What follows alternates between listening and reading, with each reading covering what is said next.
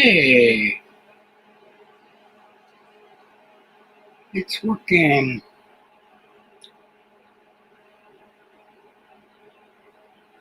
All right, give it a couple minutes for some. Hopefully, people will come in.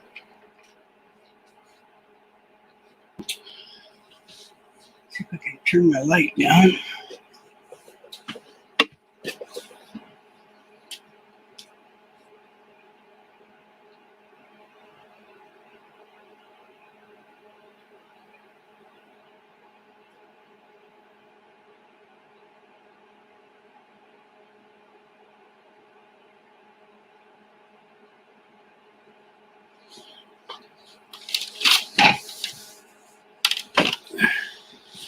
All right, you'll have to bear with me trying a new camera here. Actually, a completely new setup. See if it'll work.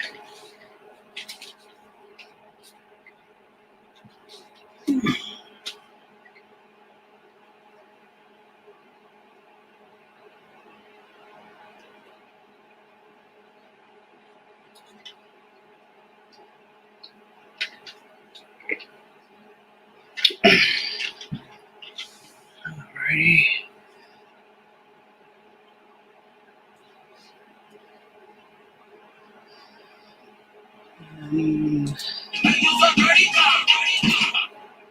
Whoops.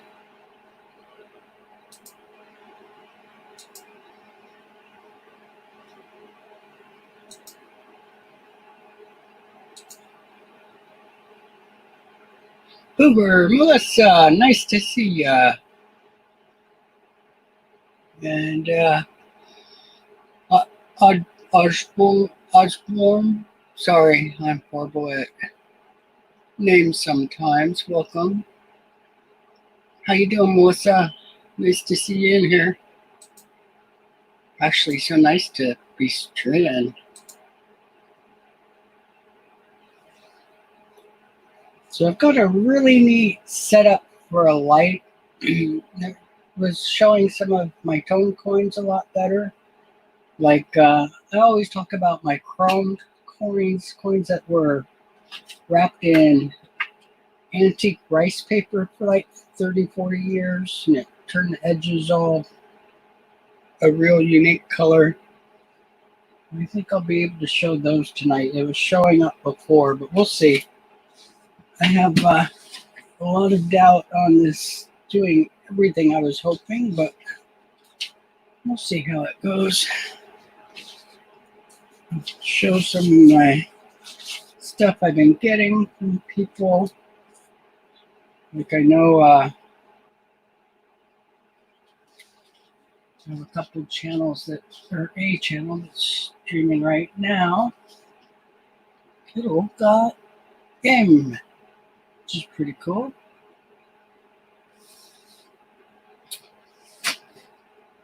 So let's see how it goes here. Oldie, say how.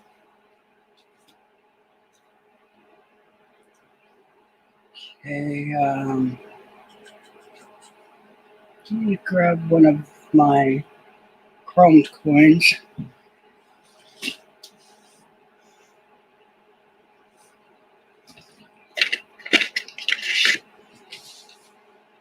I had it all ready, and I don't see it, so luckily I have a couple tubes of them. And I might have to adjust the camera as we go for height so I can hold stuff under it.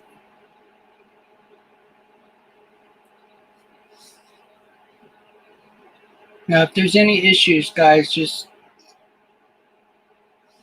say it in the chat and hopefully we'll catch it quickly.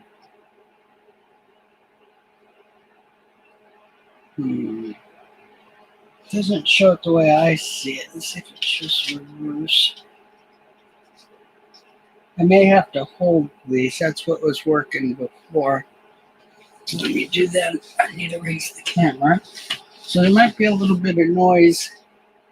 Please let me know if moving the camera It's noisy.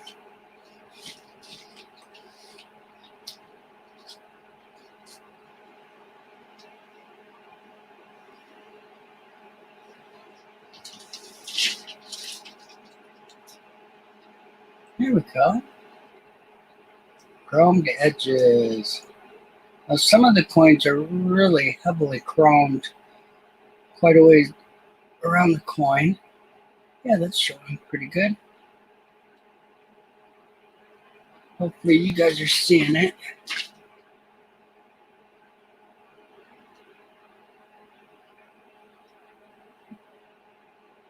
All right, Al. I appreciate you coming in, though.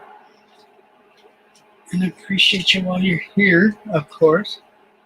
Well, hey, I appreciate you even when you're not here.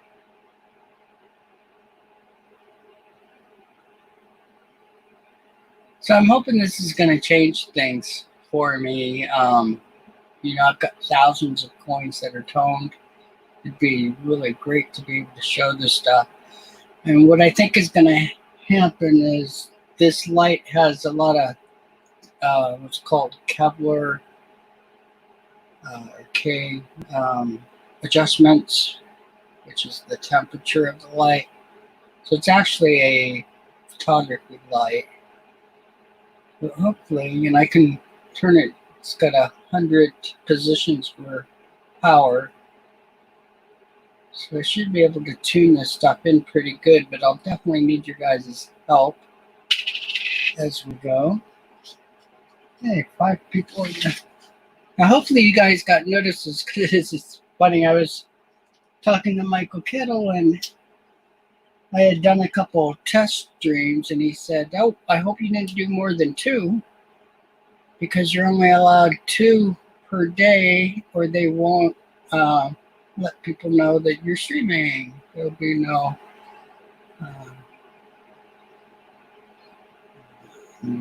notice given." So unfortunately, this one doesn't show up like it should. This one's major multicolors, but getting it a little bit. The lights and really showing through here. So it's going to take a little while for me to get the light placed just right. I need to buy a new device to mount my light a little better. It's a huge light. It's a 12-inch round, so it's kind of over here in this picture.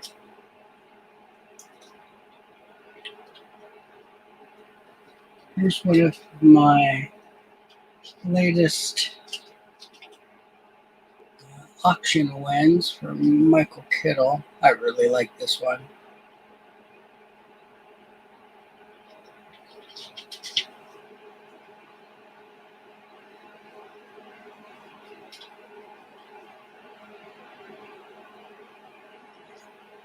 Great luster on this one. This one's really nice condition.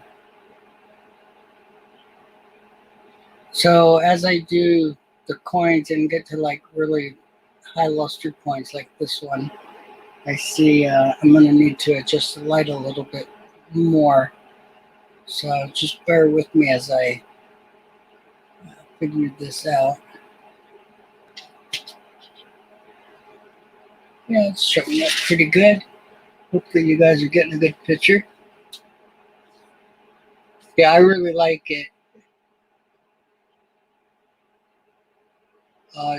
Osborne? Hopefully I'm saying that right. BBG, hey, how you doing?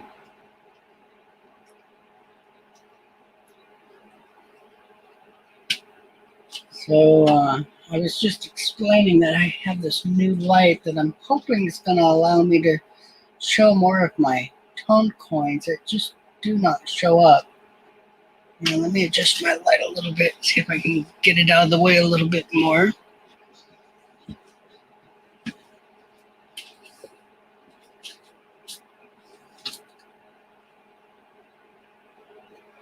Just a second. Hopefully I don't make too much noise.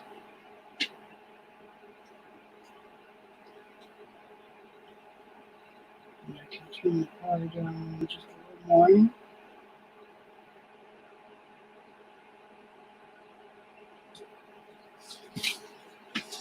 Hopefully that made a color difference as well. Now, how's my audio on this camera?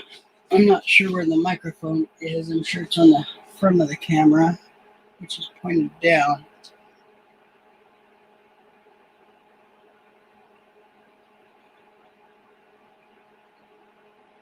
Yeah, I think this one, sad because it's in really nice condition, but I do believe this is an oven coin. And I don't know why someone would mess with this one. It's such a nice full strike and no wear MS coin. And then toning, look how splotchy it is there, just above the eagle's head. Strange. Alrighty. So I wasn't really prepared as far as what coins to show. So if anybody has some preferences, I can start showing some of my large sets. This is a nice one. Now for grade on this stuff, gotta have that rim to get above the good. Well, actually, to get to good, you should have like 95% of the rims. This one does not, but it's got great details. Liberty's nice and full. The stars is another thing we watch for the grades on these ones. Extra fine normally means that the stars have little details across them. Oops, no, this one's not the best of coin. It's a nice day. Again, not full rims. So this is a AG coin.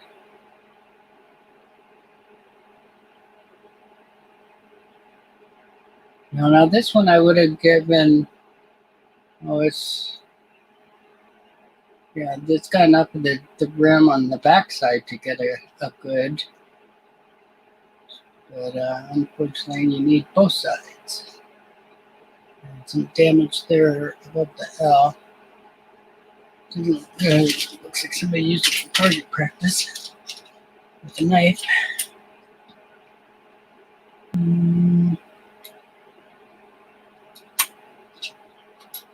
I'll go back into the large sense in just a minute and have some.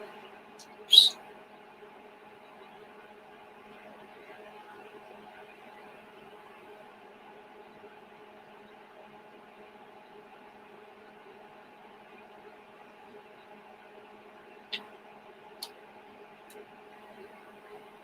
Okay, I'll try to do better with the pronunciation of your channel's name.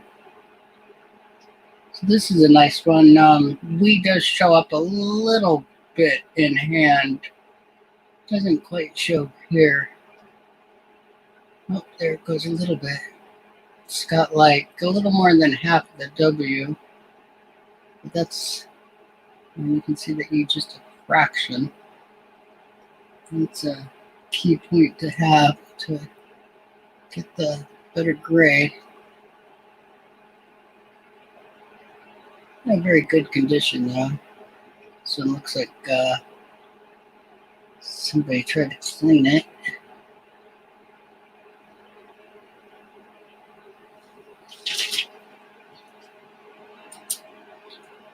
But I'll always show, I don't care if the coins were cleaned. I think it's helpful to have people admit that their coins are cleaned. And this one's a little better. You can see we in hand. You can almost see it on the camera. It's got some pretty good lines, a little bit light right there on the top of the shield. But most of those lines are pretty nice. Nice rim.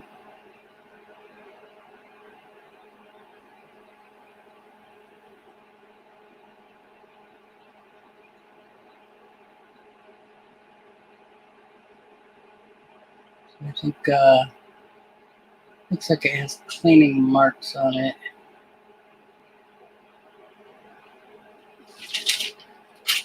Oops. Now, if I stop paying attention to the chat, forgive me.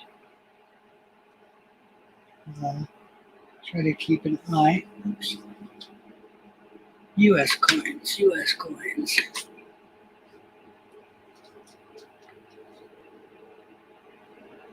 Nice large set. Doesn't quite have Liberty. Full rim. 52.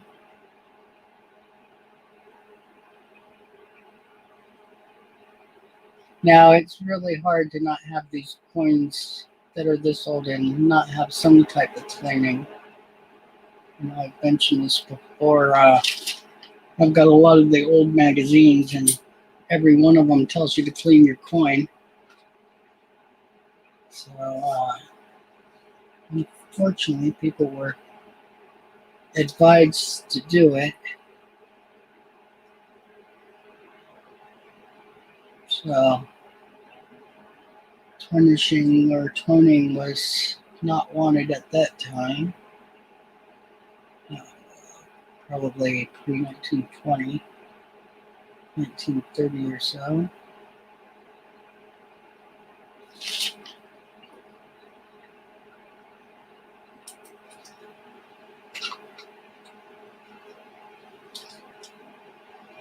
Like this one.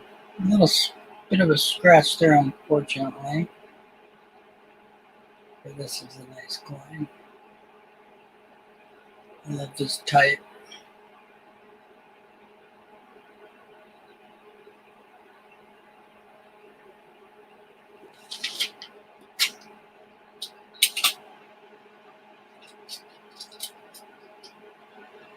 Alright. I'll show a couple of florins.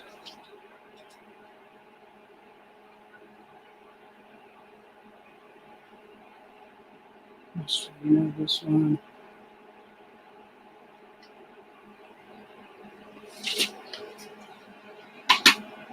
Large pennies are really cool. I like them.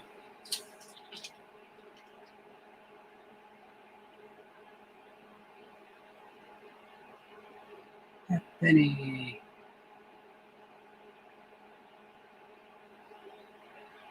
$18.86.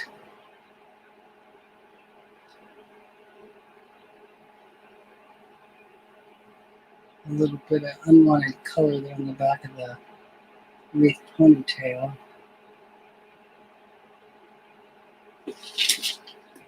So now I have a lot of my coins still put away. I'll have to start pulling them out so I can start showing the coins off again. Okay, any Michael Mullins, nice to see you here. Anybody have preferences to what to for me to show next?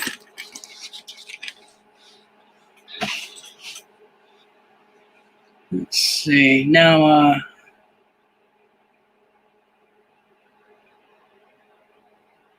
I don't want to show any of my BU pennies because I need to be gloved up for that. But I'll start showing some of that stuff.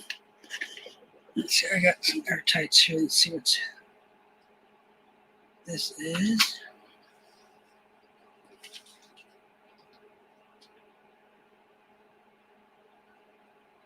$1957.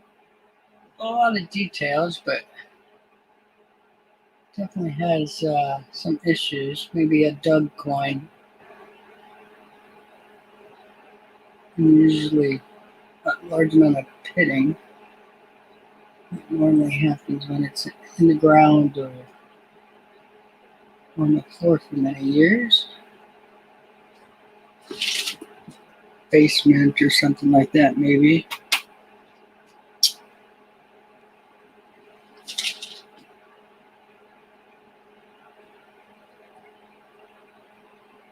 Is it a clip? Maybe.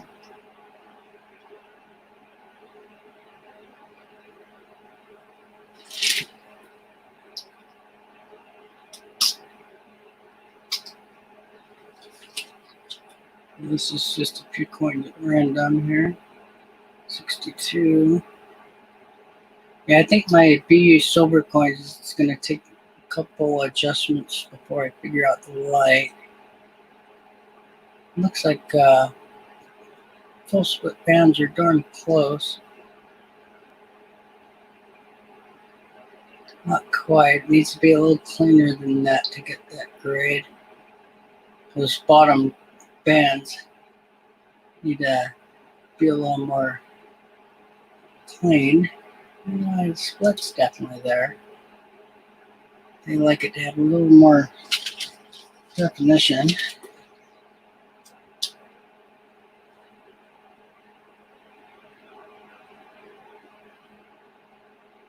And Lorda, hello. Thanks for stopping by. Okay, now I have to move. I have this set up on a HDMI device. This is nice and cooking. So hopefully I don't unplug the stream. I do have my other camera going, so it shouldn't shut me down completely. If for some reason I do disappear, give me just a couple minutes, and I should be back. Let's see if I can get into my other drawer here.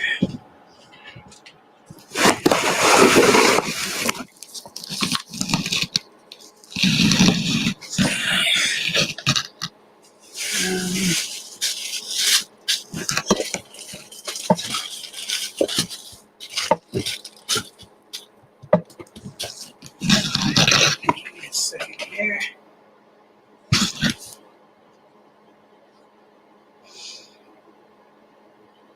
Should we look at some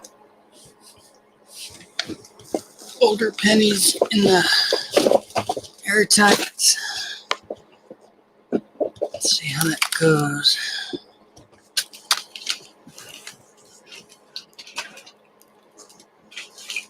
Again, like I was saying, might take me a couple tries to get my light situated correctly.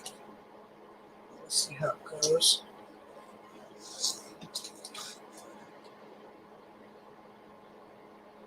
Should be able to get them right side up at least.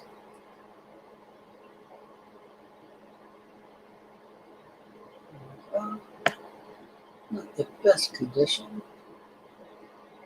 46. This will be you.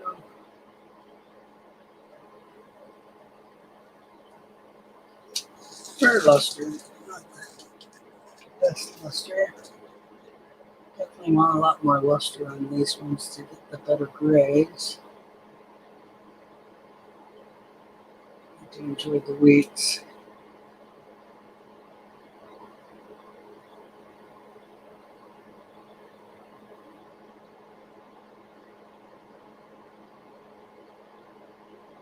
The fields are fairly clean on this one. A couple spots. A nasty little mark in front of his lips. Hey, maybe this is a spitting Lincoln.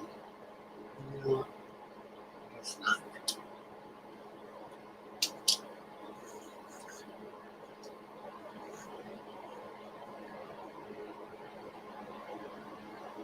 Oops, showed the wrong side first. Same here.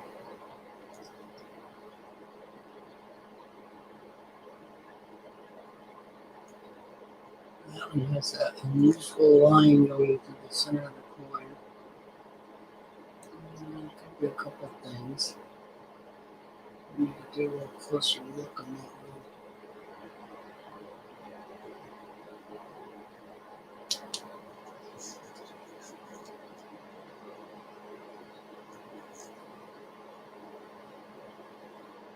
Now, if you see the dark toning that goes up slight angles past, well, from the N to the E and the E to the O on 1 cent, this coin is starting to tone brown.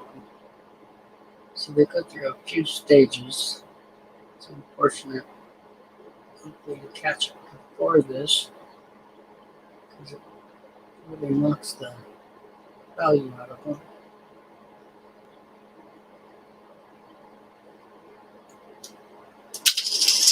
Tony coins bad. Pretty to look at, but if you're trying to grade coins, it's almost a guaranteed red, brown grade.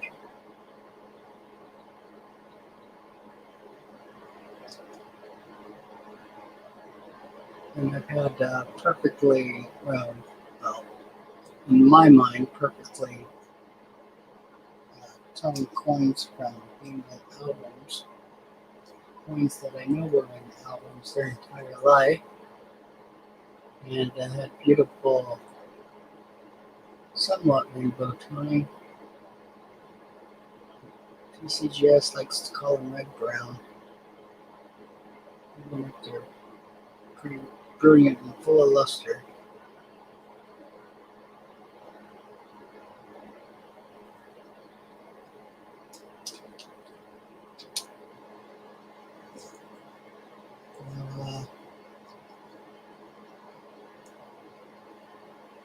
Hopefully I'll hit somebody else up here in a little bit and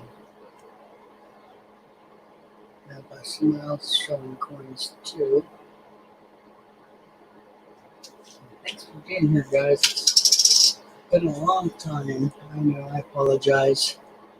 My stream camera, for those of you that were watching my last streams, was shaking really hard.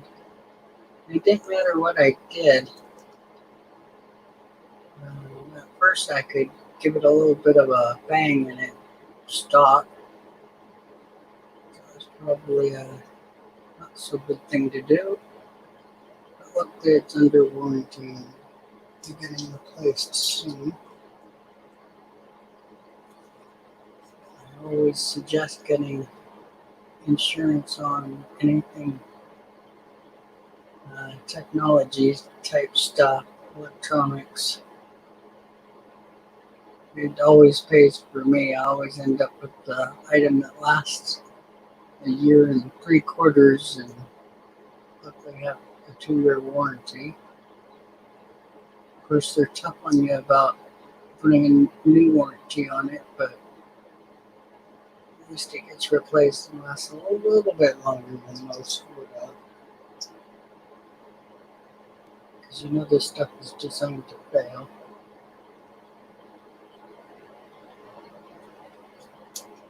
Okay, let's see here. I'll do 1 or 2 more coins and we'll move to something different for here. Or type if you guys want.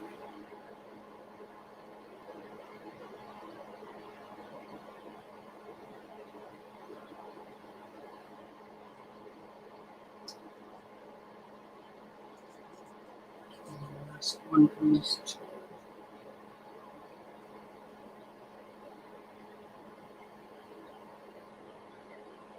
You're doing code. So what's that turning on? 1940. Nice. Nice day.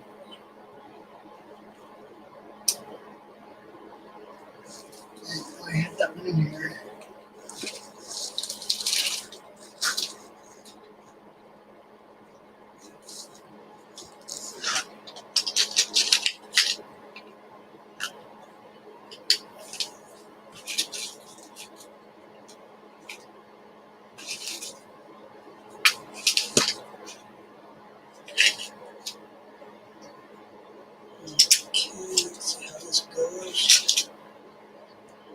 Now, if I do anything that gets noisy, please let me know. Because it's not intentional. Oh, that one doesn't look so good. Is it a scratch? Oh, I think that's actually dust bunny on the replay. Here is it. 1D. Fields are showing a little bit. Key points, the shoulder, the upper part of the collar, his cheek and forehead.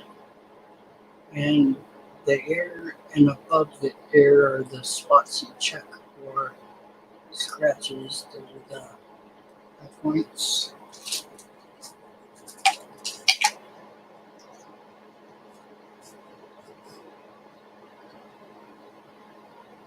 You see some of that toning, unfortunately toning to brown.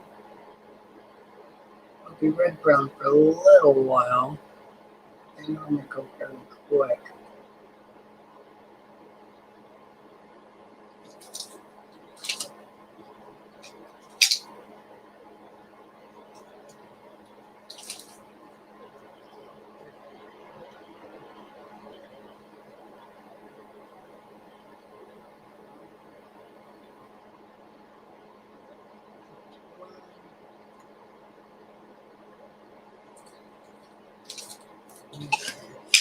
Let me switch these around here.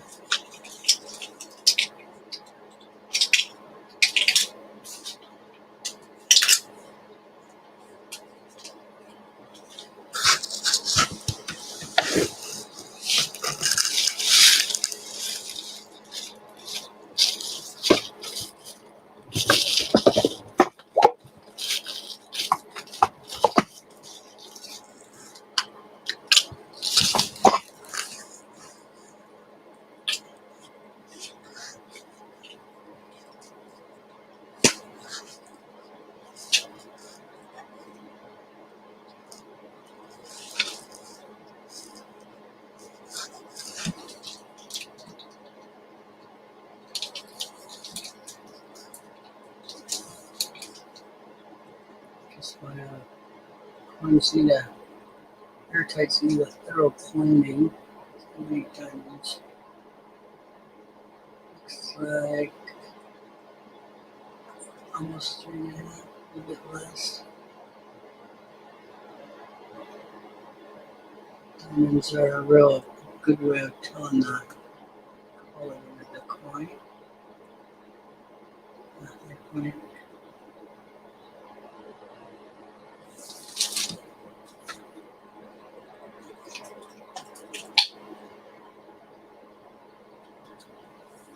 These are in no particular order.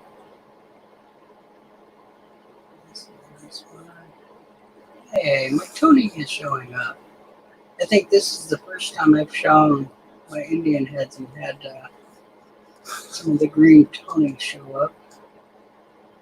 So the light is working. Just wish it wasn't getting in the picture so much. I'll learn how to get around that a little bit more.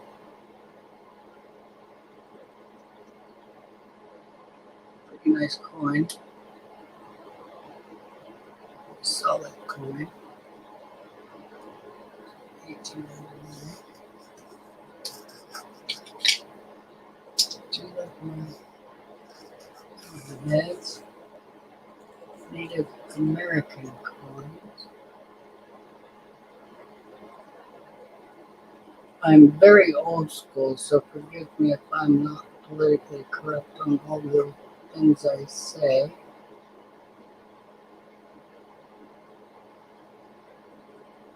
It's almost full diamonds. It's a little weak though. 1893. Nice full shield. A little bit of scratches on that upper right part. So how's the focus and stuff looking in the picture looking? Looking okay? This is a different camera than what I'm normally using.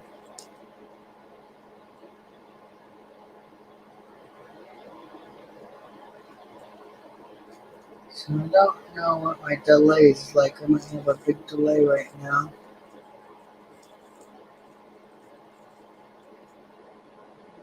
These diamonds.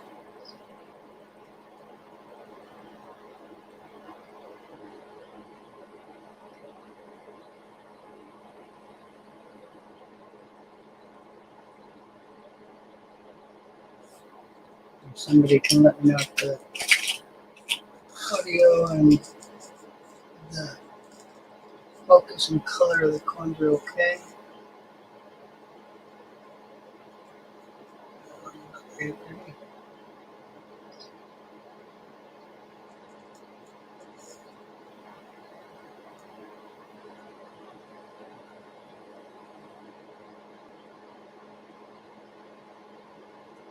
Somebody could let me know about the audio.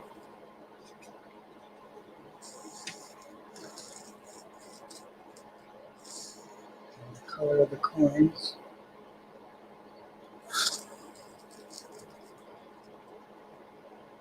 Hello, hello.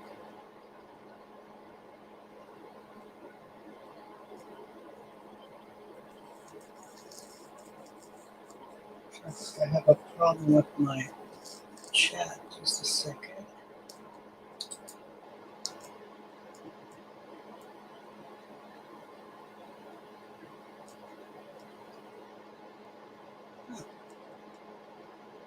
Looks like it's working. Can you guys hear me okay? Hello?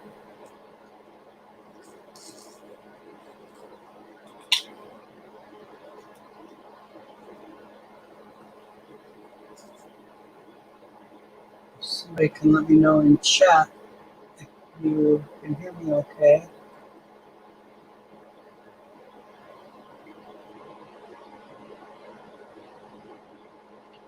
Let me type it in case nobody can hear me.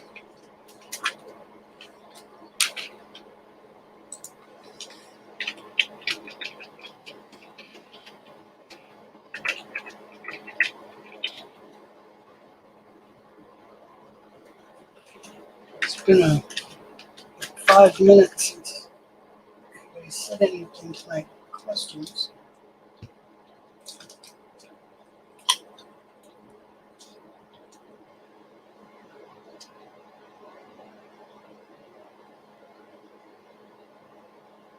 Hello, hello. Is there anybody out there?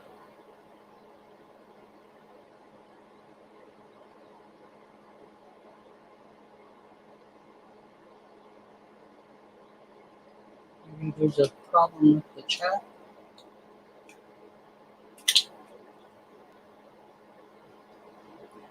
Young Coin Hunter, thank you.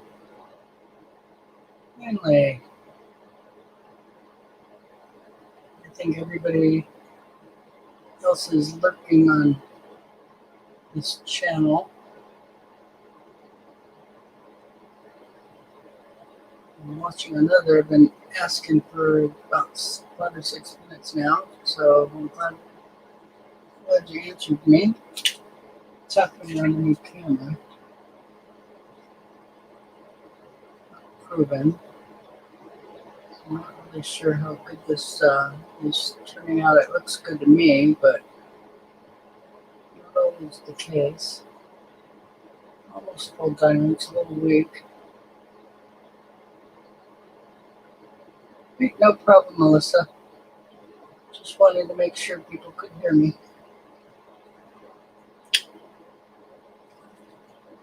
This is a regular video camera, not meant for streaming, so I'm not sure how good the mic is. My other camera's the microphone is so, I mean, people can hear all the grasshoppers and crickets and birds and stuff, so I know that one works well. Let's see.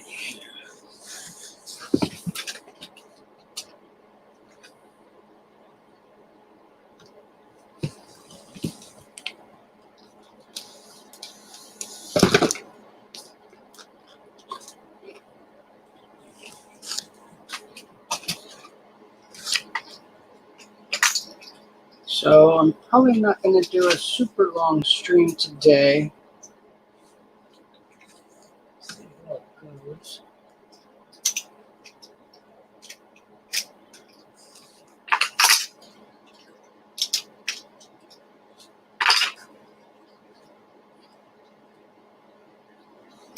Show some of Melissa's my favorite coins. Not a very good one. First one. Although it does have really cool bands. Not quite though. Like I was saying earlier, even if you have the full band showing, unless it's a nice fuller strike, closer to this one. You don't get that full band's grade. 3. This one's toning quite a bit. The luster's not super high, which is the problem with these when they start to tone. It's always nice to have a super high luster one.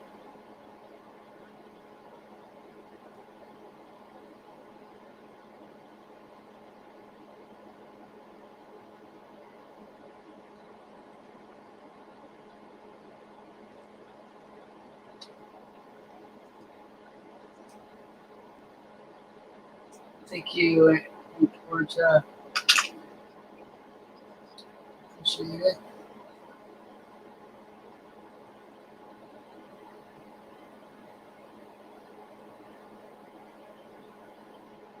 Now see this one, here's a good example of the full bands. This one wouldn't get it. Right there in the very middle of that middle band, there's just a couple too many hits on that, and it has caused that full band line. It's just not complete.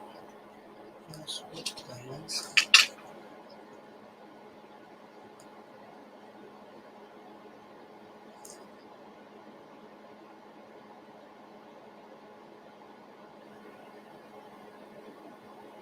It's a little weak too.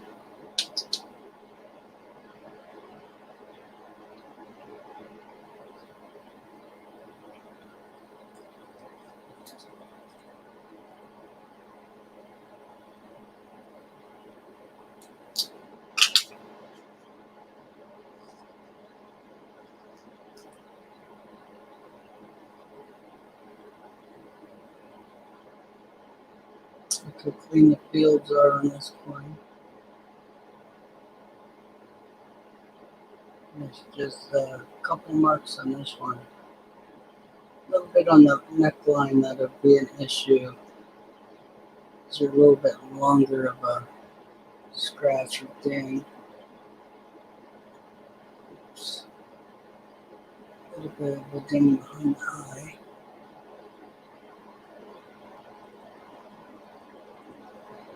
Hey, you can see some of the color. Now, what is this damage? Anybody know? I know what caused this one. And with a full band too, really sad. Because this is a way of cleaning lines. And people think it's a safe way, but as you can see, there's a lot of damage on that rim.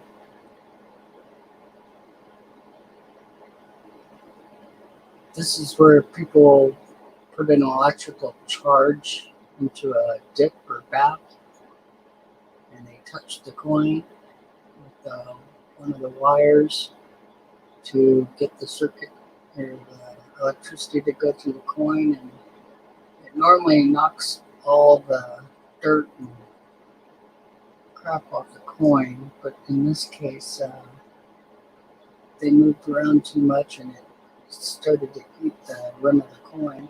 I'm really sad because this one's a full band. I'm going to get upgrade with this one though.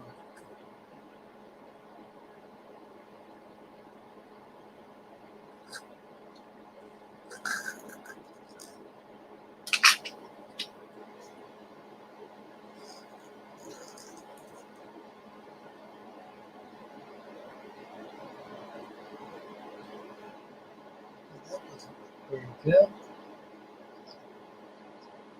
There's a couple on that one. Forward.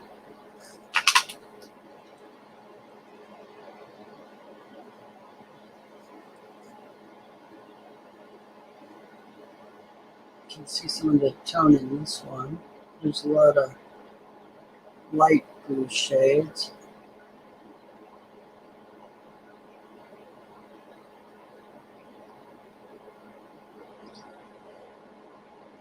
Green. Put a tone on that side.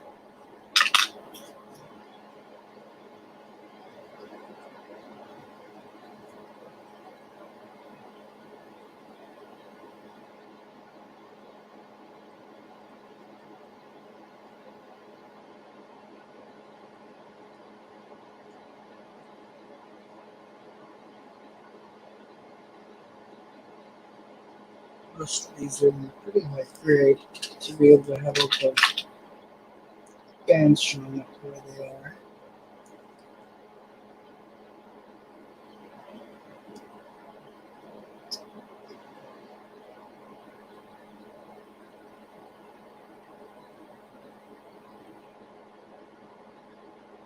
Okay, just a minute.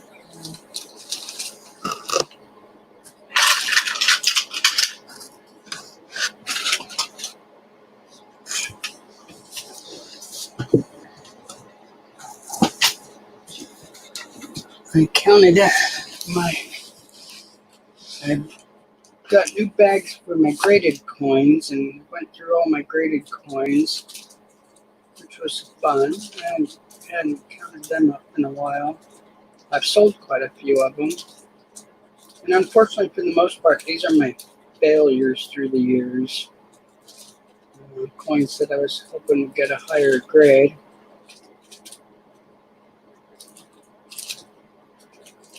Just a minute.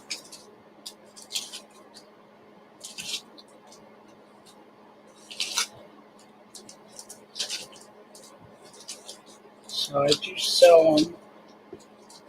If you're looking for some, I do have some full or split bands on some rosies. Quite a few quarters, mid-state quarters.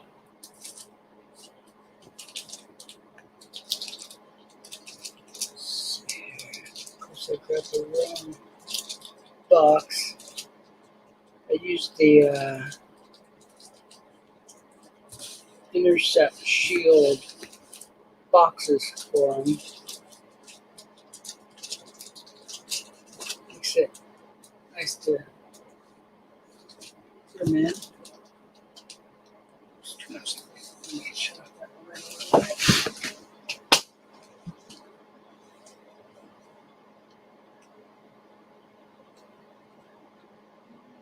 Show up real well in the back. It's a 66 for 1973.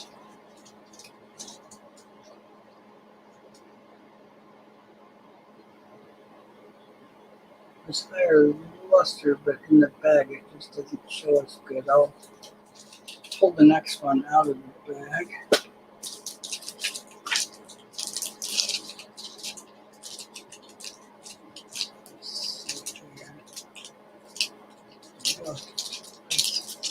I'll show off my Michael Kibble auction coin. Definitely like getting coins from Michael.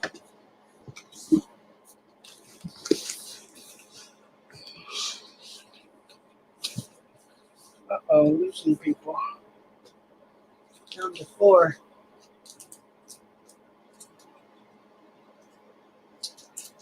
Put this one out of the holder.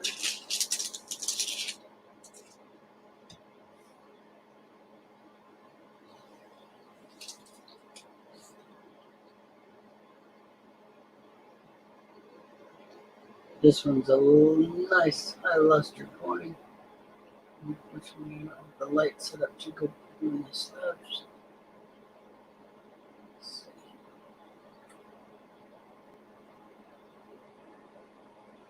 Nice full horn.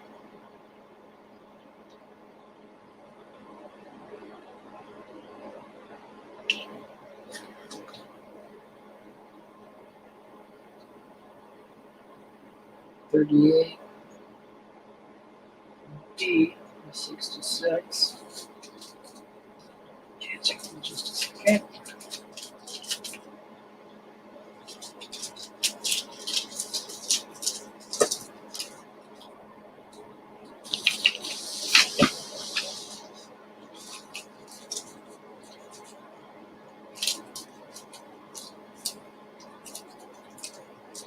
I'm gonna show my couple higher dollar ones. That coin is a $57 coin.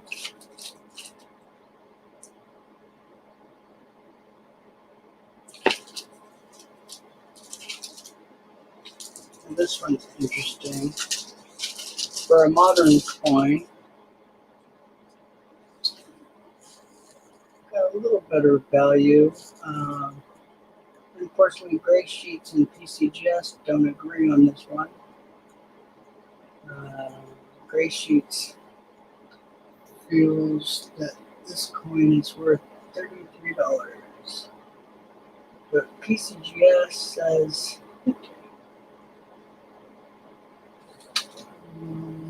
is 66 red. MX grade up's I think like $150. If you get a 68, it's I believe over $1,000. So keep your eye open for those 2010s. Easier to find in the coin roll.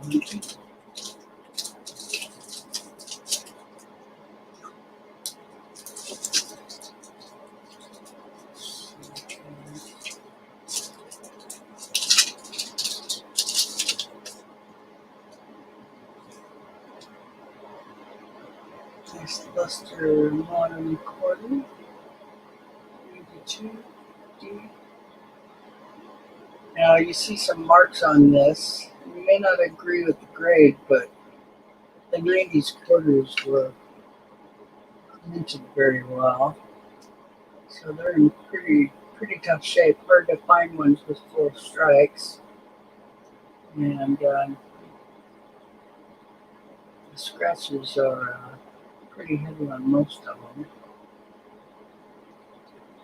Nicer. This is a 66, and it's $47, according to Gray Sheets. I don't always give both grades, but I think this one was quoted from PCGS, so the opposite of last time. And you never know. It just depends on the date. And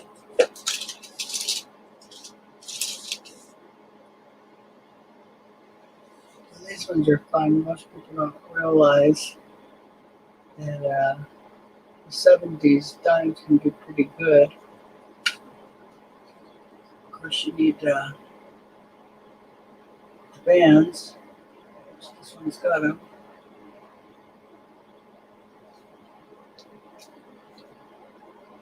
$66 full bands.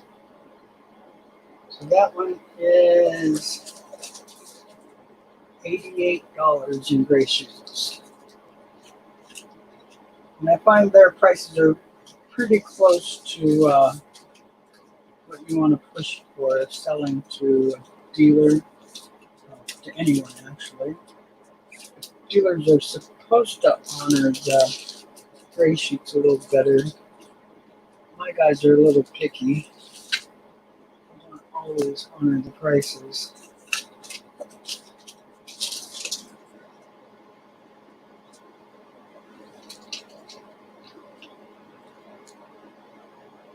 Modern nickel, 90D. You can see a few marks in it.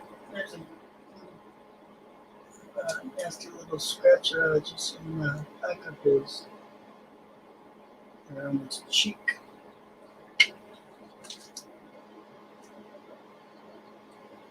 Full steps. What do you guys think?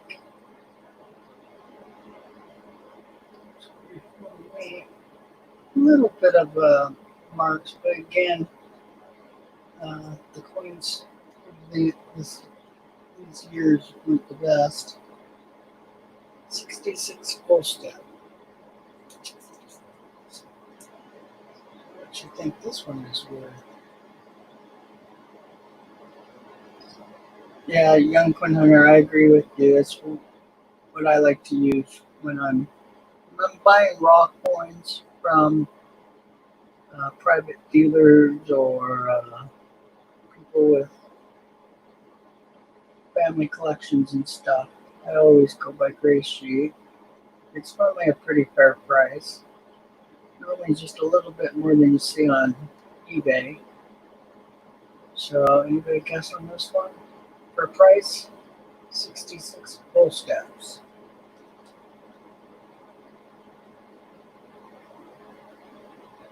Full steps makes a big deal on price. This coin is probably $20 or $30 for a regular one without the steps. But when you have the steps for this year, it's $94.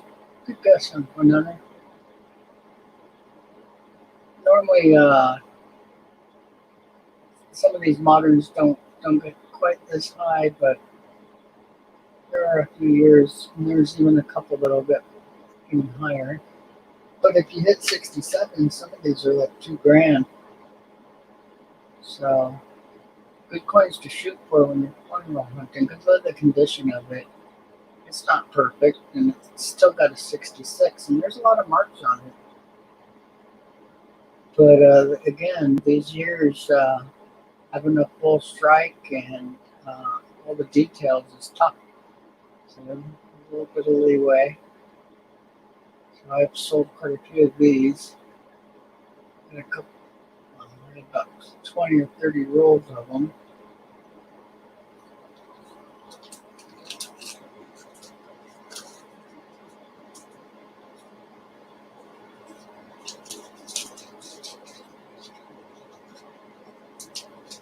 So I'm gonna try to start streaming more often. See if I can't do it like 3 or 4 times a week. See how it goes.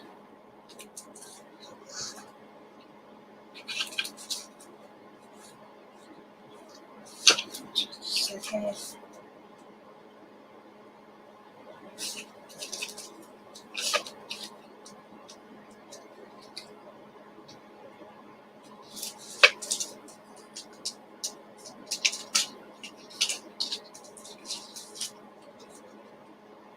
Yeah, and there's a few, have to get to the 70s and back, but a few, even 65 pays with full steps. I love the scratches in this one. There's a big scratch in the top of the hair. The other one by the date is actually, there's a couple are actually on the holder, which is unusual for me because normally I get my coins in plastic right away. A couple marks on the collar. The bottom of the jaw, though, that's normally a key spot where there's issues, and you can see a line there that's kind of big, but it's fairly faint. Which helps a lot for it not to play against you too much. But this one has real solid steps. I mean, these steps are pretty much perfect. A little tiny mark on that bottom step on the far left, but other than that, it's pretty darn clean. In the reverse, you can see much better than the obverse, which is normal for these ones. Anybody want to guess on the price? 66 full steps, 2001.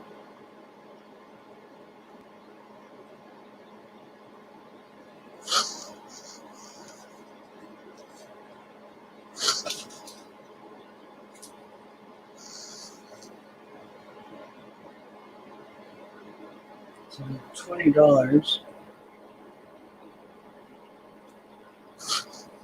If you guys want to try grading a couple, let me know. I can show the coin and not the grade.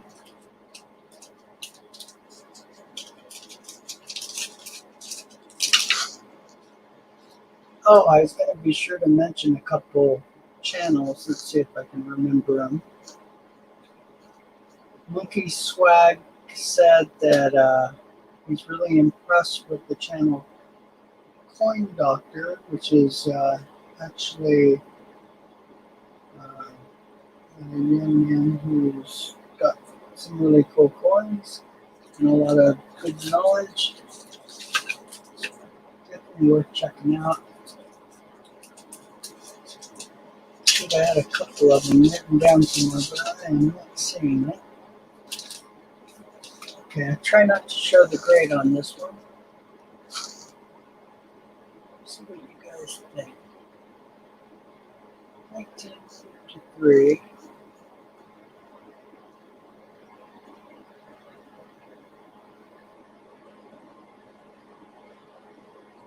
This one's pretty nice, nicer than the one I showed before. A little bit of a scratch there on the back, in the fields back behind the neck.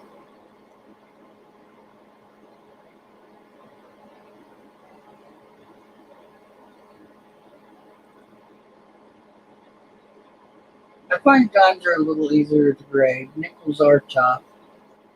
There's so many variants.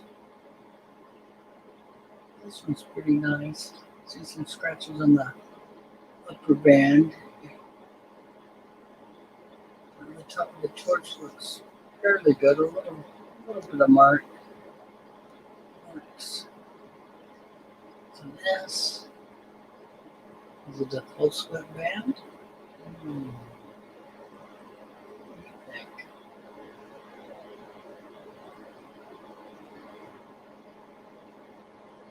'64. It's a good guess.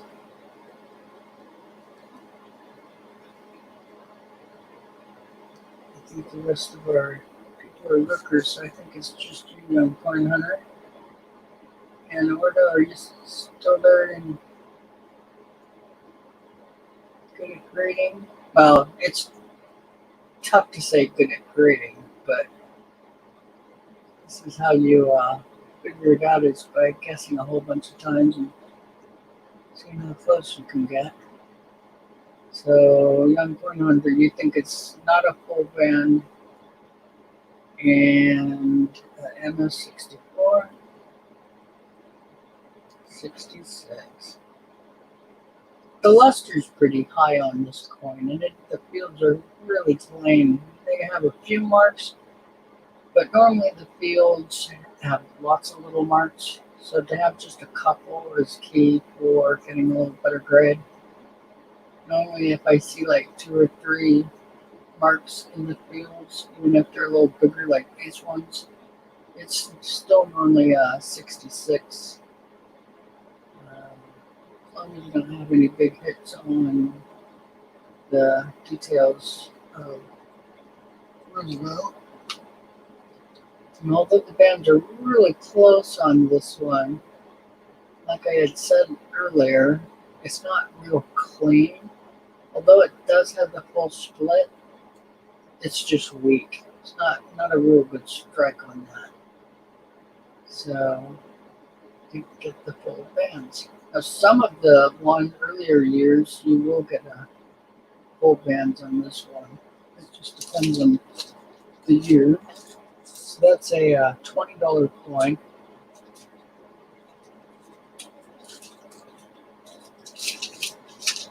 I have just over 100 graded coins, mostly PCGS, and a few NGCs.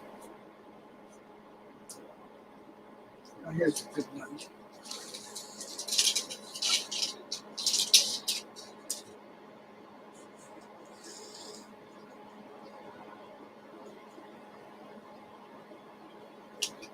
Yeah, that's the one thing you got to remember when grading is grading is mostly, I mean, eye appeal is definitely a part of it, but you need to really push full strike and luster. That's really key. 66, you don't normally get 66 unless it's a full strike. That one you could see the bands were almost there in that last one, so it was a 66, just not that full band. And that's probably as close as you can get to not get the full bands, just a little bit more detailed sharpness to that split band. It would have got the full or the split bands grade. Okay, here's a 2006 Now the luster looks low on this, but there's a reason for it. This is a satin. So satin ones are a little tougher because you don't have that luster to depend on. But it should be really even in color. And you can see this one pops pretty good. See, it's complete. It just has a dark spot because of shadows.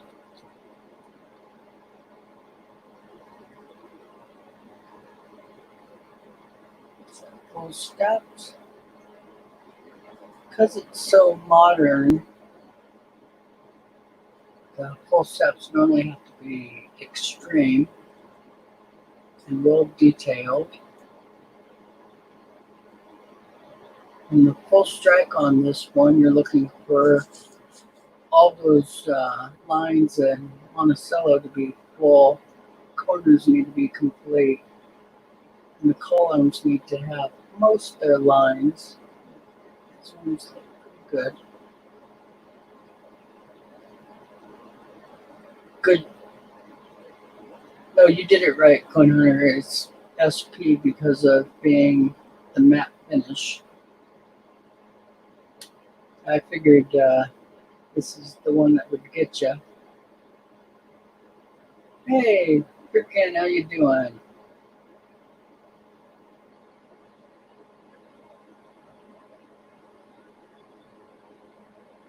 Well, I've been a little lazy today. I was working on getting this new camera. Well, it's an old camera. Streaming. This is actually a 4K camera. And I have a lens that I use that's really good. This one. This is actually my loop. This is what I use, and as you see how big it is, I'm able to see the coins really easy and have a full coin view. But yeah, with that lens on, I can actually look into the circle part of the 6. I can fill the screen just with the inside of that. Unfortunately, the focus is really tough when you get that close, but it is capable of doing it. Okay, whoops, let me get back to Young Coin Hunter with the grade. So you said 68. 69. Very good, though. I thought you'd go 67 with it because normally that's a high grade for a penny. But when it's any of the special or the special mint sets, they're more like proof points. So they're normally higher grades. So this one's a 69. Unfortunately, it's only worth $22, which isn't bad, but the next step up is worth like $800, I think. So, and that's what I was going for, was a 70. It's darn close. It's pretty flawless. That's a tough grade. 70 is a real tough grade. These ones came out of real special rolls, though, that were graded by, I think NGC had graded the whole rolls as 65 and better. It's just kind of funny because all of those type of coins should be 65 and better. It is what it is.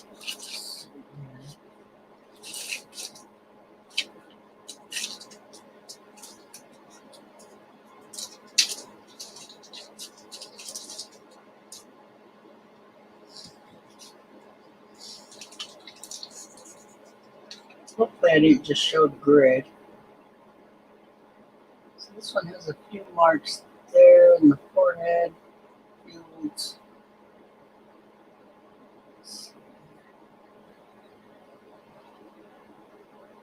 Yep, that's a scratch on the case, not the coin. Now the chin is another matter, and the collar line has some marks. And it's really important. See the rim there where trust is? The rim's important. It should be really clear, and it's not. Those are some pretty heavy marks.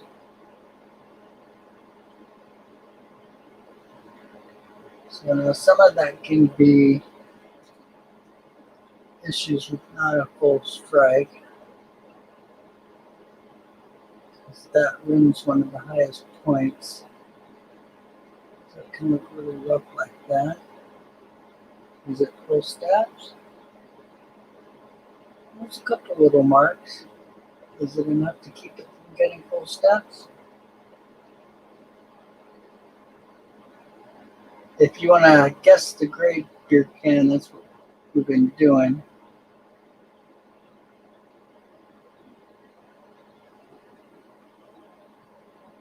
Well, you did good, young Corner. That was the satin coins are top. I have some of the 2005 satin nickels, the buffalo or bison, and I had some that were just absolutely breathtaking and heavily toned. And this is a coin that toning helps you on, and it still didn't get the better grades. What do you guys think about this nickel? Pretty clean on the backside. Those fields are really clean. There's a mark under the S in Purvis. A little bit on Monticello's, just above the step on the left column. Another thing to look for, the little steps on the outside edges and right below the windows. So the inner ones are pretty good, but those outside ones are a little weak.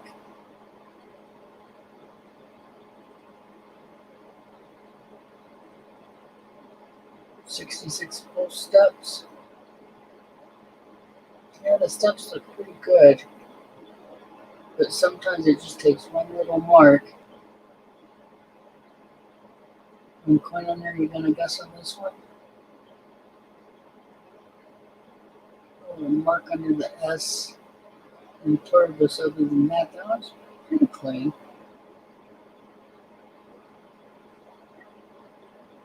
'64 coming from Melissa. She thinks it's not a full step.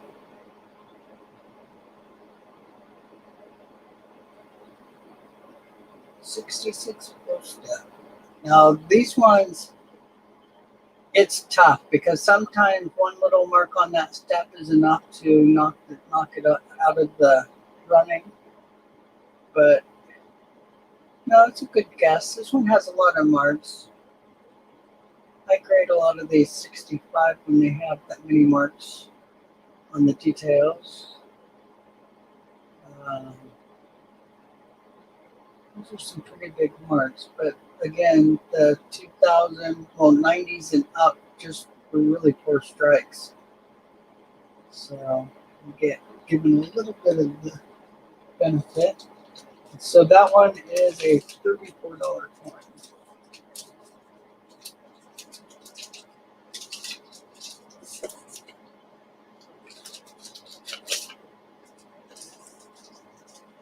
Do another nickel. And then I've got a couple pennies I can do.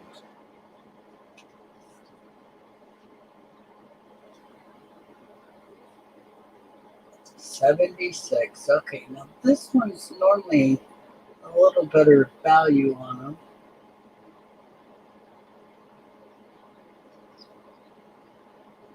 And I will tell you, normally they have a pretty good strike. So you should keep that in mind while trying to grade it. This one has really nice luster, really clear fields, so you're not getting that shine. I'm trying to get the bottom of the coin. Oops, did I just show the grade? There you go, you can see the bottom of the coin has good luster. So we can do this without showing off the grade. Meets the purpose here. Pretty heavy mark there above Monticello's center.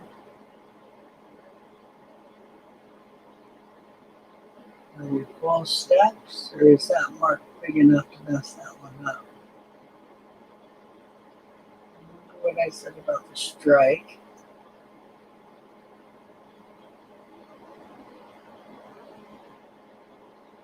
So when you're doing the strike on the reverse of these, you want to see all those windows fairly detailed.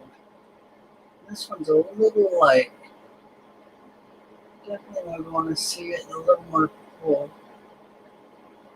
And some of the lines are a little light on the upper part and especially the lower part of Monticello.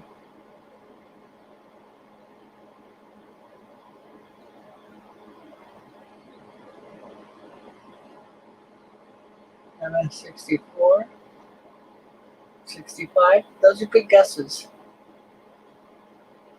Again, I'm really careful on the ones that have too many marks. I know that normally 66 is to be pretty clean, especially on the 70s coins. Okay. What's it going to be?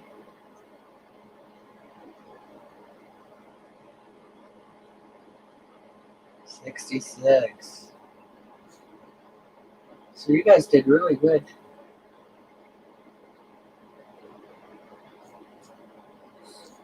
And 64 would have had quite a few more scratches. 65 normally has like a half a dozen plus scratches on both sides. Normally it's pretty obvious. 65s are where they draw the line. Once you hit 66, the fields need to be pretty much clear. You can have one or two marks, but I don't like to see more than that. And the luster needs to be pretty good if it's a penny. The rest of them, they're a little more slack on because they can be toned.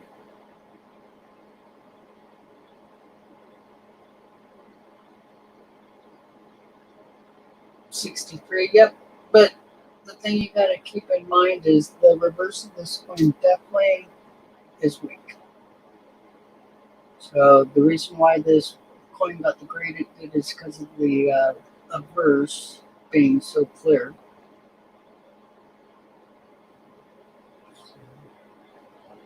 And do I agree with the grade on this one? No, personally, I don't think it should have got a 66. It's just a little light on the details on the Monticello. Those windows should all be really clear, and they're creating it because of the fields and the luster. And the value is $37. Now, had it gotten the full steps, I think this one's like 150 in this grade, 110, something like that. Okay, let's do a penny. Pennies are fine.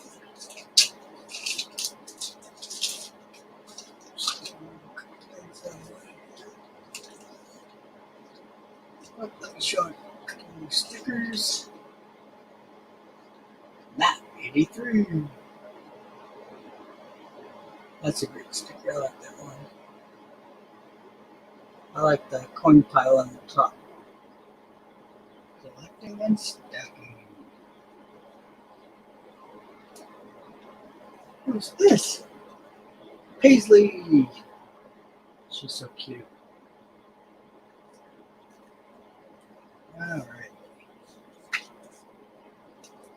Well, I almost showed the whole coin.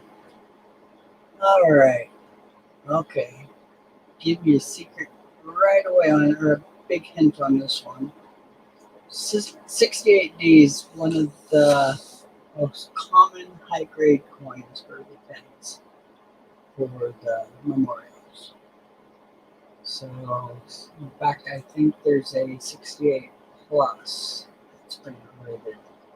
So just keep that in mind when you're looking at this one.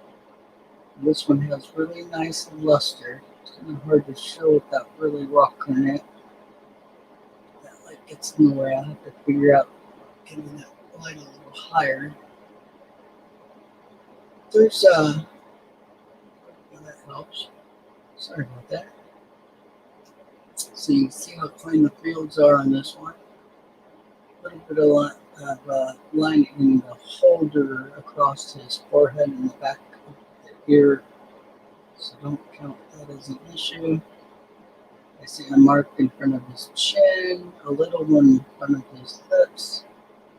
There's a slight one on his cheek. The nose and the forehead are key. Always look there for marks. And then remember the upper part of the collar, and then that shoulder, that low shoulder. There's two spots in the shoulder, both high and low. Low is a lower, it's not a high point as much as that top of that shoulder, but boy, it's a weak spot for scratches. There's always scratches there. So this one's pretty clean.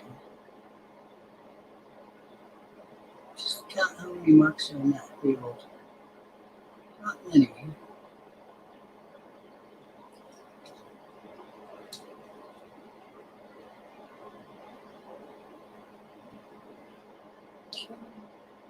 And this last two. Trying to get to the bottom. So it's got mustard all the way around.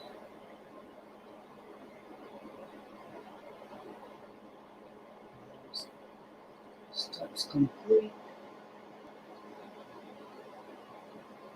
Couple marks in the columns.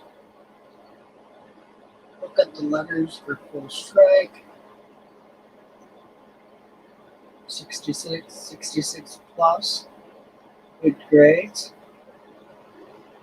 And the coin number says 66 red. Alright. And I know you got the rest of you know meant red. Pretty obvious with this one. 66 red. Very good, guys. See, the pennies can be pretty easy because the fields, if the fields aren't really clear, it normally will never get a 66 unless there's a few years that they'll allow a little bit more, like the 40s, mid and late 40s, some of the early 50s, the strikes are pretty poor, but the rest of them, they're normally pretty good. Until you get to zinkers. Zinkers, we're not going to include in this because that's a whole other way of grading. The zinc coin can be so bumpy and like almost pitted looking, but they still get fairly good grades just because the zincs are so terrible. So good job on that one. $19 and PCGS says they're 26. Oops, sorry about that.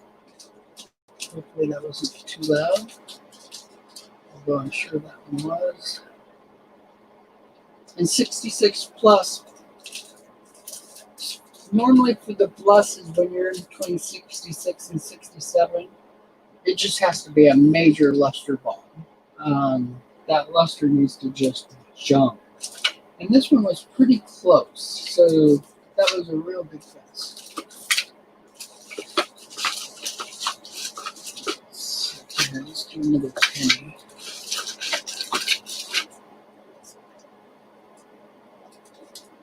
This is it.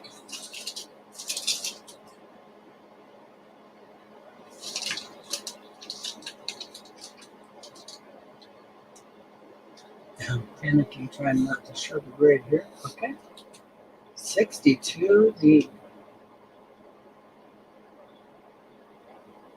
This is a fun one. I have a whole bunch of rolls of 62 Ds. Okay, now the scratch on the above Liberty there in the field, that one is on the case for the holder. But the one in front of his nose, that one is actually on the coin.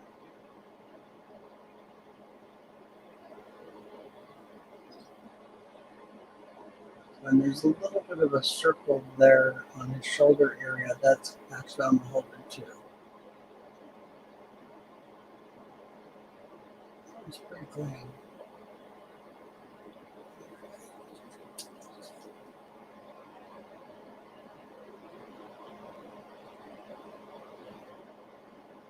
to the column to the right of Lincoln.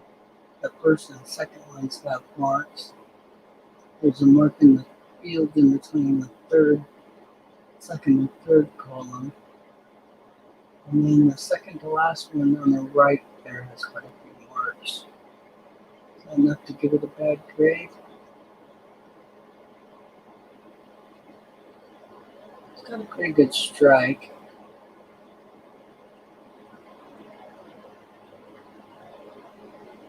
So it's something to keep an eye on. Well, what I do is the letters, I always look at the face of all the letters and look for scratches. They can have a couple and get a good grade, but if you get more than just a couple, that plays against you. And then that rim needs to be pretty clean. There's a couple marks above of other than that one's really clear. 66 red.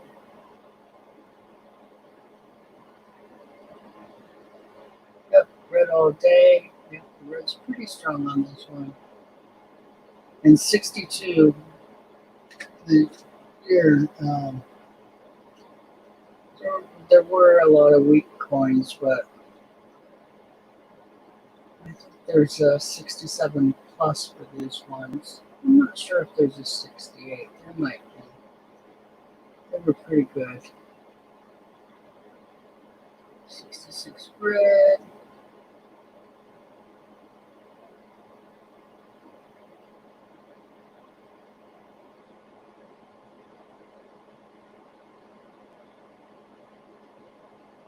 Yeah, it looks a little dark, but when I tilt it a bit, you can see it flashing. And that's how I do my grading is I roll these coins really hard in my hand, you know, while holding them by the edges and make it clear, and wearing my mask and gloves. Very careful because your breath will cause carbon spots in your fingers. Even holding it by the edges on these nicer copper coins, it's really hard to hold one of these by the edges and not have your finger rolling over onto the face of the rim. And once that starts to tone, it just starts going all the way across the coin. So I highly recommend not using your fingers to hold these when you know they're nice, super high luster, better coins. Copper is really unforgiving. And here comes the grade on Coin Hunter. Did you already get your grade in?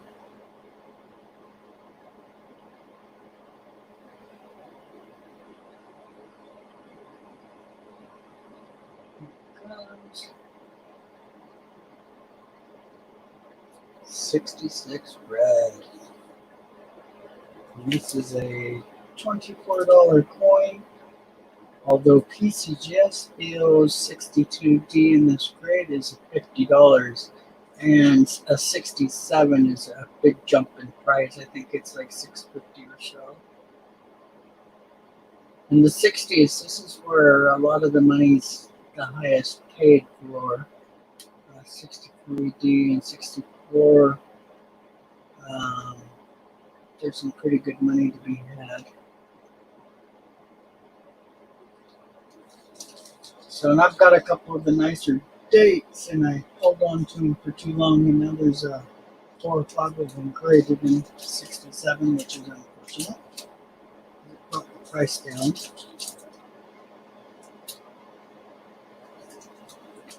Okay, let's see.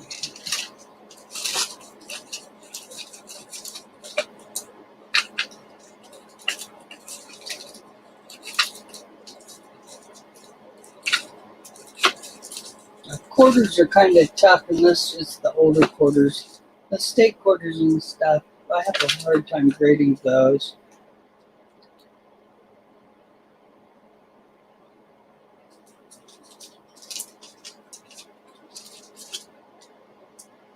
Penny.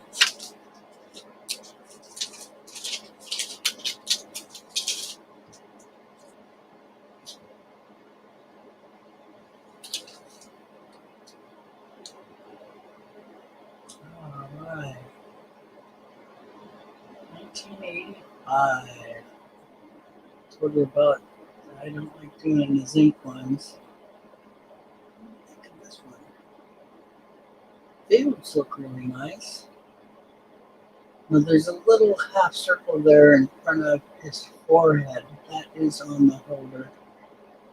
And there's a little line going down from the T and trust to his head, and that is also on the holder. Mark on his neck, a little on his cheek, a little bit on the collar there. Small amount. Really good luster.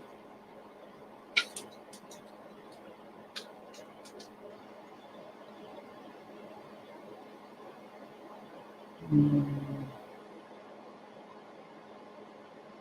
little bit of a clash or something there under the R in America. Not a scratch. The zinc coins, they have lots of little lines and blobs and stuff that they just don't, unless there's a whole bunch of them, don't really affect the grade. How nice is that strike?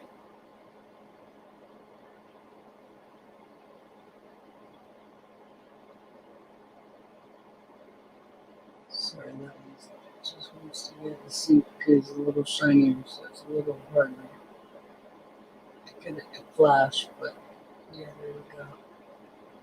This is a nice red coin all the way around. Oh, can you guys see those little spots? Is that coming in spray? That's not on the holder, that is the coin. And we'll check the other side to see if there's any of those little marks on the other side.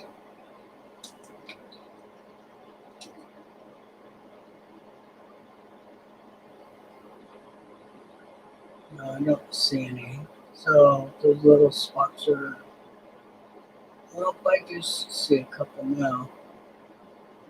There's a couple just above the date. Now keep in mind, these had a wash issue. So those are little spots that dried. And I see a little bit above the 5 too. And then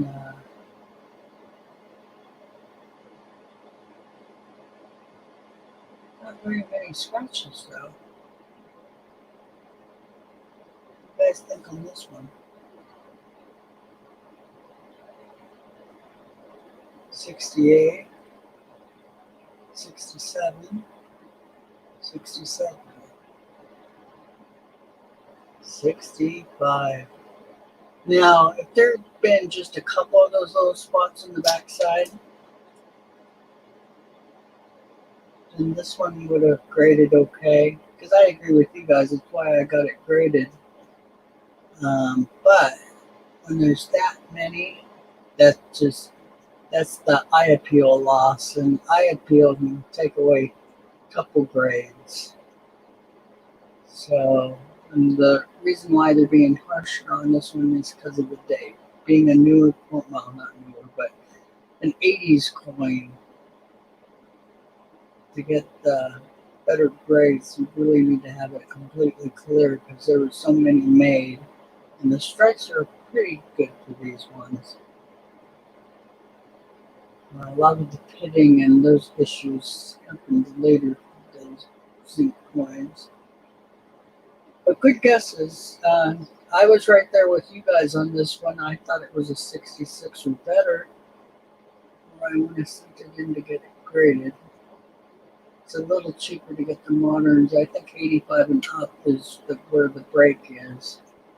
So it would have cost like $15 so to get it graded. Now, was it worth it? This one is worth, oh, I'll let you guys guess. How much for a 65, 1985 penny? This is a trick question. Alexander Smith, hey, how you doing? We're doing grading. $5. Good guess on the coin hunter. Anybody else? 65 red for 1985. You ready? The gray sheets say that this coin in this grade is $1. Big loss on this one. Complete fail. These ones hurt because I just wasn't paying enough attention to those spots. I knew they let you get away with a little bit, but I should have realized that that was an awful lot of spots. Normally I count the spots, and there's like 8 to 10 spots there. So that's way too many. Should have known better. Okay, let's do something different. Let's do a quarter. 1969B.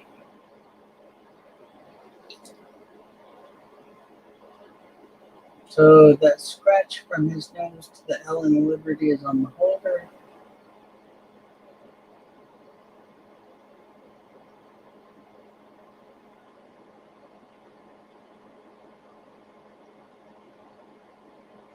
So there's a little bit of tricks to some of this stuff because there's some dye deterioration stuff showing up there in the top letters for Liberty. I don't know if you guys are seeing it. I keep rolling it to show that. But there's like a little rolled line right before the rim, and it follows the rim all the way around where the letters are. Will that play against her in this one? We'll see. A little bit of a marker on the neck. A little bit on the very bottom of the neck. Detail looks good.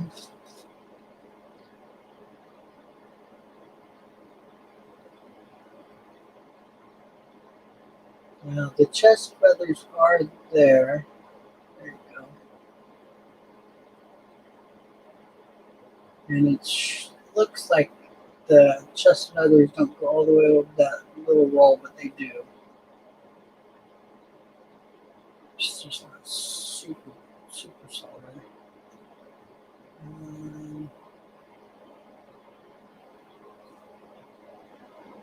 Quarters are tough because there's so many areas where there can be issues. Bottom and tops of the outside of the wings, the legs, the arrows, both ends of the arrows, normally the arrowhead and the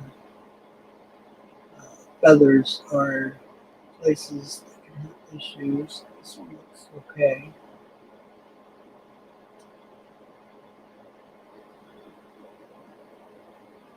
Luster's there, but there's a bit of toning on this one, so it's not as bright as it would normally be. But remember, that doesn't play against it too hard. Do a lot of the toning on these ones.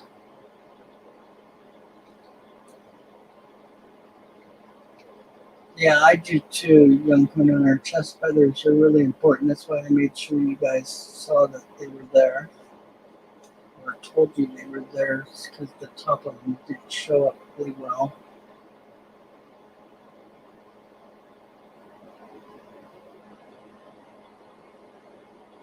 A couple of scratches on the case, like I said. One from his nose to the L in Liberty is on the holder. And there's another one at the top of his head that's on the holder. The rest are on the coin. Oops. There's actually. I got it.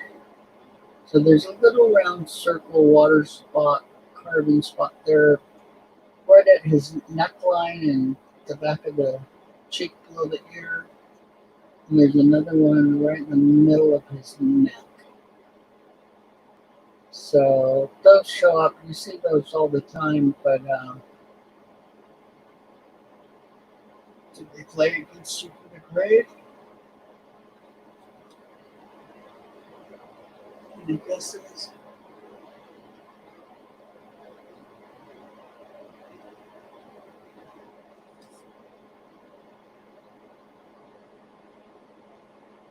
Don't be embarrassed to put a guess out there, guys. It's the way you learn, because if you go too far off the grade, you'll be a little more careful the next time you put a grade out there. But this is how we learn. Trust me, I have over 100 coins here that didn't get the grade I expected. And why they're all $20 coins for the most part, or less. Some down to $1. In fact, I did have one I was looking for that's only 50 cents, but it can be frustrating when you pay 15 plus.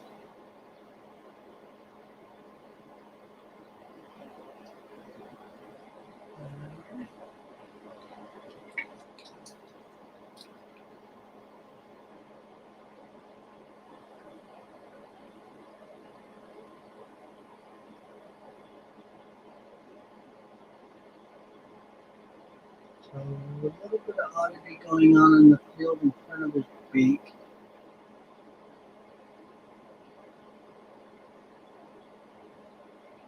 Because it's a bigger coin, there are some issues in the fields that sometimes plays against you. It just depends on how appealing it is to the eye or displeasing. There's a little mark there by the eye in America on the wing, and the A in America has a mark on the lower left. Pretty nice coin, though.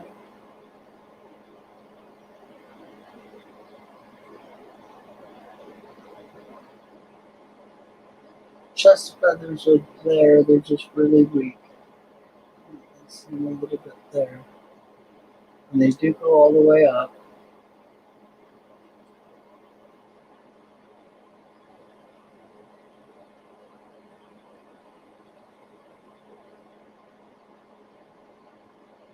Yeah.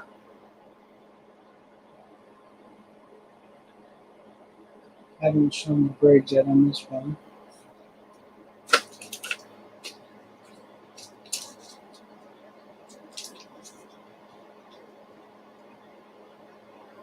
Any guesses?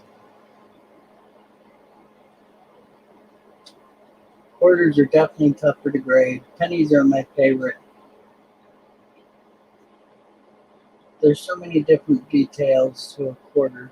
That's why I stay away from the state quarters and the America the Beautiful ones. Unless I have just an absolute flawless coin. Or near flawless.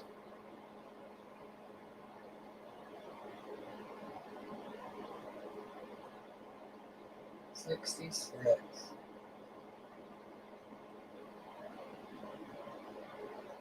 Now, I thought it was a little higher of a grade when I sent it in. This is an older coin, so I've learned to not send quarters in. I stick with my pennies and my nickels for the most part. Although I will be sending some of my Old Bell and Franklins in soon just because I want to know if those have ended up being for grade.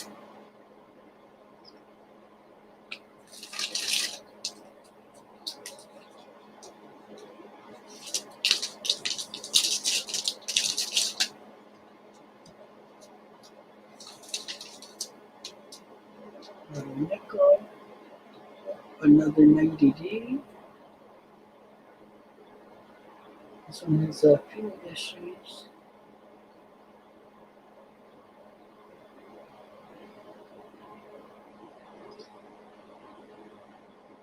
It's really nice luster though.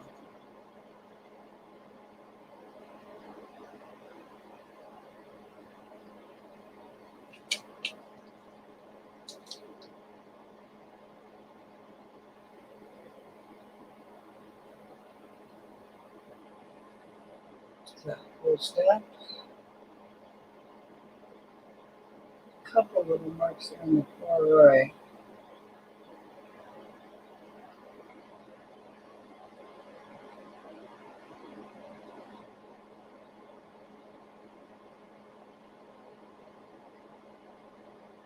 I do like my nickels. A couple marks there on Monticello's,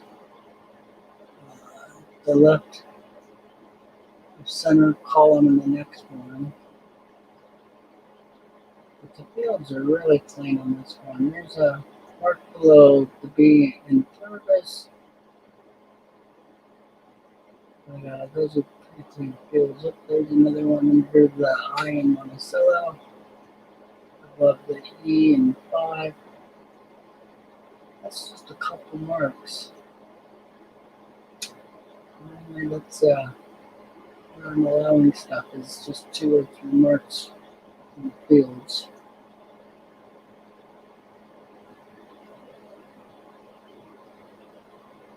$66.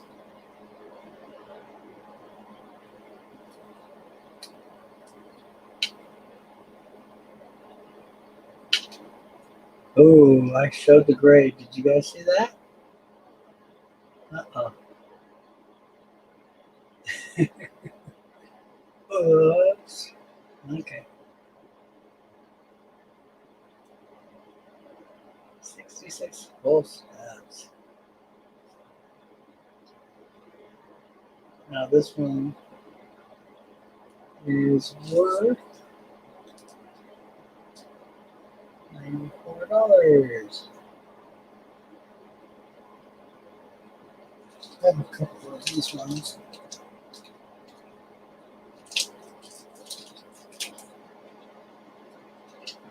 So most of these coins are for sale. If you're interested, just email me or make a comment. I normally get back to you fairly quick. And I also have a lot of raw coins, so keep that in mind.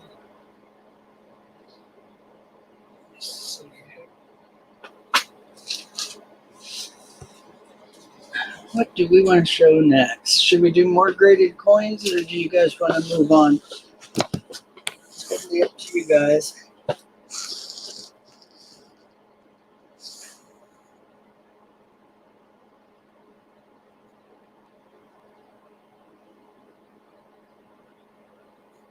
The 30 to 39 collection. You're talking about the wheat pennies.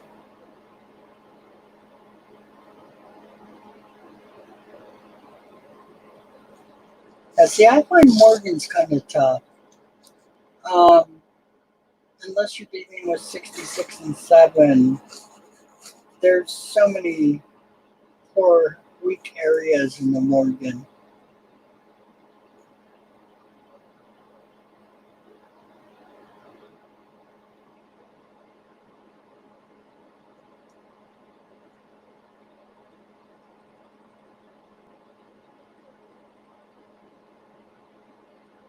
Well, Alexander, buying from Lemonhead, you can't ask for a better person. He normally won't let you overpay. I mean, there's a few coins that, he may think are, in between grades, so worth a little bit more, but normally he's dead on for price. And he knows his errors and varieties. So, yeah, super person to buy from. I would really like Lemonhead. He's a nice guy. I was chatting with him pretty strong just last night, if I'm remembering correctly.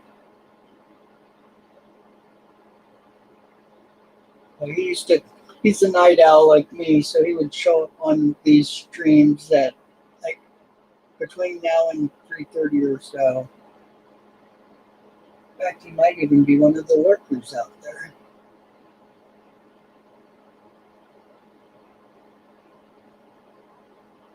$63 and $64 anytime in Morgan. You know, I think I sold all my graded Morgans. I don't think I have any right now. I need to send some more in.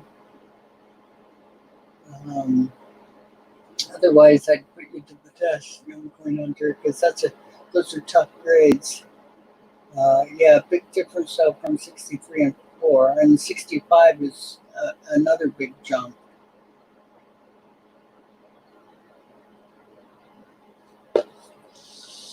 So for me, 65 and 6 is where I start coming in for Morgans. Do you want me to show Morgans, or do you guys have other coins you want me to show?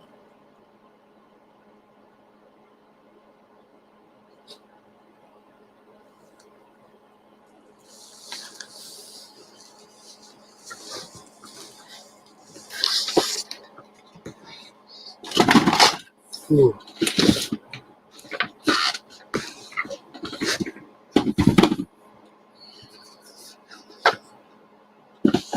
I had like 50 graded coins in my boxes. It makes it kind of tough to hold at arm's length.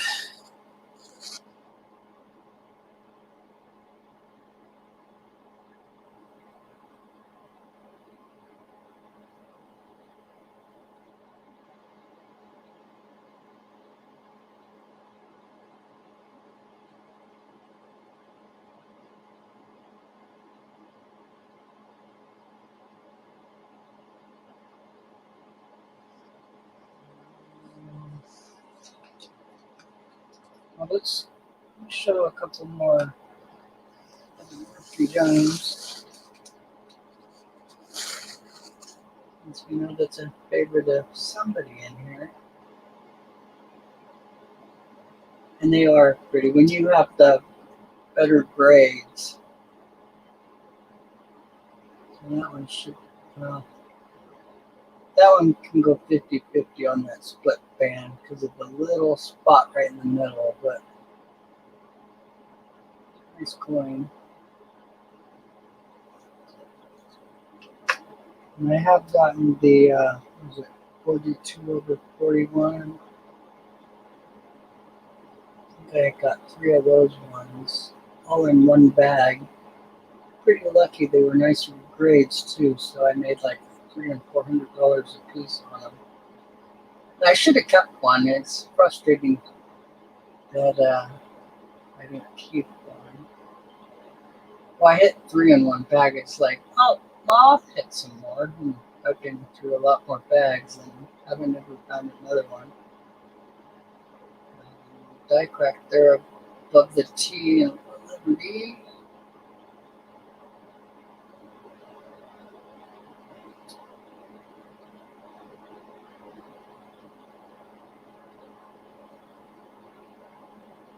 Most of it's really close to split bands, or almost split bands.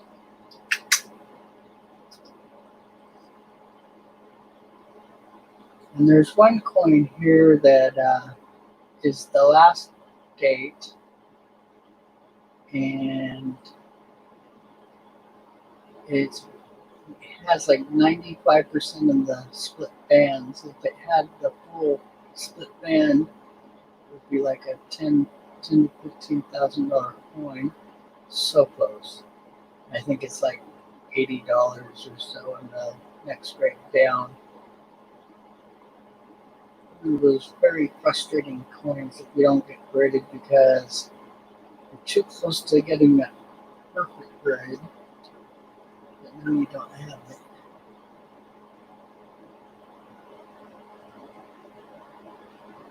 Yes.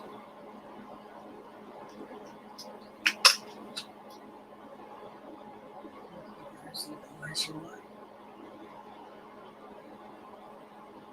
41. Busted, it looks like a little line on the stripe there. Yep, just a little bit light. I would not get this one split hands.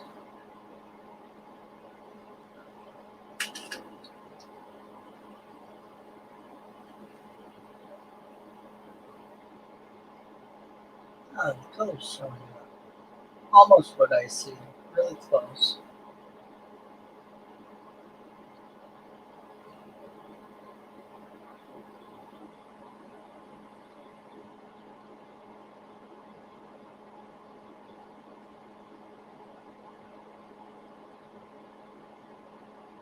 Yeah, it's tough on some of them, young Quinner. With so many people doing the coin roll hunting, 60s and up, normally they have quite a few of those urban varieties.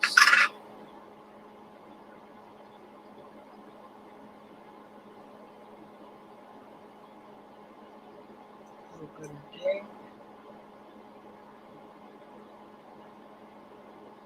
So when you're trying to grade these, the full strike areas, or of course the hairline, they're very front of the cap and the wings.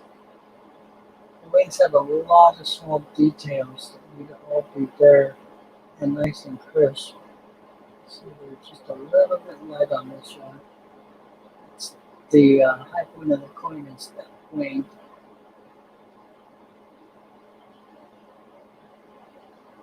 And split band is just a touch weak. Definitely would not grade this one for split bands.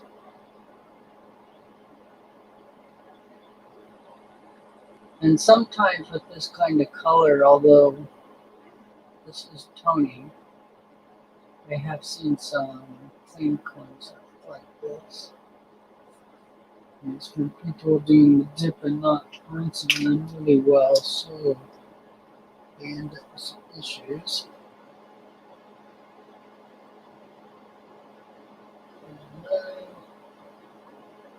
So this one's a little crisper on the wing.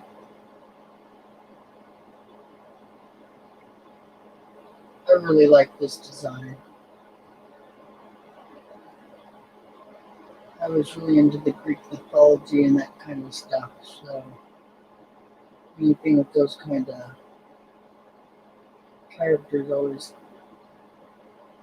I had a lot more appreciation for. I'll just say it that way. Okay, almost done with one row. The two rows in this box. It holds 50 coins. So we're in about 19. I'll show the rest of this one row and we'll move on to something else.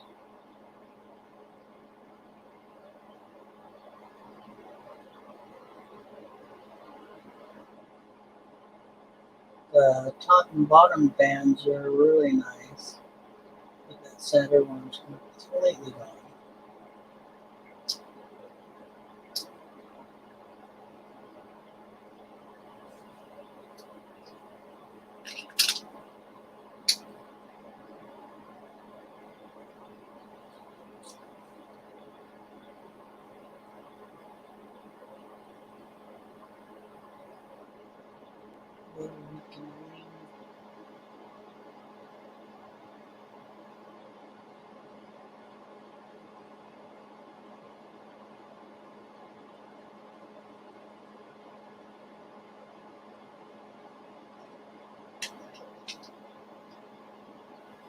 Okay, 5 more and we'll move to something else. 45.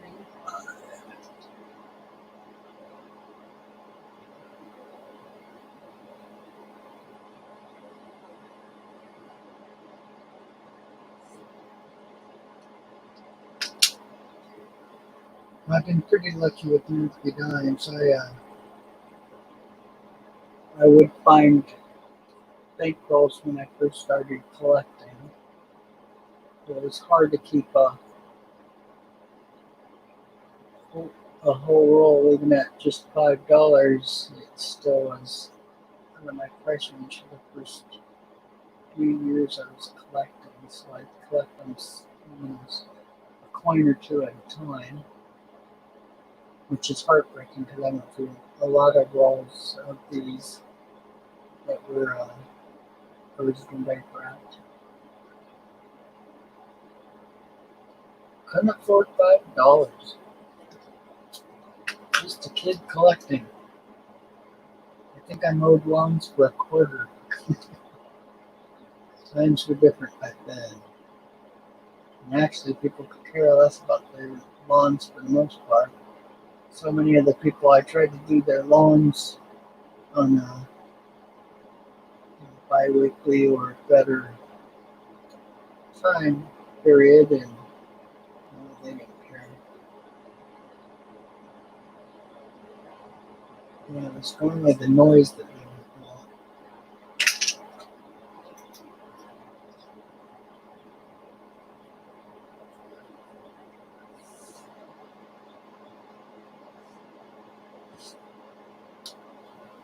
Uh-oh, Hoopie's on the way out. I've been showing her coins and she still is. Well, you had a late night the other night, I think, so you were on your stream most of the night. Oh, that's right. In fact, it was morning by the time you stopped that stream every night. So no wonder you're tired. So it's so funny because I told a few people I was going to start my stream at midnight. And I don't think I started it till like almost 20 after. I had fallen asleep and woke up just minutes before midnight. It's like, oh no, I didn't do all the stuff I was supposed to do.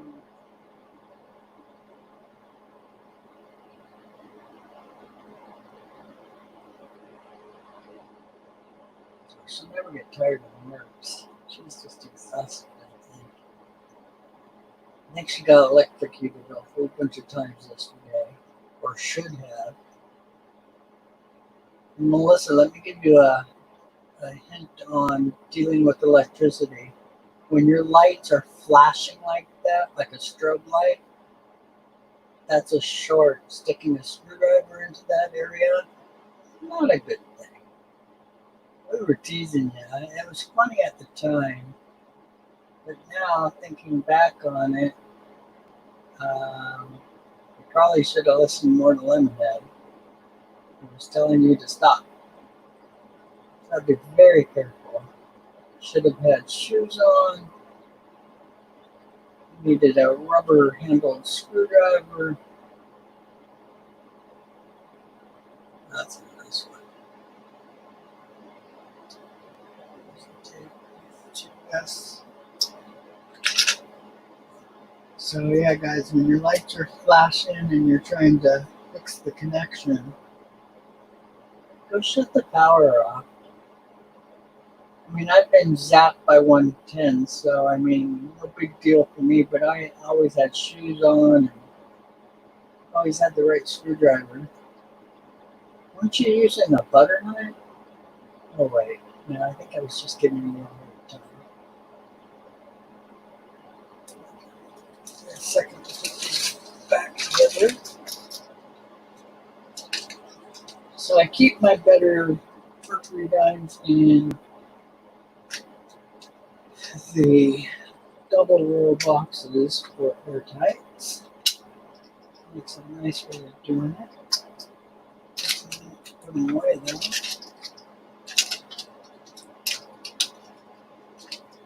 So what's next, guys? Your choice.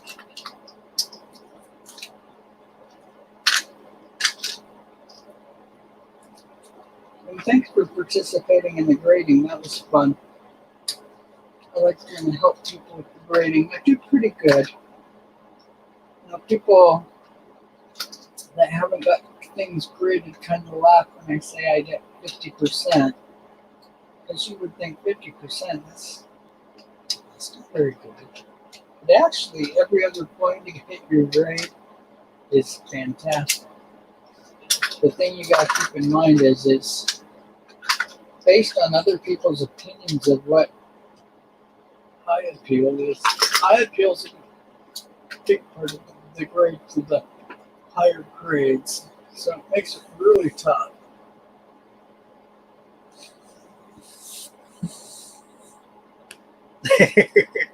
Okay, maybe you didn't have a butter knife, but it's almost the same thing. I was afraid you were going to touch the metal part of the screwdriver when you were doing that. And man, you're obviously had a short, so it could be a bad switch. They're not too hard to switch out, so if you have somebody to do it, if you're comfortable doing it yourself, just make sure you get a switch with the same amount of screws for where the wires go. Make sure you get the ground on it. And be sure to shut the power off before you do it. Yeah, it was scary. I'll be honest, I might have had a couple drinks that night. And I'm really someone who shouldn't be drinking because I'm on medication.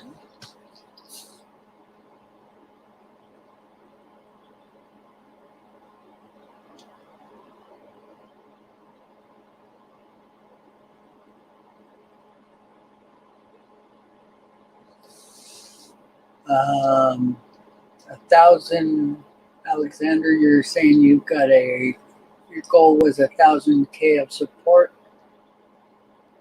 So you're talking about subscribers.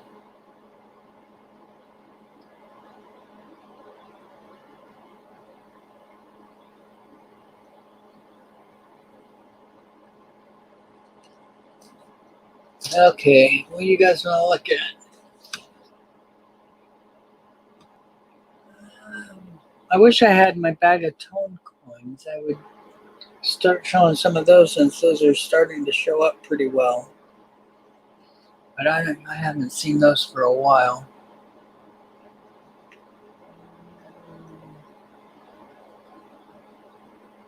So what do you guys think of my light situation? Is it showing pretty good detail on these coins? Because this is a better photo light than for photography.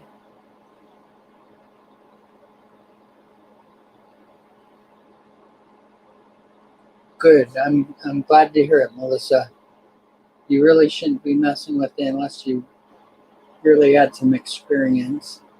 You do it wrong and you'll cause yourself some serious damage in the fuse box, and that gets expensive. Should I show some raw nickels? You guys want to see some better grade raws? Thanks, Young Coin Hunter. It's really neat because it has a Kelvin rating that I can change. I think it's 3,000 to 6,500, which is kind of daylight, sunlight options. Then I have 1 to 100 in power that I can do in the interval, so that's neat. I can get it pretty low, and getting it low is better. Plus, it's a it's a soft light, so it doesn't have super sharp light, so you don't get ridiculous reflections like you normally do.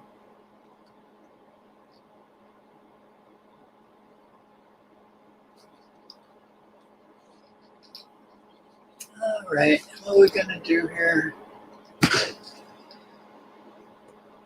Want me to show more wheats? If I had my 30s to 40s wheats, my BU wheats, I'd be showing those, but those are something I haven't seen for a while either.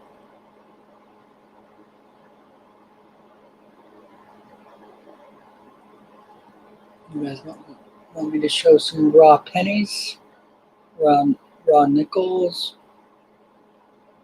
Oh, I got a couple nice quarter rolls. You want to take a look at some of the quarters? Let's see here. What do I got?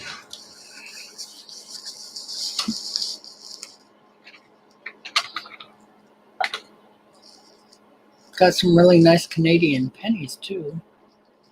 A bankroll. It's got some color. Got these.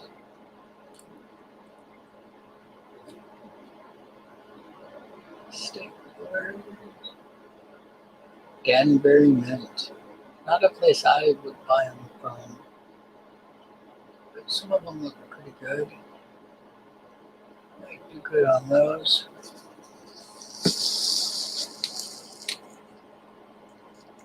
Mm,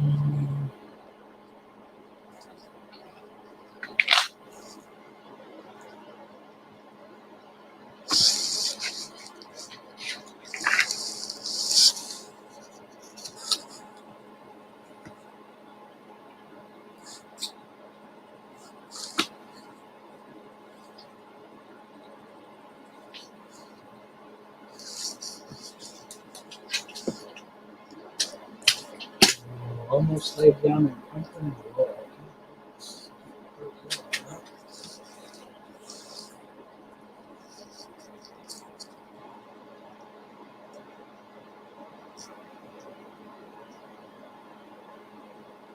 Kennedy's for this year are kind of tough. They had a good strike, but a lot of the coins were marked because of the amount they put in the big canvas bags coming off the line. So when they dropped on each other, they just caused a lot of bag marks.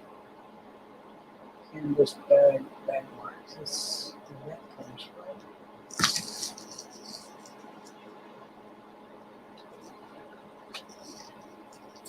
Let's see, I do not remember what kind of condition is it now.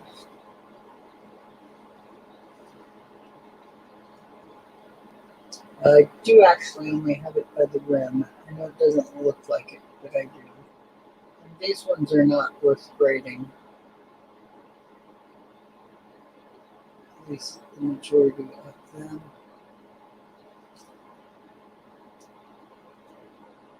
It's not like the high-end copper.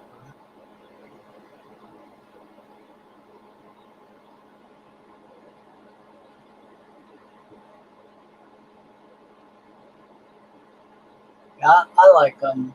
I think they're pretty cool. You know, for me, 1976 was I was in high school. It was a real fun time.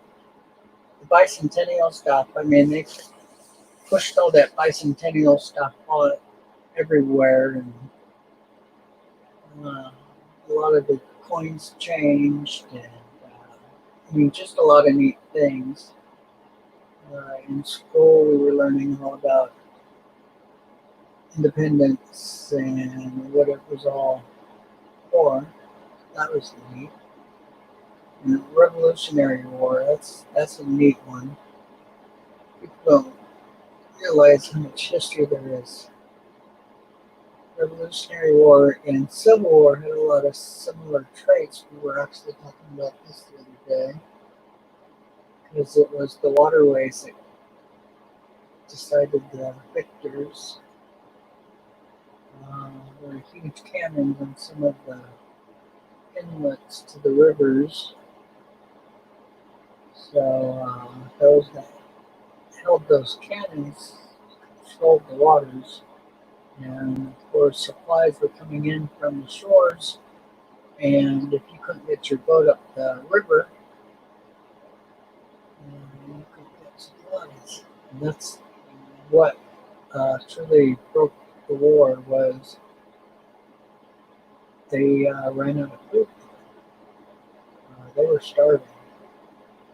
So I have a lot of interesting letters from the Civil War. I have about 100 letters from a variety of people.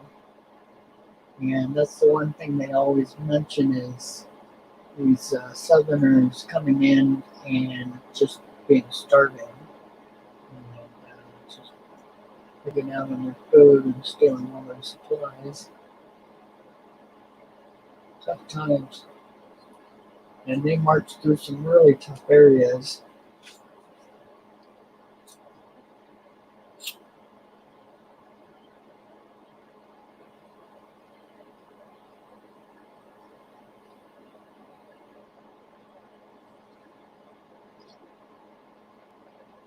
So I'll move on here. I was just going to show a couple.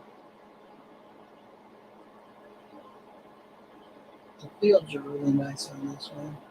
There's a few really nice coins on this one, but Here's again, it's another coin with lots of details. I try to stay away from them for grading because they're too critical. Well, rightly so, but I'd rather grade the coins that are better. So nickels and pennies.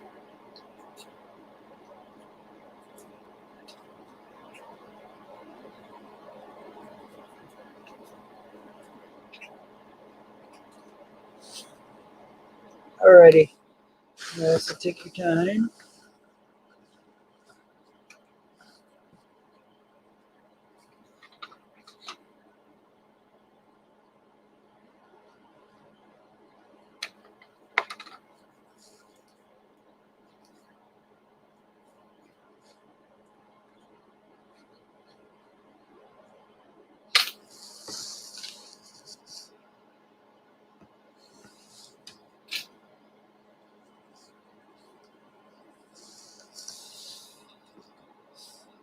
Should I show some of my margins? Maybe that's what I'll do.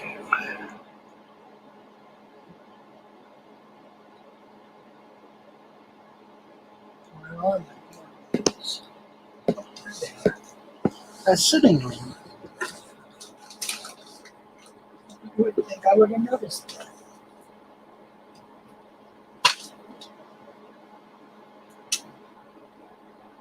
So this will be interesting because some of these have a lot of color that you guys haven't really seen before because the light just never showed it.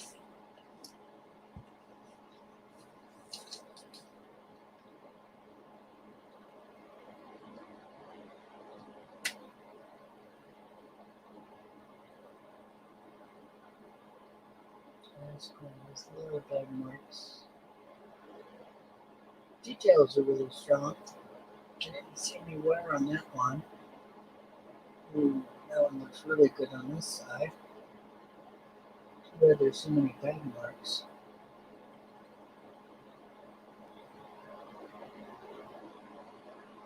Okay, young coin hunter, what do you think on this one? Are you still in here?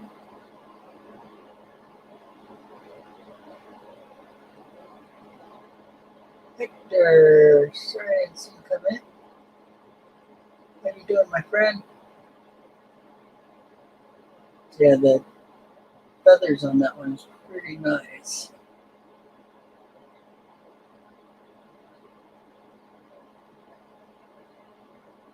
And I thought it was a variety, but I'm not seeing anything.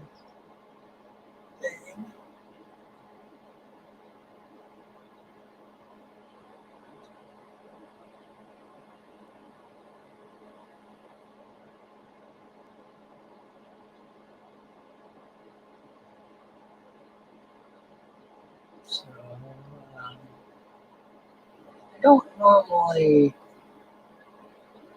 talk about people's private lives, but Hector won't care.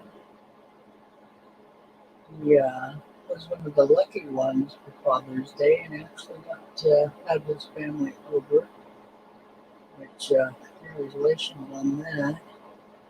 You're one of the few. In fact, I don't think I've talked to anybody else that actually got to have their kids over, which is so sad. That's such a tough one. So my poor little grandson, I've got two grandsons that are just two, and up was their favorite word, and I always held them. In fact, I held them probably more than half the day when they were here. One of them was here 5 days a week, and normally at least one of the days on the weekend. So lots of contact, and I haven't held him for 3+ months. It's really tough.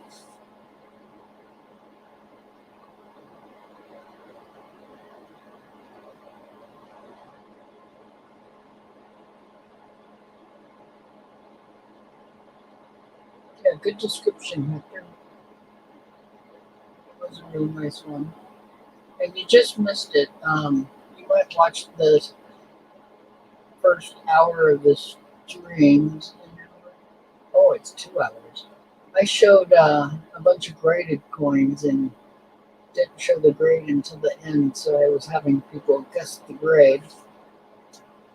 I just went through all my graded coins. I've got over 100 graded coins, so it was fun to go through.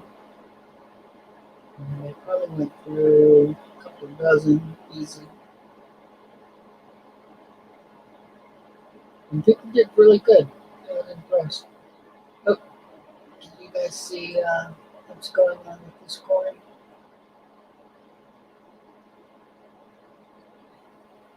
There's a die crack that goes most of the way around the upper end.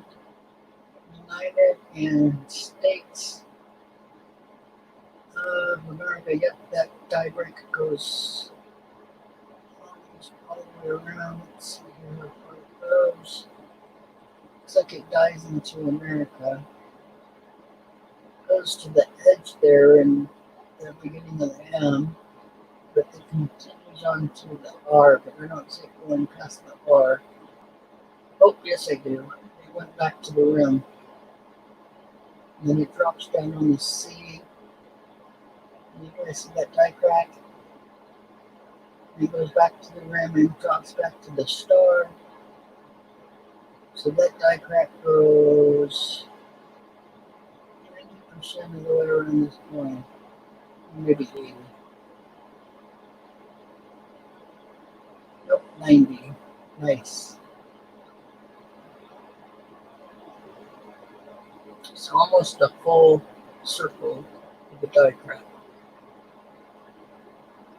It's just feathers, just a touch light,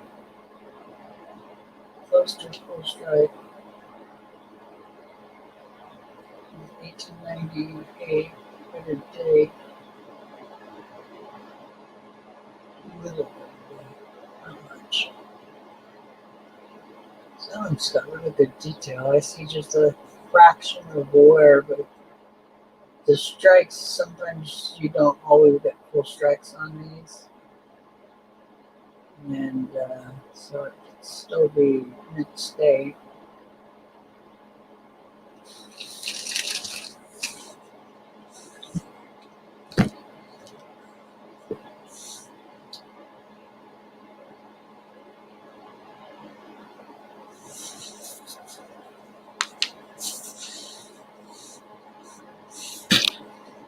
Yeah, I understand, Alexander. Um, I've got these in a really huge, well, most of them in a huge collection, so lucky. A much easier way to come across them. It seems really good for the collection, but I tried to give the people more money in the end because I knew I did end up with more than what I paid. But they were satisfied and told me I didn't need to pay them anymore.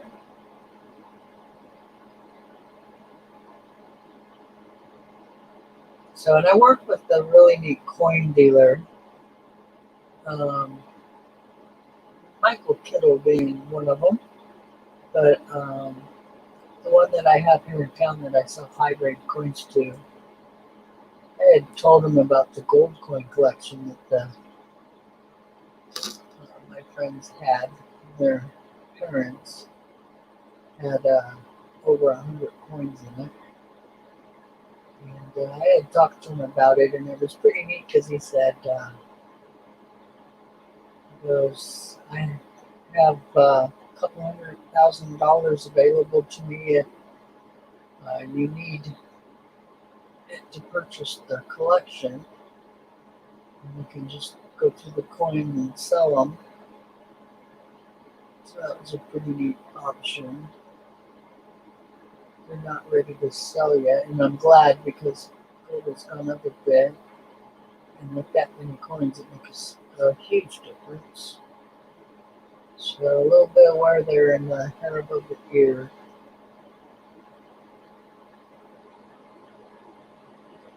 The rest of the coins pretty good.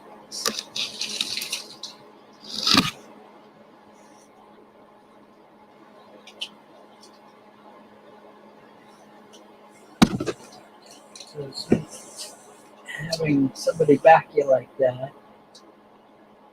and he saw a lot of the collection I bought, and well, the one that all these Morgans came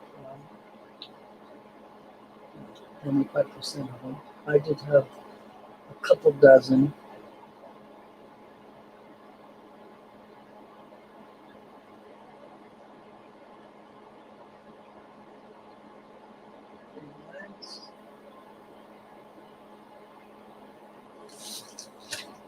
Sorry.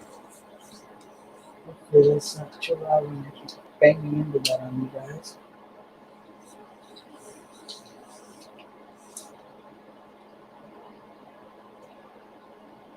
I have a couple 87s.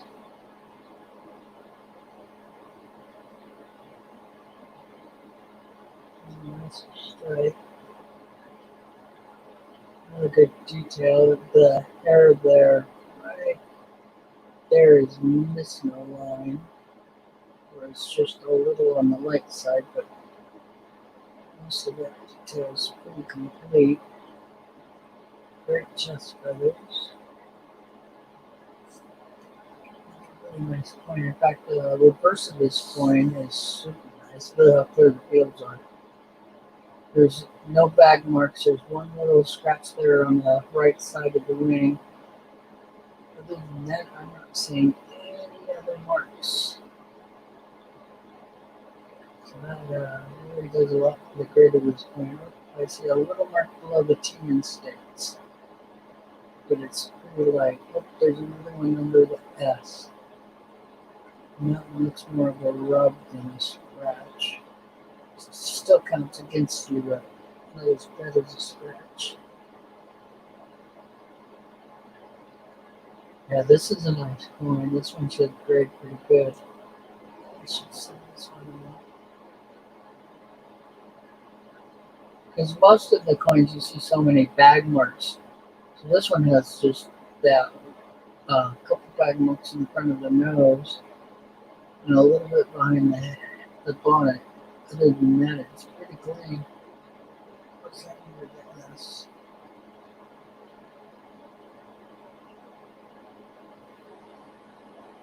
It's a Mar.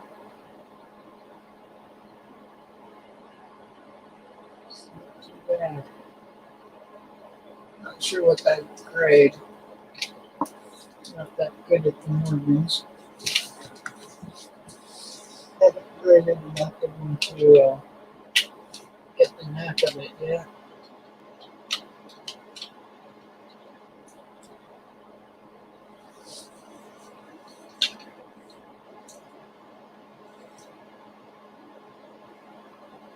Oh, I have I think a couple of you came in late. Mr. Monkey Squat, someone who I really enjoyed listening to and paying attention to, was really impressed with the young new collector named Dr. Go check out his channel. He has some pretty coins for a young guy and some really nice graded coins. What are those scratches? Behind the eye and down the cheekbone. Some pretty huge scratches. Fair chest feathers. Not really good. Color's a little odd.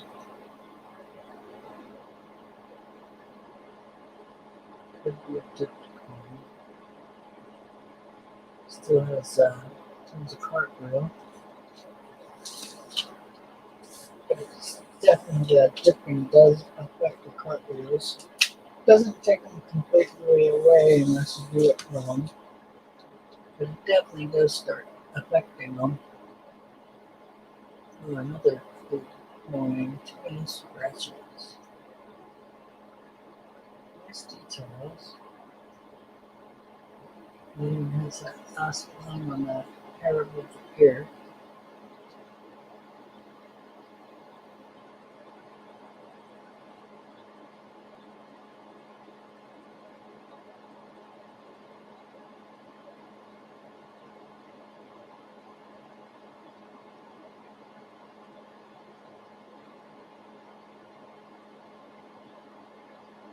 Oh, sorry, Hector, I didn't see you talking about the chip in the rim. Number down. But look at the mint mark in this one, guys.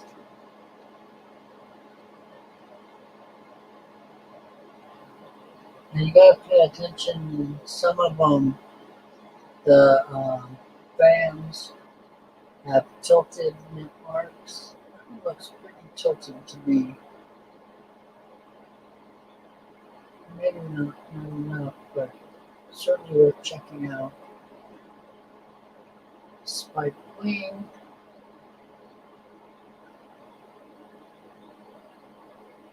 Just a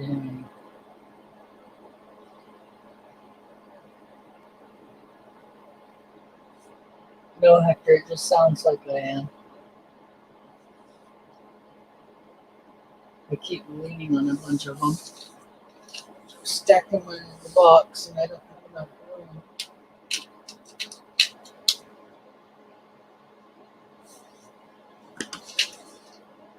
I have a couple hundred in airtights.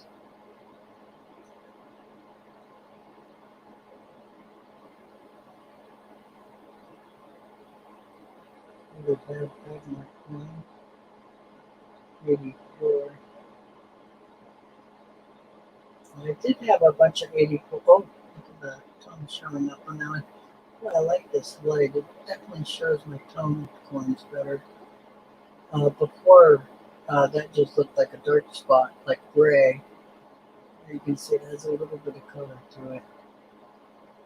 It's yellow and blue, actually.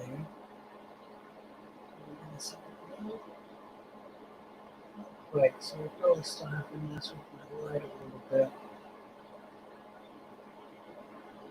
But that's a natural toning from in the bag. There's another coin sitting on top of it is where you get that partial radius. A more sought after style of toning. Not so much the colors though.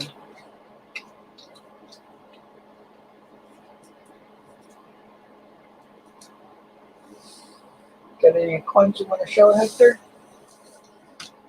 Due for a break here.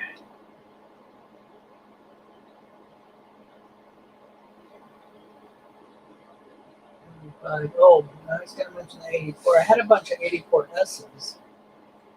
And hey, Coin World UK, how you doing?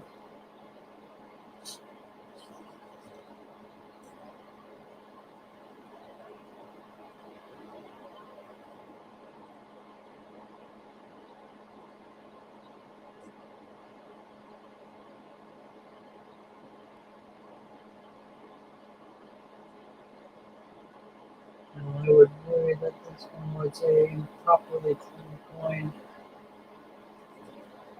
The thing you got to remember with these is normally when they cleaned them, you know, they had dark toning all the way across the coin. So they would dip the coin, and this one I would imagine they dipped it like this.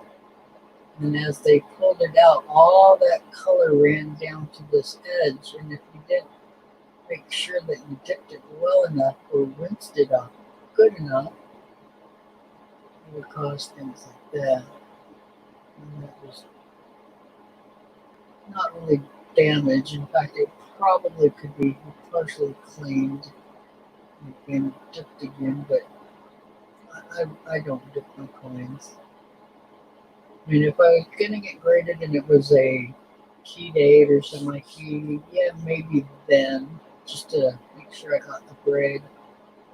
But that's about the only time I would do it. So I'm not out after selling coins to make money and stuff. I do to collect.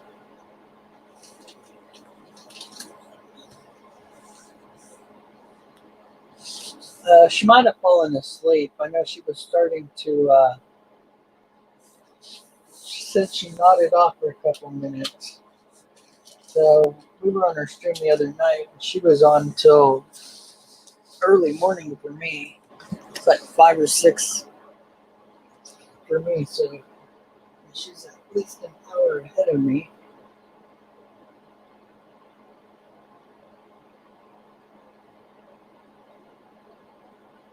We're 87.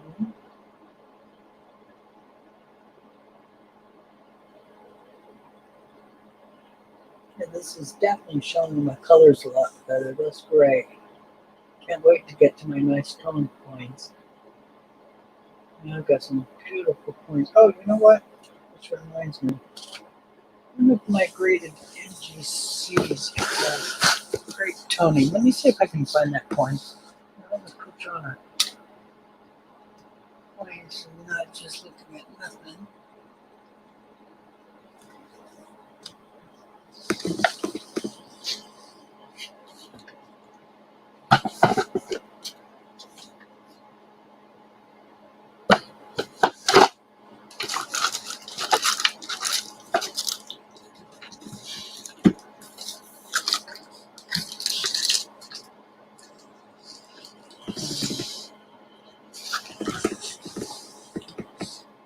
So, and I showed this coin earlier. I know I have to seen this one before, but this is, oh, there's this one too. This one's really cool. Just got this one from Michael Kittle from the club auction. I really like these. These are the restrike coins. They've been striking the same date for a while. Oops, the same coin for a while. Nice big coin. Bigger than a silver dollar.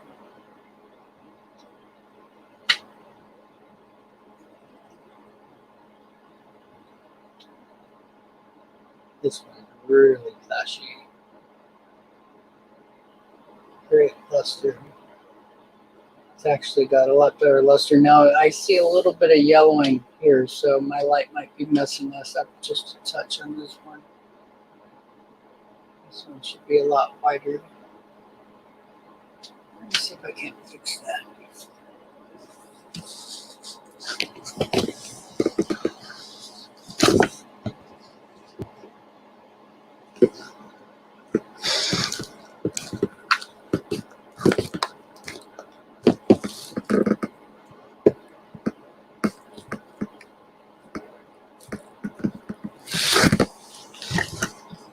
Oh, that helped a little bit.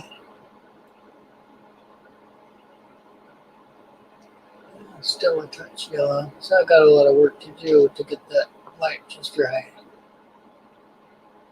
38B and 66. Here's your coin. Okay, let's see if I can find it. Rainbow toned.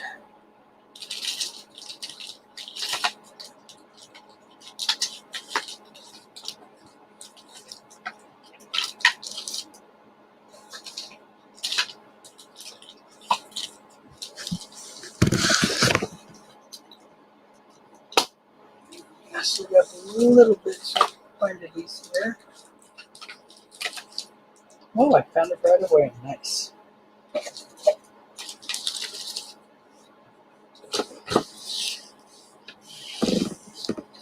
Pull this one out of its holder. And roll in plastic. A big key for you guys. Try not to stack the graded coins on each other. Although they're made to stack, as you pull them off, you can scratch them center of the holder. And that's something that definitely affects the grade on them, is if it's really scratched up, people don't care for them as much.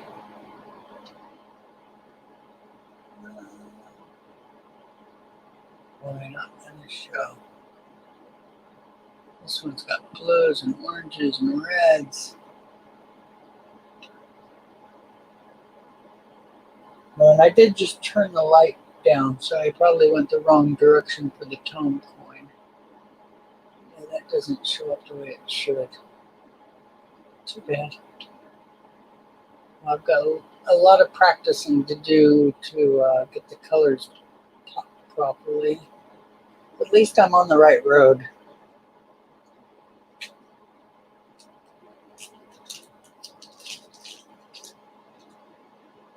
Midnight.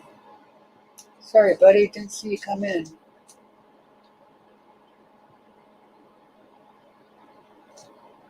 How you doing tonight?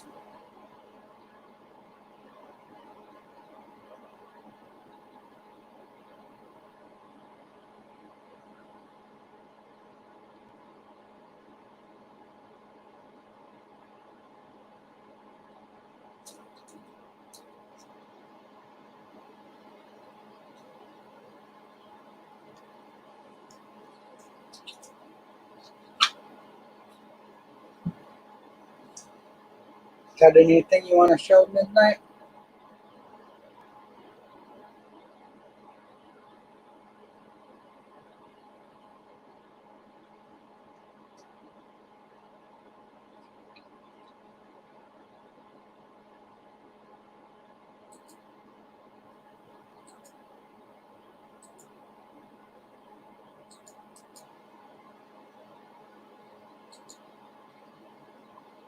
If you're one of the people I've invited up, or Melissa, you're welcome to come up. If you're someone else that would like to come up, please just let me know first, and I'll put the invite back up. I'm gonna erase that invite here in a second. Midnight, if you've got something you want to show. Supplies for Mike Badger. Cool, I didn't know he was selling supplies.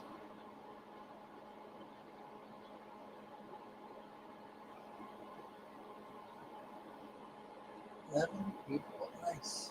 These guys. It's so frustrating because I used to, get 20 plus in my streams guaranteed, and it's just been too long. I think it was been like 7 months since I was doing my serious streaming. It's a little too long to go to keep your subscribers happy or participating people in the streams.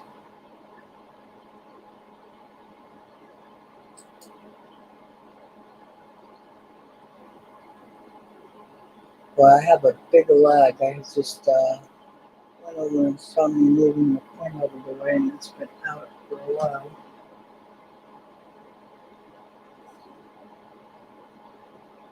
Okay.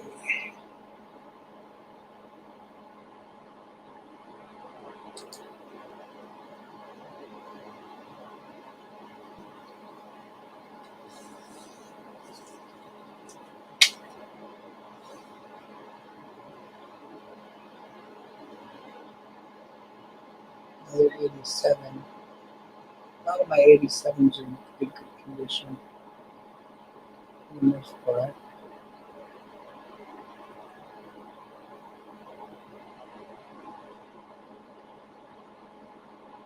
Alright, Midnight, I understand.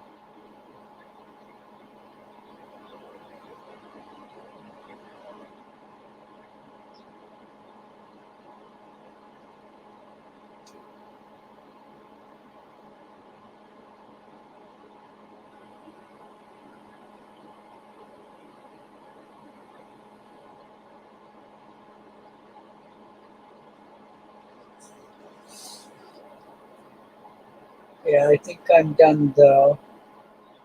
It's been a long time since I've shown a bunch of my coins, so it took a lot to set this system up. This is more of a photography setup right now with a 4K video camera.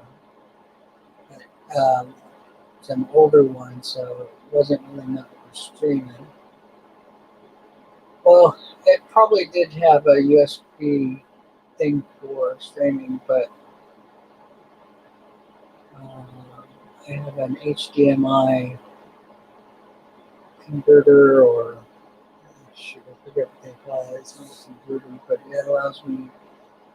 I could do 4K streams if I wanted, which is neat because the detail is so much stronger. And luster's a huge thing. Better grade camera quality. So I'm getting tired. And funny because I told a lot of people I was gonna stream right after midnight, and I woke up minutes before midnight. I think I fell asleep at 10:30 or so. Oops.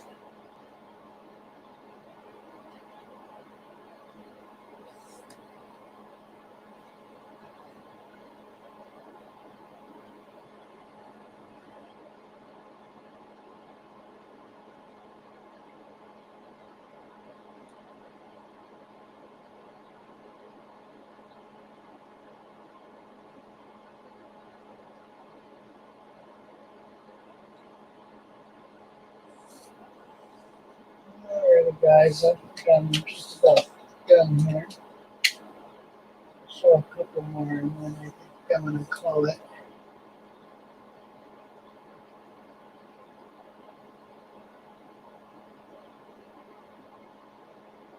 Now, in here, those are yellow and green tones, so color's just a little bit off. So a little bit there.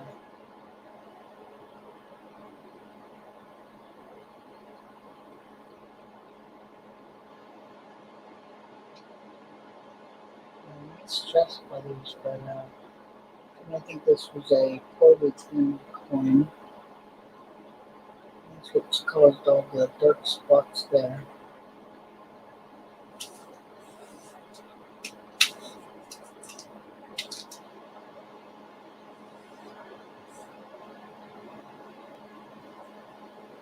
Now, this one was actually a belt buckle.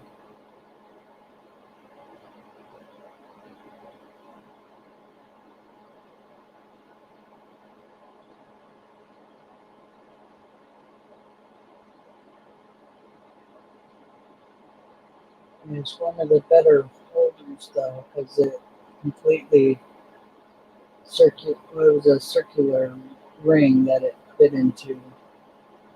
A lot of them have little fingers, so they end up leaving these big spots on the coin.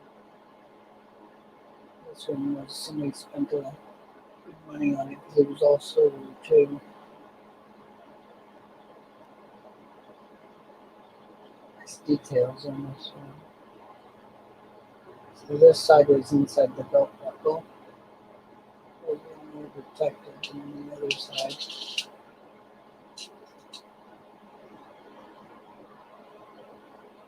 Not too bad though. Normally they get worn pretty good. Obviously the person who did it was careful, just don't wear it very often.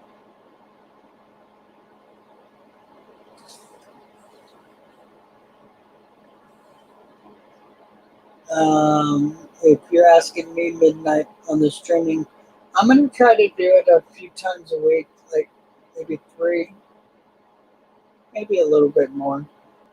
I'd love to start streaming like I was before, but it takes a lot out of me.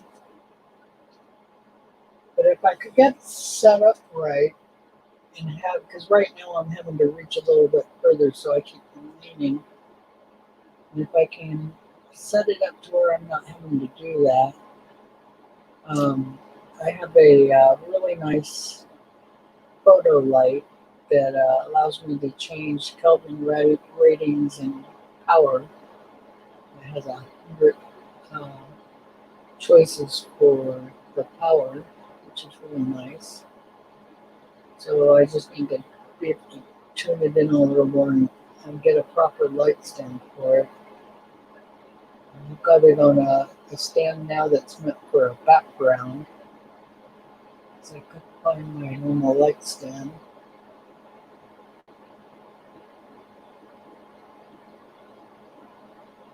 All right, dear fan. Thanks for stopping by. Yeah, and that was my whole point, dear fan, was to be able to do my tone coin. That's why I spent a fair amount of money. Oh, midnight's. What's going on? Said you weren't coming up, so I stopped looking. Well, I wasn't gonna, but then I figured I'd come up and say hi and chit chat with you for a couple minutes. You bet. I appreciate it. But yeah, I don't get to talk to you that much anymore, so. Yeah, it's been a while, and it's frustrating because I really enjoyed what happened was my streaming camera was messing up really bad. And so I've been in the process of trying to get it returned on warranty. Yeah, I paid $300 for that stream camera. So it's a pretty big investment to lose in 8 months. Yeah, switch it over. So how you been? Been doing really good. Missing my grandkids. You know, I used to watch them every day. Had at least 2 here almost the full week. And then to go to not having them for 3 months, it's been really difficult. Yeah. Imagine they kept you busy. Yeah, and in shape. I'm scared that I'm not going to be able to lift them anymore. So. Oh, I'm sure you'll be all right. It's Just have to take it easy at first. Yeah, because I've got my little grandsons are mooses, extra wide. They're not chubby, but they're like their hands are. It's almost as if they have a built-in baseball mitt. It's funny. And they're extra wide feet, extra wide at the hips. Is that purple?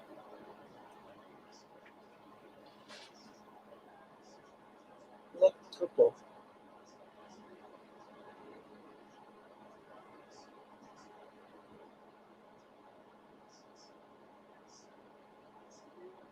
Uh-oh, did Midnight freeze? Are you there, Midnight?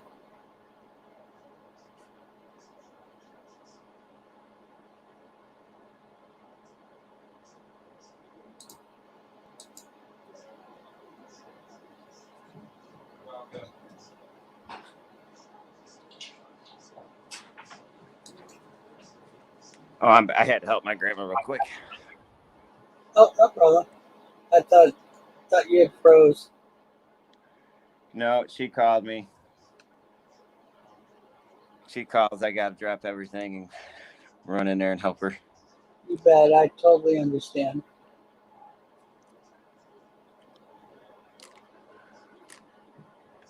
So, when are you gonna be able to start being around the grandkids again? Well, my daughter's really worried, so because I'm not in the best of health, so everybody panics. But you know, I do okay with colds and stuff. I just look a little frail, I guess. But it's tough being stuck in bed all the time. You lose all your muscle tone and stuff, and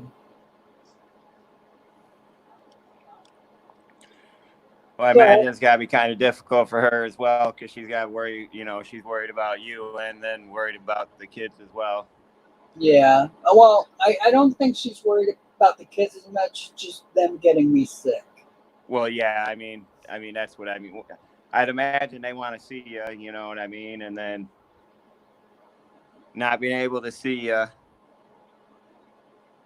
that's got to take its toll on them, I would imagine. Well, I've been pretty lucky with being able to do FaceTime because they'll call me when they're playing a game or doing a puzzle and just, set up the camera so I can just watch them, and they just sit there and chit chat with me. And my little 2-year-old, he talks pretty good. You got to be around him a bit to understand it completely, but I know his language, so we communicate really well. It's pretty funny, and it's funny because every time his mom says something, he loves his mom. Whenever she says anything, he always repeats it, and she doesn't realize that he's repeating her all the time. Sometimes she does, but I mean, she's using big words and stuff, and man, it's hilarious. He's like a little tape recorder.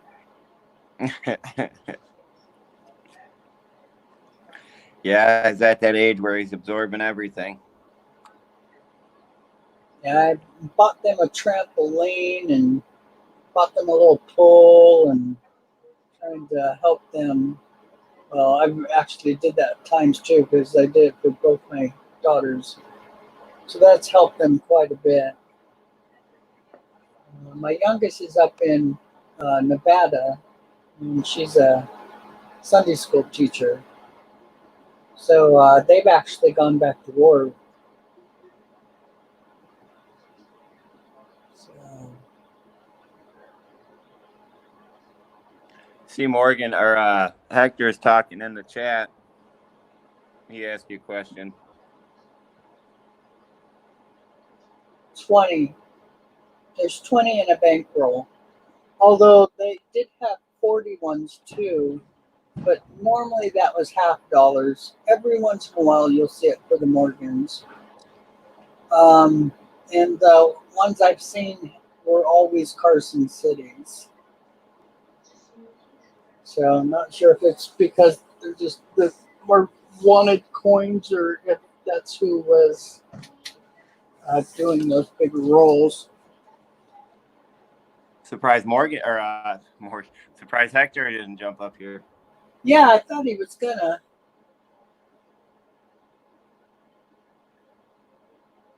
Yeah, he doesn't realize that, normally I do 2.5 hours. It's no problem. I can keep going. But it's been a while since I've streamed and shown coins for a full couple hours.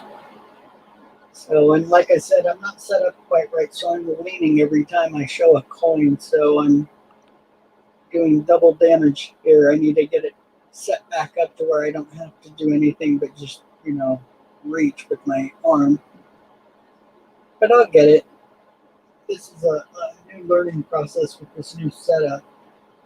Spent a lot of money on hardware, and I'm really happy with it, other than it gets pretty hot. The HDMI thing. Oh, and it's not so bad now. I set it on, I've got this big old chunk of aluminum. So I laid it on top of that. It's like 4 inches thick. So it's a good conductor for heat.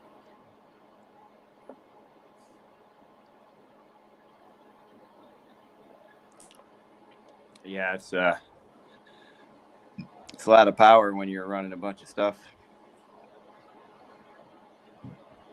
Yeah, well, the HDMI converter that's set up for a 4K, so and it's not very big, so I'm sure that really heats everything up.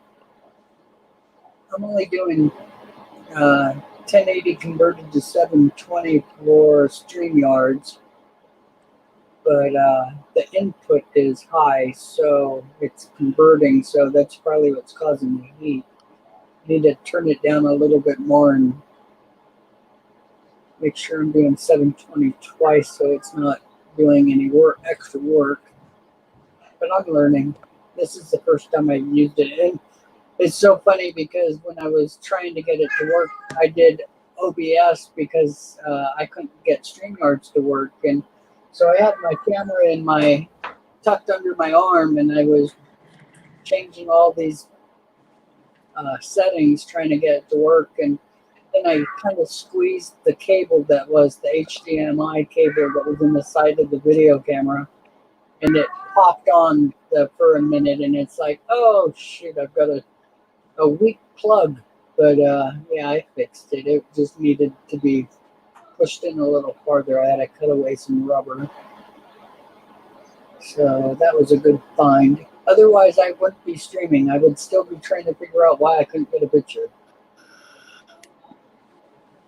Well, I And seen you posted a video earlier, and I think I just missed you after that one. yeah, that was one of my first tests that worked. So, hey, Darren, I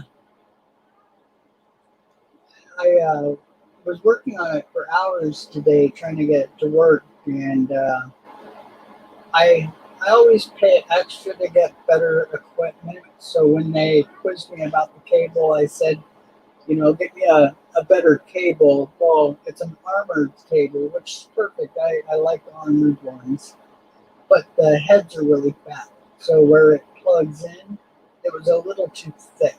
So it was holding it off of being plugged in all the way. I'm just glad I figured it out. Yeah. That's one thing I don't know much about of anything is all that electronic stuff. If you ever need help, I'm pretty good with it. Except for OBS, I just can't figure that one out. I can plug my Xbox in. That's about as far as my knowledge goes. Now see, this thing, you can plug the consoles into this and stream. It works pretty good for getting a better signal and stuff. Yeah, that would be awesome. Yeah, it also lets you run double monitors so you can see what people are seeing and see your live one at the same time, because there's a bigger lag on some of the games. Yeah, my buddy has one 3 or 4 monitor setup for his he does racing games on a computer. And he's got like the whole, chair, driving wheel setup. So like when you're sitting in that thing, it's like you're actually driving in it, because that's what it looks like. You're sitting inside the car from the point of view. It's pretty cool. Yeah, I have a buddy that actually does that for a living, and he's pretty good. He's actually a ex-car racer. He raced the RX-7 class Mazdas, and he was actually a national champion for many years. One of the guys I grew up with. So, there's a Sears Point wasn't too far away from where I grew up. So all us kids, as soon as we were able to drive, would all chip in our money and rent some car and take it to the track. And all of us would take turns racing it. Did that with some really cool cars too. And then by high school time, most of us had some really nice cars. Yeah. Unfortunately, my nicest car is not very nice.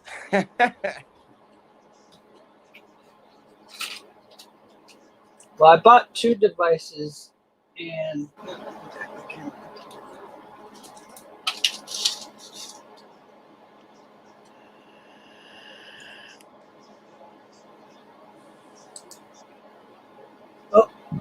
and my signal out. Just a second.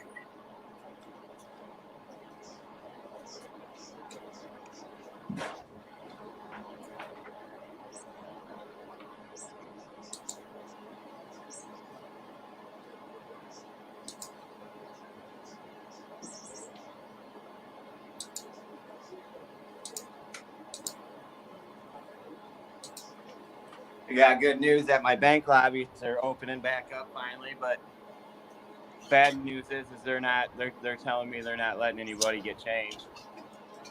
Boxes of change.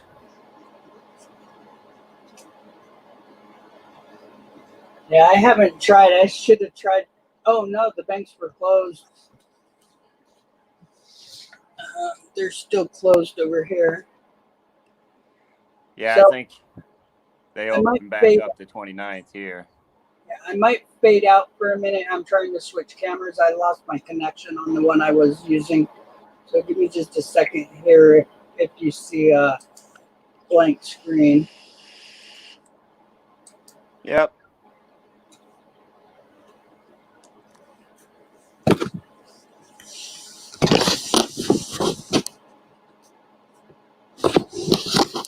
I seen you showing some Buffalo nickels. Yeah. Once you get done messing with that, I got something to show you. So somebody had asked what I was using. This, I have the next one up, but it's like a couple more $100. So I'll probably take it back if this one will work good for me. This one's like almost $300 or $300. I forget.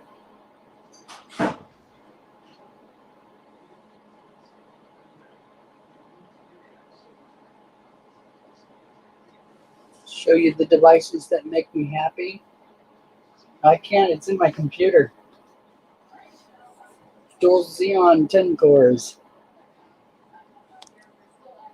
and 512 of RAM. I love hardware. All right, you had something you wanted to show?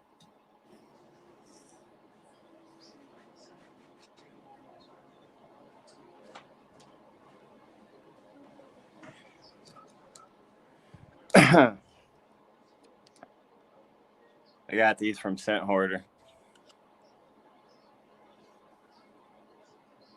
Nice color.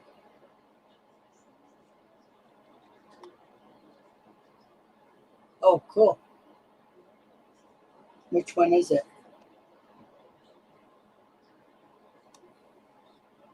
Oh, nice. The second one. Yeah, I believe they're type 2, I think is what they're. Yep.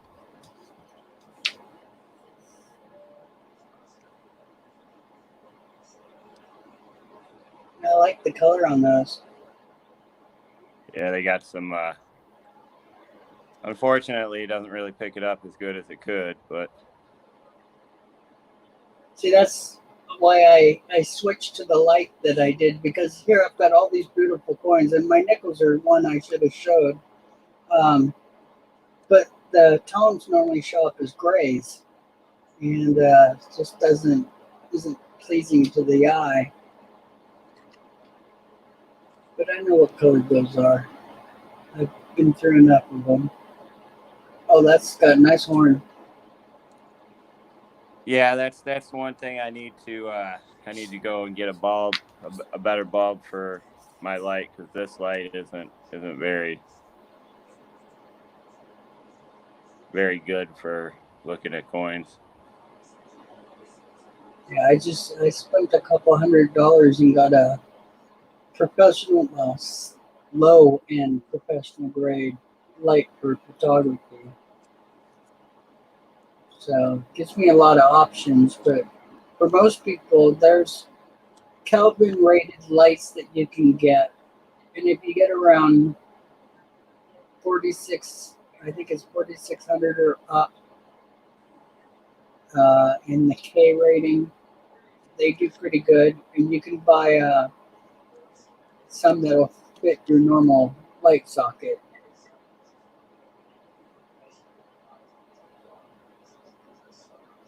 Cool.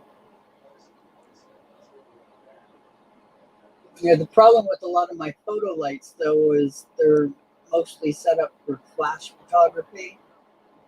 So they have like 20-hour lives and stuff on them. So, and they're like $30 and $40.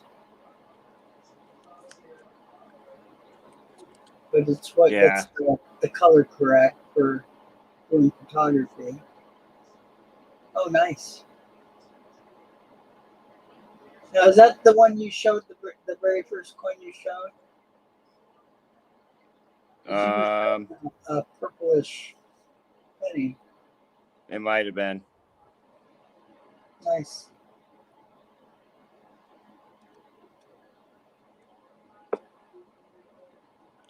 Yeah, I've been picking up some tone coins here and there. I started another Lincoln Cent album just for toned coins. Cool. Oh, I like that one. Now, see, I think those ones, they were just really high luster coins that got a bit of a glaze to them now. But, yeah, that's cool.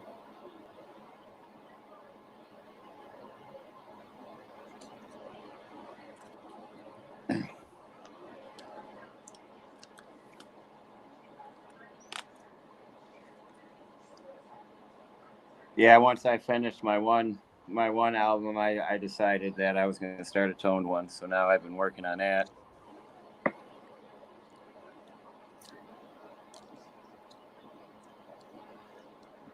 It gets expensive.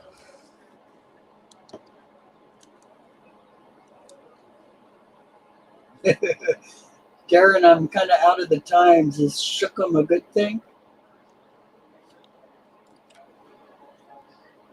You did say nice, so I guess so. That's the one thing that cracks me up because a lot of the terminology that we used to use for, what we thought was cool or really, great products aren't the same terminology that kids use these days. So I'm kind of lost sometimes when they're expressing themselves. My little granddaughter, she likes to do it to me on purpose. I never know which direction she's going. Is that something you like or something you don't like?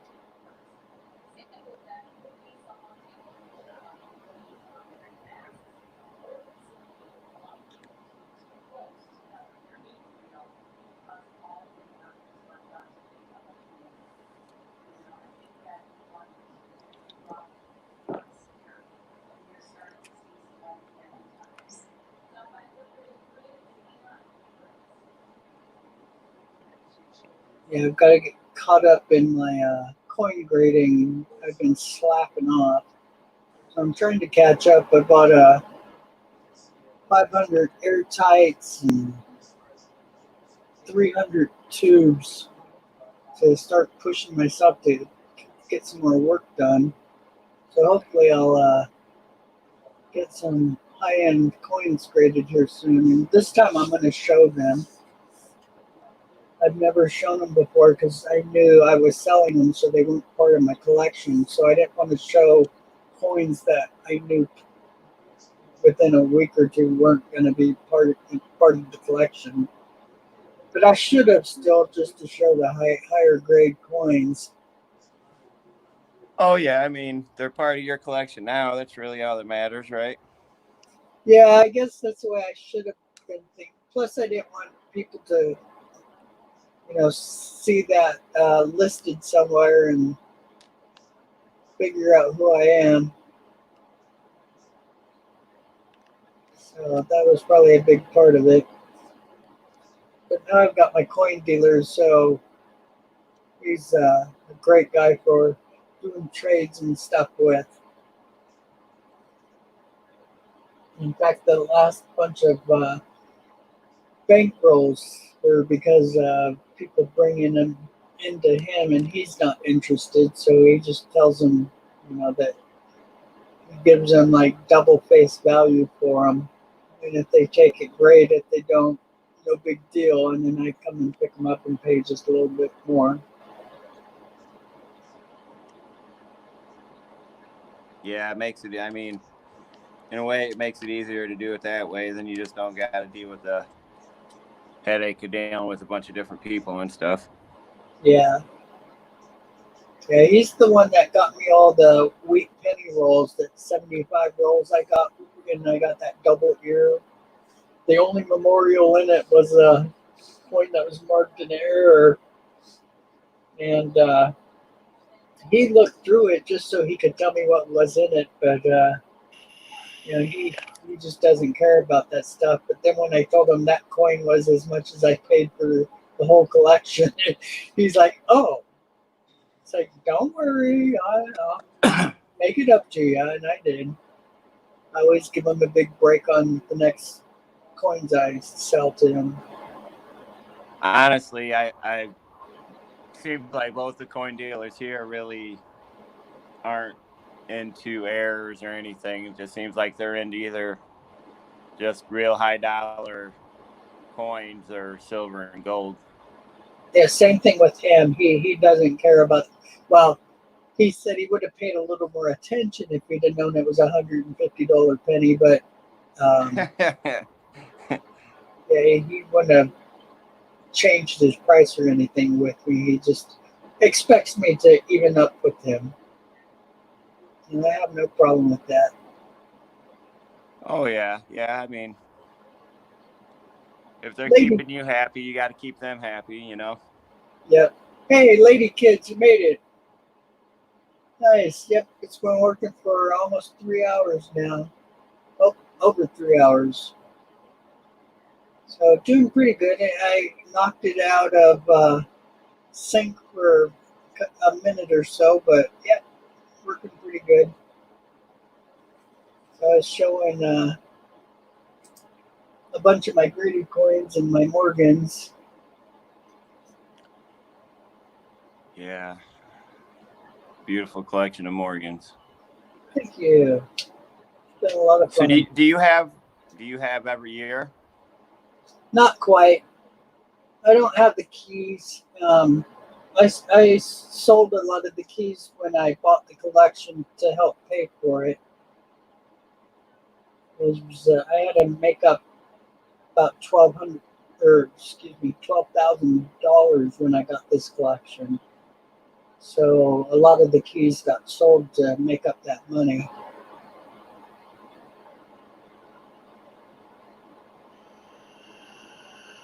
And now I kick myself because I should have got rid of the common ones and kept the keys. But yeah, but it's so much easier selling a couple coins to keep a lot more than it is selling a lot of coins to keep a couple.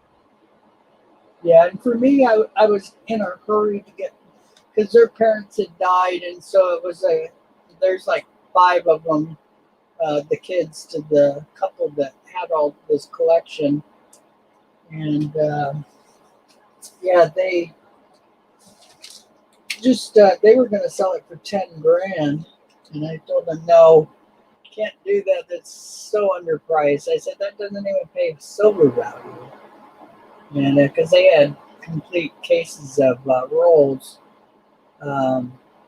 It's where I got most of my silver bank rolls. That's insane. Yeah, it's great. So, and I've told you the story before, haven't I? Yeah, it's just, man.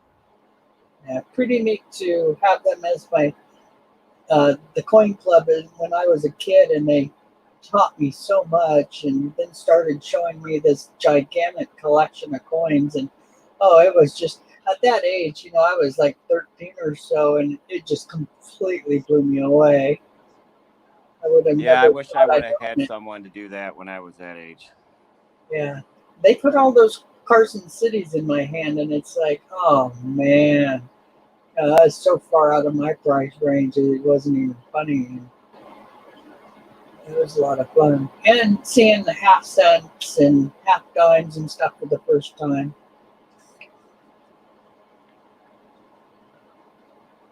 Yeah. Well, I see some of those coins now, and I mean, honestly, I don't know what a lot of them are, because I haven't been doing it very long, but I really haven't even thought about collecting real coins yet. I got a large cent not too long ago, actually, and that's the first coin of that type that I've got of any like braided hair or anything like that. So I was looking up trying to look up facts for it, and I'm looking up large cent, and I'm looking up large cent, and I'm looking up large cent, and I'm like, where the hell is this coin at?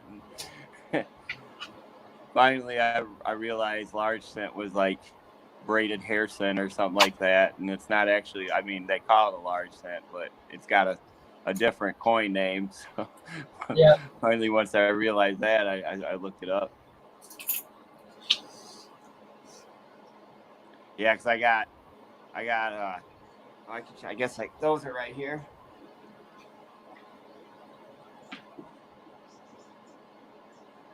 1903.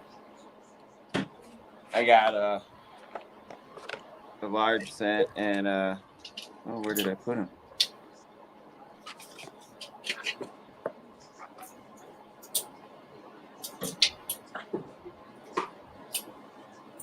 I think I put them in here, and I got a Flying Eagles. They're the first large cent Flying Eagle I've ever gotten.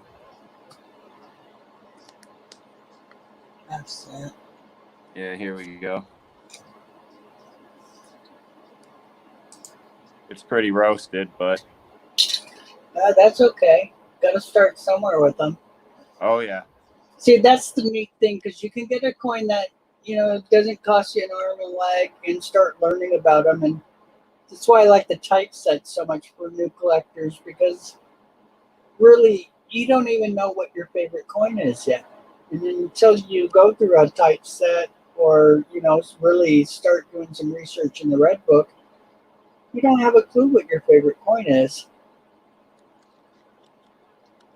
Found out mine are half dimes and half cents. Well, I like in the flowing hair coins. Oh my gosh, they're a little out of my price range for the nicer ones though, and they're so beautiful and high grade. They My started. problem is I see coins and then I'm like, I like that coin, and then I see another coin. I'm like, I like that coin. I see another coin. I'm like, ooh, I like that one too. This is my first SLQ. Nice. Is there a mint mark there? I don't know if this one had a mint mark or not, but I'm getting ready to. It's on the step. Just Yeah, about. I don't think there is one on this one. I don't. But I'm getting ready to buy a roll of them, I believe, and 90% of them they all have dates, and then most of them have mint marks. Yeah, I've got some really nice ones of the Standing Liberties. I've got the first couple dates, and I've got the key date one. Was it 27D? I think, or I forget now. Yeah, me too. Uh, Lady Kid Nichols, the half dimes and stuff are some of my favorites. I've got a couple neat ones here I can show you in just a second. And then there's this, of course. Oh, that's a nice one. Very cool. Oh, that's a gold piece, huh? Yeah, $10 Liberty Head. Very nice.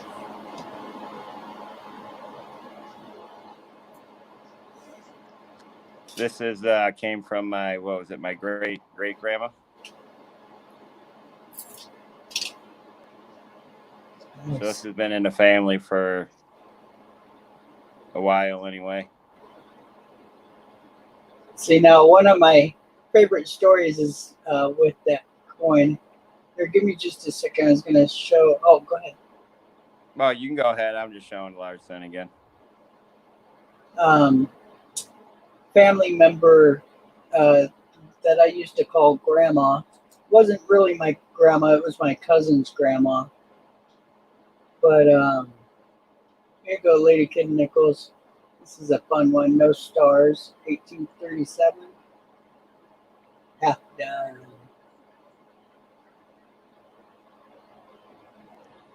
I have one half dime. It's not in the very best shape though. I mean, you can still read everything, but it's got like a little dent in the middle of it. Now this one's got a nasty little mark.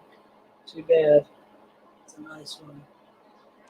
I just love the old coinage because it's so old. To think it's made it all this time through, whatever Civil Wars or heck Revolutionary Wars or whatever the case may be. You know what I mean? All this stuff that's happened over time. And then there's a coin like that still made it. In 1860, that's like MS-64 5. Yeah, see, that's what I mean. For it to be in that condition, just imagine what that coin could say if it could actually say something.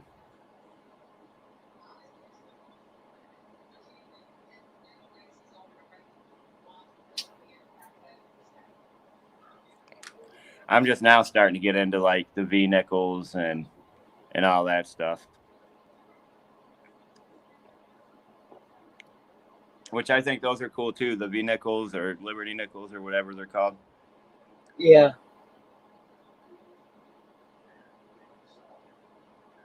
Yeah, a lot of people in the books call them liberties, but most of us call them B-nickels. See, now there's different types of half dimes, right? Like sitting half dime or something like that, and a different names for them or whatever there was. I forget.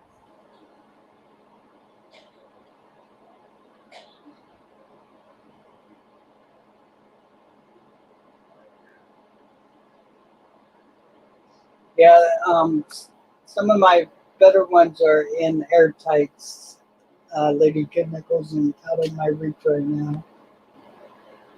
So I have a very large collection, so it's kind of hard to keep track of a lot of the coins.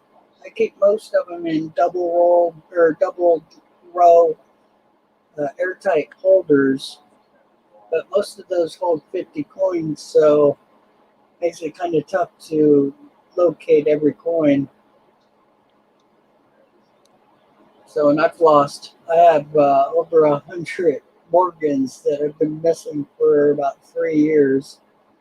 I know they're somewhere safe and probably almost within reach, but yeah, hopefully I'll find those soon. In my Carson Cities, my grandkids saw, well, my oldest, she saw the value on one of them. It's at 85 Carson City Morgan, and yeah, that one's a semi-key at $600. And next thing I know, of course, she's fallen in love with it and needs to have it in her collection. So she does. Well, No, of course. not stolen. Just I'm like 95% bedridden, so my coins get out of reach sometimes. But they're all, for the most part, here in my room. I've got 1,800 pounds of U.S. collector coins, so it's not hard to misplace them. No, I wouldn't imagine. As long as you've been collecting, I'm pretty sure there's a few coins that are misplaced. Well, the sad thing is I know I had some of the real special errors, and I've never seen them again. I have a hard time remembering sometimes what coins I have coming, let alone the ones I have, and I don't even have that many.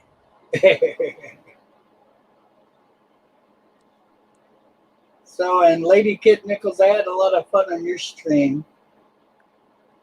You guys had a lot of fun over there. It was pretty fun. So, for those of you that are rewatching this, be sure to check her out. In fact, you should check out most of the people that come into my stream. Most of them have some pretty nice streams and coins.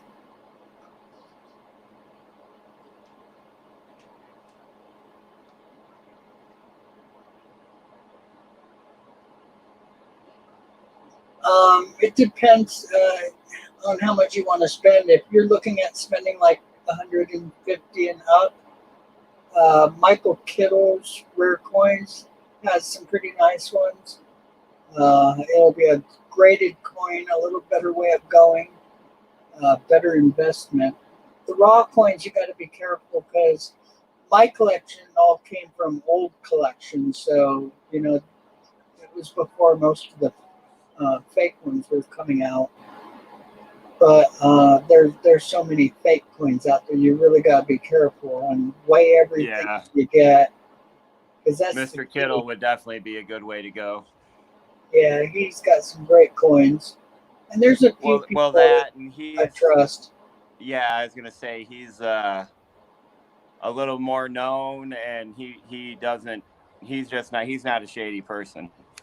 Yeah, and if you want a raw one, talk to Lemonhead Penny. he goes through enough coins, he'd be able to find you one. Might take him a couple weeks, but and he's totally trustworthy and knows his coins extremely well. You know who else goes through a lot of coins is Sin Hoarder. Now, see, I'm just now starting to know him, so he's not somebody on that. I mean, I've seen some of his videos, but I haven't really met him a whole bunch of times. He's a good dude. I mean, if you want to deal with someone legit and get a real good price on an expensive coin, honestly, he's would be the first person I would look to. Cool. Put it this way, he found me my 1909 SVD. He found me every book in my one Lincoln album for the most part. My 1909 SVDB, the 1909S, the 14D. I have a 22 week D, not the no D. All those coins came from him. That's cool. So, he definitely knows a thing or two. But I've seen him get a lot of other. I mean, I've seen him go through a lot of other things. Currency, old silver. I think right now he's messing with coins for typeset. Plus he hoards Lincoln crazy like you do. He has a whole room full of them. Yeah, I figured with his screen name. Oops, turn it. Yeah, it's not figurative. It's literal. He is definitely hoarding some cents over there. No, he's not here, Hector. We're just bringing him up.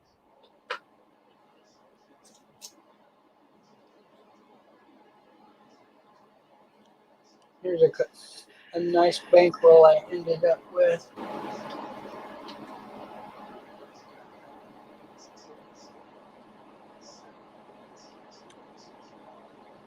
I think I have some proofs of those. Yeah, this roll has some just the Canadian coins when they're bankrolls or the mint sets. I mean, some of them are proof-like. I mean, it's just amazing the quality of some of them. Oh yeah, when they haven't been through circulation, they're really I like them. I think they're really cool looking. This one's actually rainbow toned around the edges. Yeah, I can see it a little bit.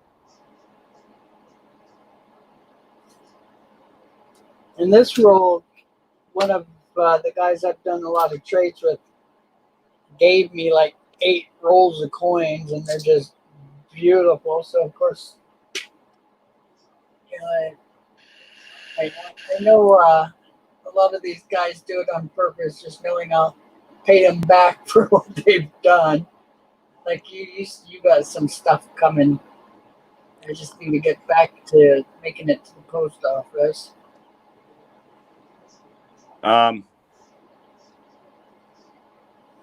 I think Johnny Ray is asking you if you sell anything. Yeah, Johnny Ray, I do. In fact, the graded coins, I pretty much sell most of it. There's a few coins I've bought from friends that I want to keep, but the rest is pretty much open. And as soon as I get back in the swing of thing and start getting the higher grade coins done, I was doing $600 and up coins too, mostly pennies and full step nickels.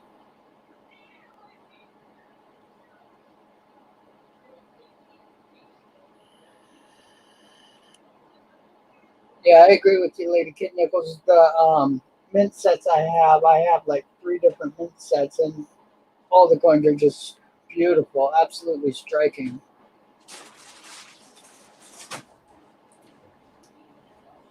Yeah, Johnny Ray, just let me know what you're after. I have kind of everything. Well, at least a little bit of everything. And I do have a lot of key dates in the older coins, just not the pennies.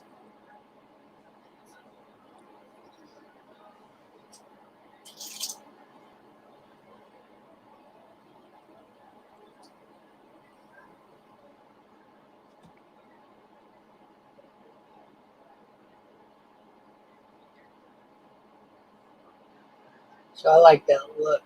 I like the edges to be toned.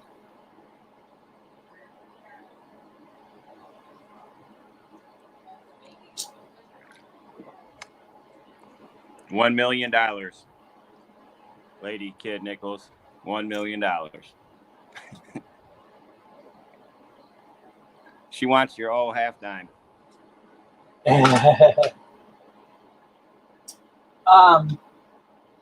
Here, just a second. Let me give you my email.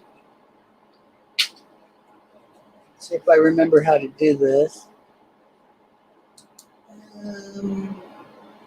Well, also remember, anybody, if you want to email Rich about questions, coins or whatnot, his email is on his About page as well.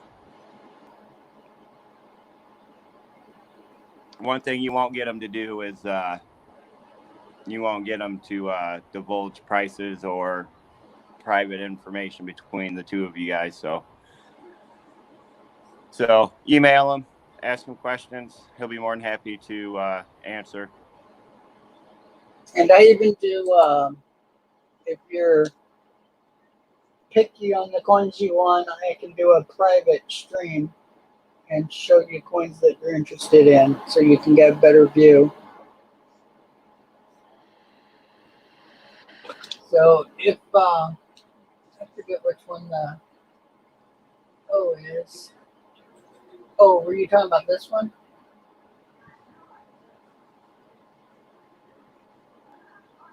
That one was an O. No. Huh.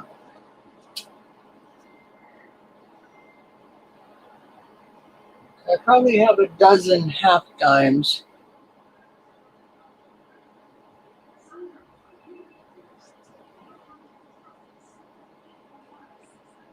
Yeah, I'm not sure which one she was talking about.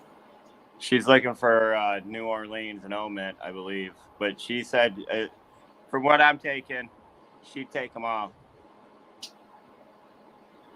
Yeah, I can go through and see if I have one. I think she just likes the half times is what she's getting at. Yeah, I do too. I've always, when I started to do my typeset, the thing for me was finding the right type of coin was great, but I always went for that first year. I thought it was really neat, and I ended up with 83 first years, including the 21 piece and some of the 1916 coins, and cost me a arm and a leg for some of them, but it was a lot of fun. Like the 1866 seated dollar. Oh my gosh, it's expensive. Yeah, those things aren't cheap. Yeah, unfortunately, my this one here, if that's the one you were talking about, is not for sale. Some of them have stories behind them, and this one I found in a World Silver bin and paid a couple dollars for it. Unfortunately, not unfortunately, it's a friend of mine whose shop I found this in. And I didn't have my glasses, but I was pretty sure I knew what it was. So as soon as I figured it out, I took it back to him and had it in airtight and told him he had just sold it to me for a couple dollars. Of course, he just about died. It's like 115, maybe a little bit more at the time. I think the prices actually come down on these.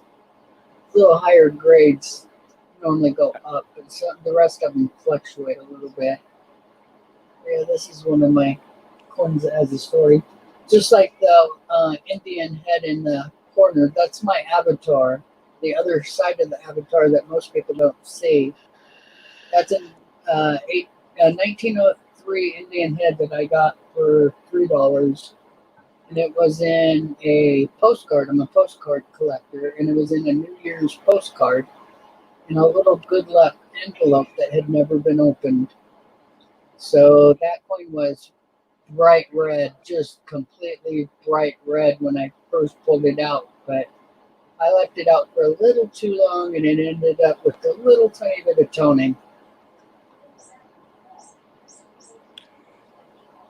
I found my half dime in the bargain box at the coin shop, and I ended up paying like $3 for it.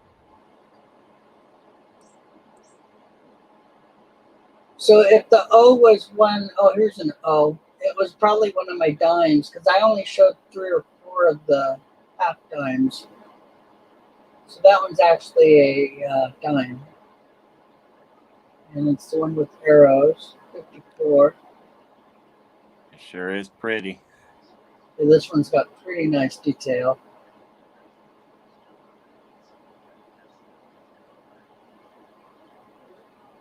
When the stars have those little lines in the middle, it means it's extra fine. This one's higher than that. This one's AU. I'd have to look a little closer to see if there's some wire on it somewhere. Some of my coins are MS coins. I'm not sure if this one is. Well, actually, it looks like it might be. So it just depends. And then I've got doubles and triples of some of them, so I might have more. So yeah, just send me an email to that email and let me know what you're interested in. And if you're buying a group of coins, I always get really good breaks. And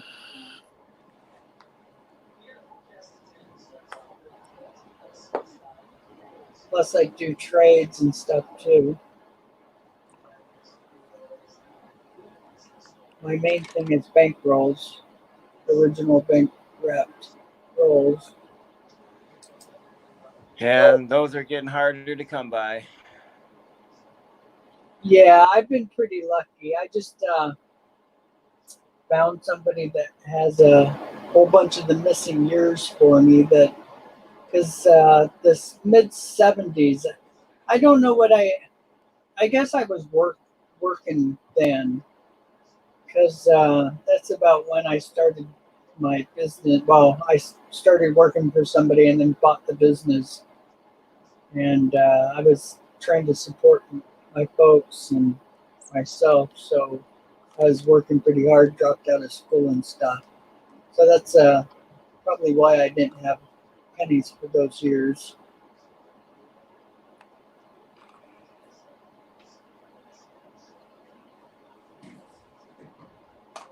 Yeah, it seems like every time I come across any OBW rolls, they're original, but they weren't stored very well, so they're spotty or just not in the best condition. Lady Kid Nichols, any bank wrap rolls, even the modern ones, I'm always interested in. So I don't make it to the bank very well these days, and plus being on the West Coast, we don't see the coins that the East Coast and the rest of you guys get. So, like I'm doing a trade right now for 2020 D pennies and quarters. Some of the Samoa bats. I've got like 12 rolls that will be coming my way soon.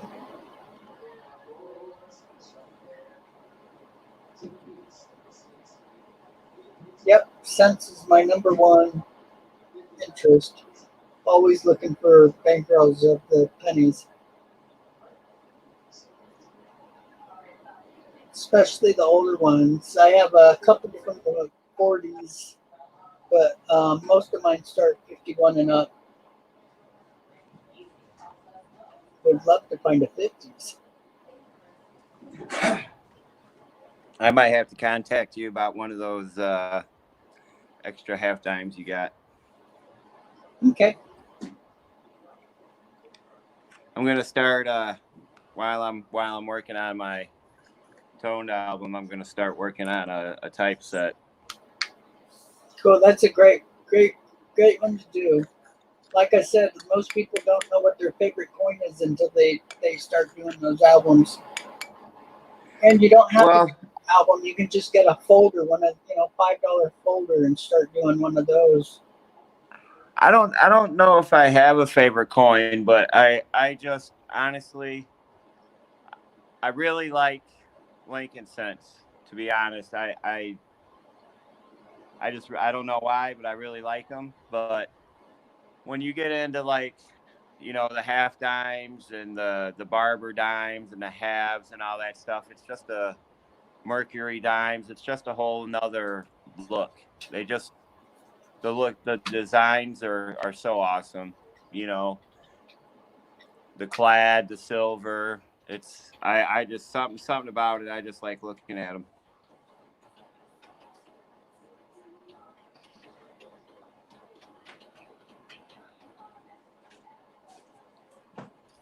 I don't know if I can get a real good picture of it now, but this is what I've been working on right now. So that little computer you just showed a minute ago, is that a Zeus? ASUS? This one, Yeah. Best brand you can get. Did you know that? huh? That's the best brand you can get. That's what I hear. Dell, HP, all those guys get their parts from them. Um, all the internal parts in my computer are from them.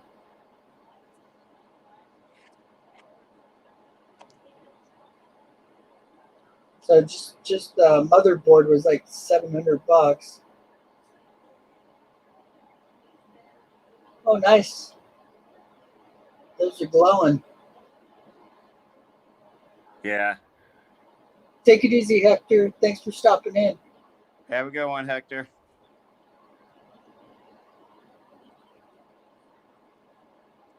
There's got a bunch of untoned coins in here, but after a while they'll all be switched out. Yeah, be sure to pull out the ones that are toned that are next to your BU coins, especially the gray toned or dark toned, because Yeah, eventually this will only be toned. These were just in here when I got the album. The ones that aren't toned were in here already when I bought the album, so I just haven't gotten taken them out yet. yeah, when you put a brown coin or a toning coin next to a red penny, it'll slowly get it and turn it dark. Proofs too. Proofs are really susceptible. Yeah, I really like Dansko albums. I made the mistake of buying the Intercept Shield albums for pennies, and they have a silver protection liner that keeps your coins from tarnishing, and it damages pennies. I lost some really high dollar coins. And then my baby, of course, Nice. fully complete. Good for you. This looks like Scent Order did really good for you. What kind of Yeah, grade, I'm just slowly going through and upgrading now. what kind of grade was your SVDB and your 14D? Well, I got those raw, but the SVDB was it was very fine, but it has a little bit of rim damage on it, so unfortunately, it got a details. I just pulled a 22D extra fine out of my rolls. The 14D, that's it's actually where's it at? It's actually I would say it's definitely very very fine, Oh, nice. but it's still got decent detail. You can read all the letters. You can still see Liberty and the date and all that back. And the reverse is still good. The reverse is probably nicer. Yeah, that's a tough coin to come by. And then this is that's the weak D, not the no D. Nice. That's a pretty penny.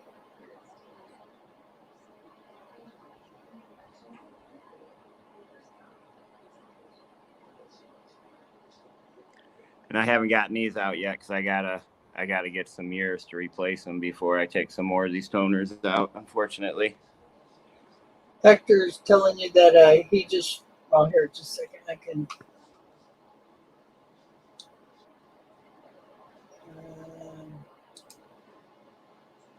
I put it up on screen.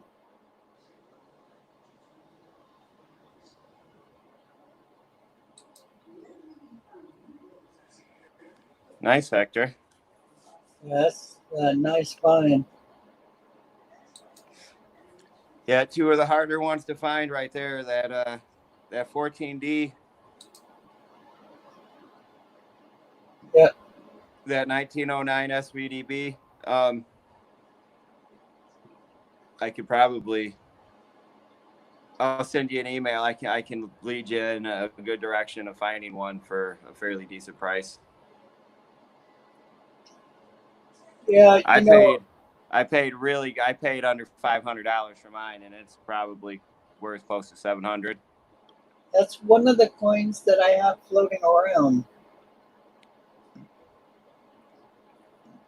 So I got one as a kid. Got ripped off big time, but it was a fine, and it's got beautiful color, really nice chocolate color. But um, I had put it in one of my old folders, and um, when I went through the folders, I didn't see it. So I'm got to be missing a folder somewhere. So I've got stuff packed up. Well, and I might have lost it because of my dear ex, because she dumped a whole bunch of my stuff. But yeah, I'm not sure. And it's so frustrating because it'd be so nice to have that spot filled. When Kittle and us did the XF40 giveaway, it just killed me because I had to keep looking at it. It's like, I know I've Yeah, got I it. was. What I believe I was the second runner up for that one. Oh, nice. Yeah, Second or third, I forget. Kitty I Cat ended was up I ended up my winning pick. some silver Britannia 1 ounce round or something. Yeah, it just Which doesn't compare, does it? no, but hey, I'm not gonna complain for not doing anything and getting something for free and getting a chance. That's still awesome in my book. Take it easy, Hector. Have a good one, Hector. You say I'll email both of us later. Yeah, the kitty cat or cutie cat, she was a sweetheart. I'm glad that she won. I'd seen her around in the streams before, and she had been in my stream a bunch of times. And she was my pick. I actually picked her name, so she went on to the. Do you see her around anymore? Because that's No, it's been I a while, but I haven't been on like I used to. I'm really not anymore either. Honestly, like I'll get on and look for maybe like to see if you or Cajun are on, maybe mess around in like Kittle stream or if he's got one or like Big T or Big Flip, I'll kind of go in there and mess around. But honestly, I was just spending way, way, way too much time on YouTube. Yeah, see, I'm kind of stuck, so Well, I am too, but it's just I mean, I'm not in the same shoes you are, but I just got to the point where I was spending too much time watching fucking YouTube, and it was just like I couldn't do it no more. I just couldn't do it. I've So got I so, had to step back for a while. I've got so many different things I follow because I follow shooters. Uh, I love watching guys, the target high end target guys, and Well, that's my other problem, you know, is having so many streams to watch. It's like, how, you know, it's like you sit in these streams and people are like, yeah, check my stream out. And you go check their stream out and it's cool. But then you're in their stream and they're like, someone else is like, check my stream out. And then you check their stream out. And it's got to be too much trying to keep up with like 100 different streams every day. And it's funny because me and my grandson used to watch like some of the family farms and stuff. And I guess I was more hooked than I thought because I've continued to watch those. So I watch a lot of the, well, one of them, it's really kind of cool. Shit, I can't think of the name of it, but it's a farm where this little girl, she's about 10 years old, and she can take a bird that is mean or having fits or just cruel to all the other birds, and in a couple of weeks she'll have it trained to be docile and friendly, and they've got, well, she makes like $2,000 a month with her egg selling and chicken and goats, and yeah, they do all kinds of stuff. It's pretty amazing. She just, most of her money comes from selling eggs. They've got hundreds of chickens. Everybody's buying the fresh eggs these days.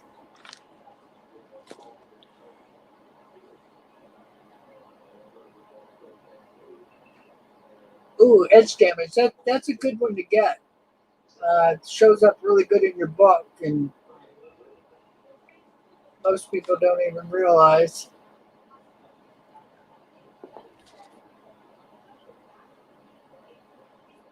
Cool.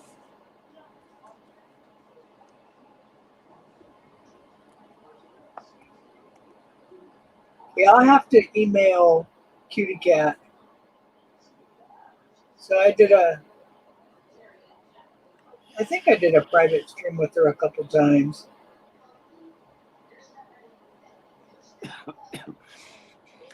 Well, yeah, since you and Cajun stopped streaming as much, I mean, I just don't spend as much time on YouTube. I'll jump in and say hi and give people likes and, you know, mess around for a few minutes, but I just don't do like the coin roll hunting. I just don't. I'm not into it too much. I'll watch like Big Flip a little bit, but I don't know. Watching other people hunt for coins, like $50, just to me isn't really too intriguing anymore. Yeah, and see, I don't coin roll hunt. Not, you know, I only do the BU rolls. So the last time I did a box. Well, I did a box about a year ago, and in fact, I think I did 2 boxes, but then it'd been years since I did a regular bank box. I'll pick up a few boxes looking for bank rolls, but if they don't have the bank rolls, I normally just turn them back in or give them to my grandkids. Yeah, well, I was doing the halves. I mean, I did the halves up until this virus stuff started happening, and then the banks wouldn't let me.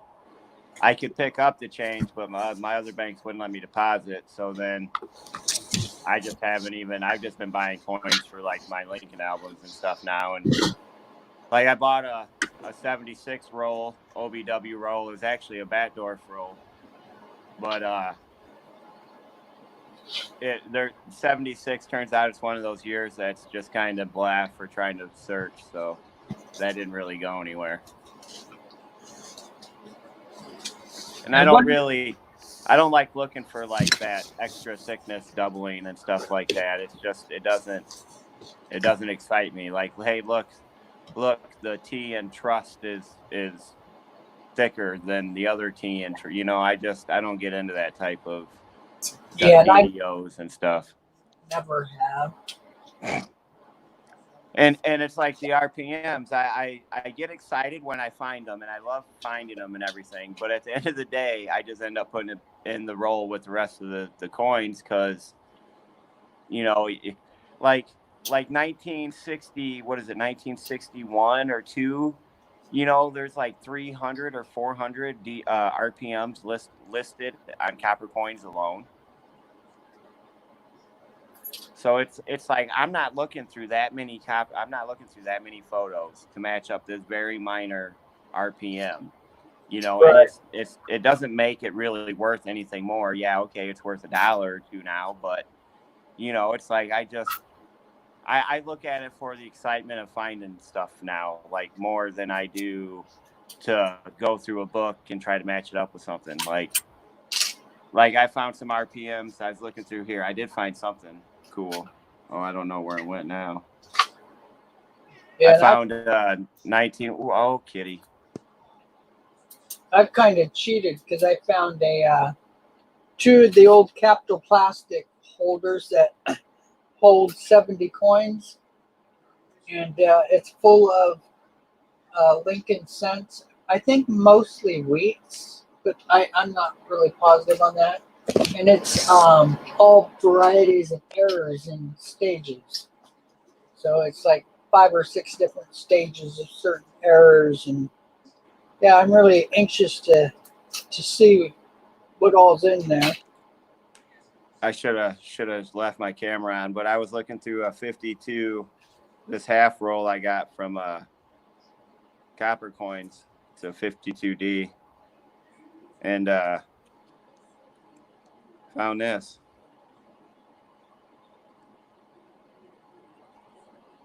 Oh, nice. And it's in BU condition at that. Yeah, nice. Congrats.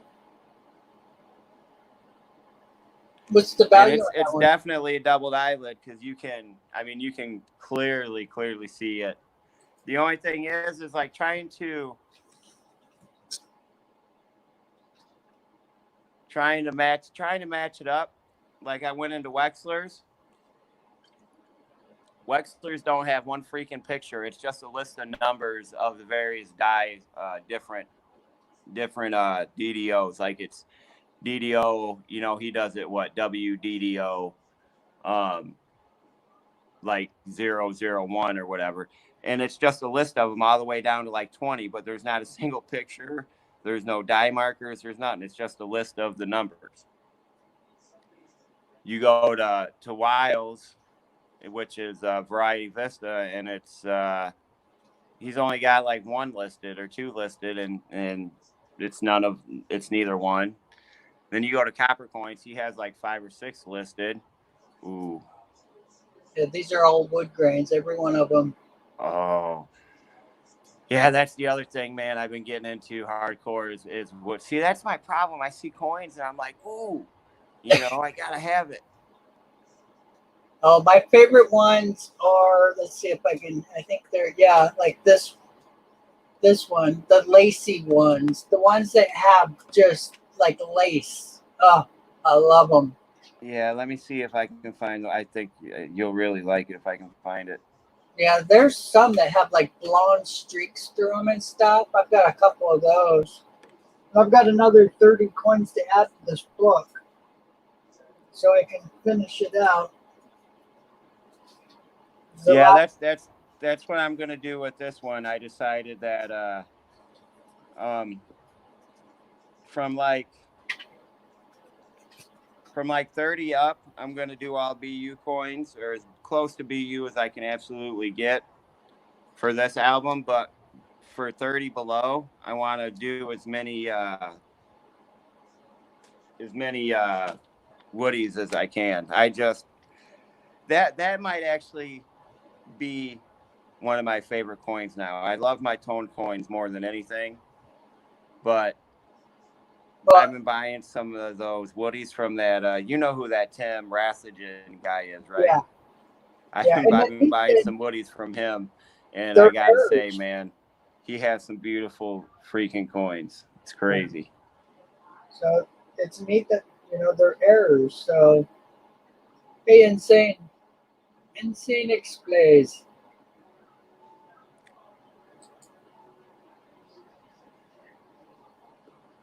Oh, I got something else. You'll appreciate this. Most people, a lot of people probably don't know about this.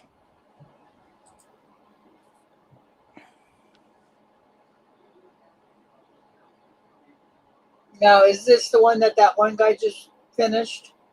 No, this is Oh, the this is volume one. This was made in. This is the original one. This is in 2003. oh, nice. Not the. It's not the original one, but you know what I mean. Yeah, It's first copy. that's awesome. See, I love stuff like that.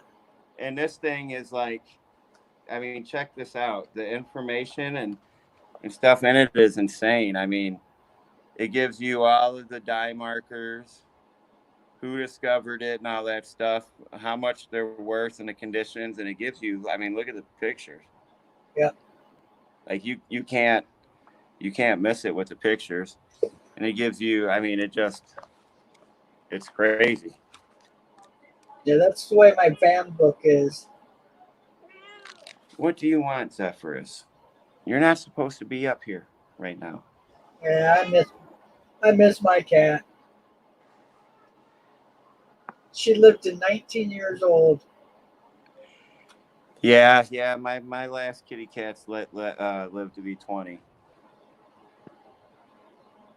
And She's she was wanting attention. a Bengal mix with wild, the wild cat. Yeah, this is Asian leopard cat Oh, no mixed wonder. with a domestic cat. How much she weigh? Or is it a girl?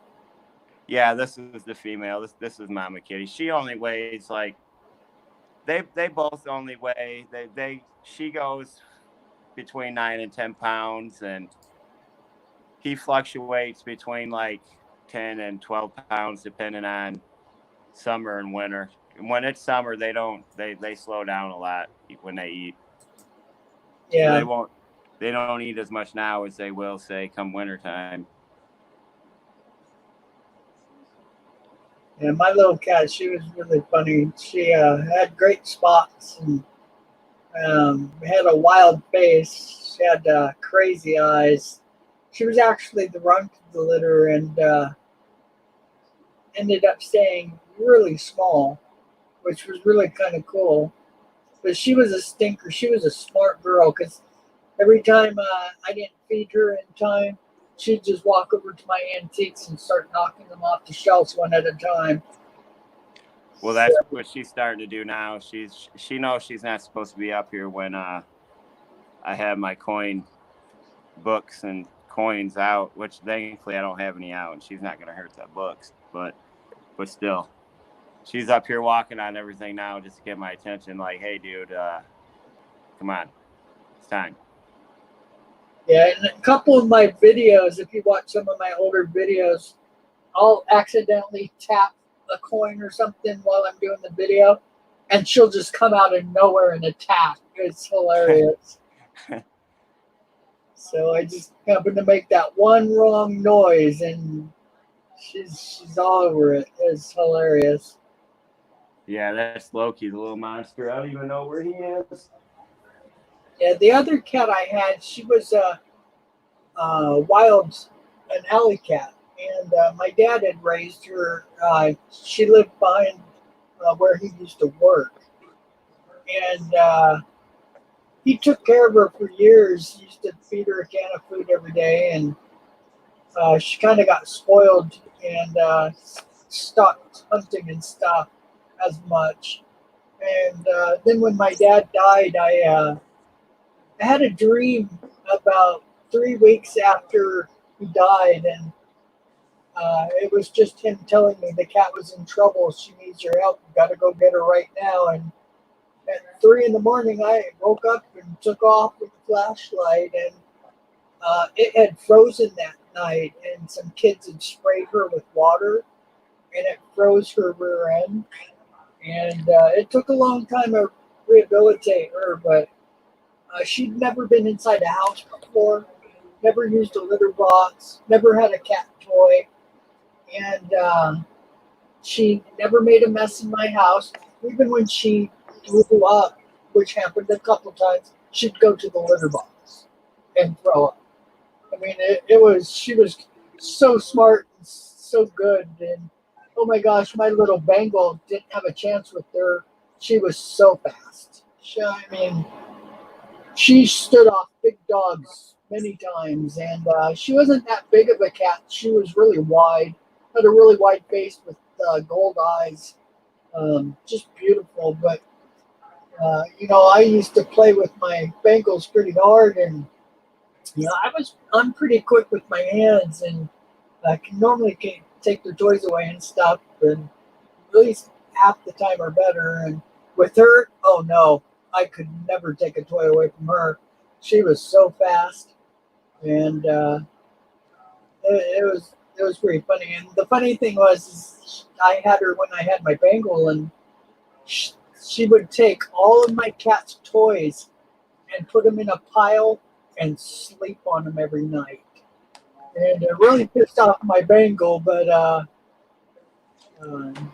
it was just hilarious. She'd never had a toy before, and oh my God, this cat would flip and go crazy playing with the little mice, and it was a lot of fun. I miss her. Her name was Goldie. She didn't live a whole long time because she had a really rough life, but the last few years of her life was very spoiled. Here he is. Here's the other one. Nice. Yeah, I love that breed.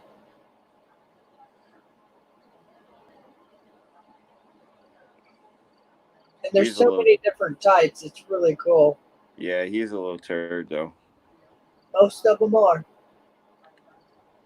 Mine used to hop on top of the doors and wait for you to go through the doorway and pounce on you. Always jump Yeah, he tries to. And my cat, even at like 16, 17 years old, could still jump 6 to 7 feet in the air, no problem whatsoever.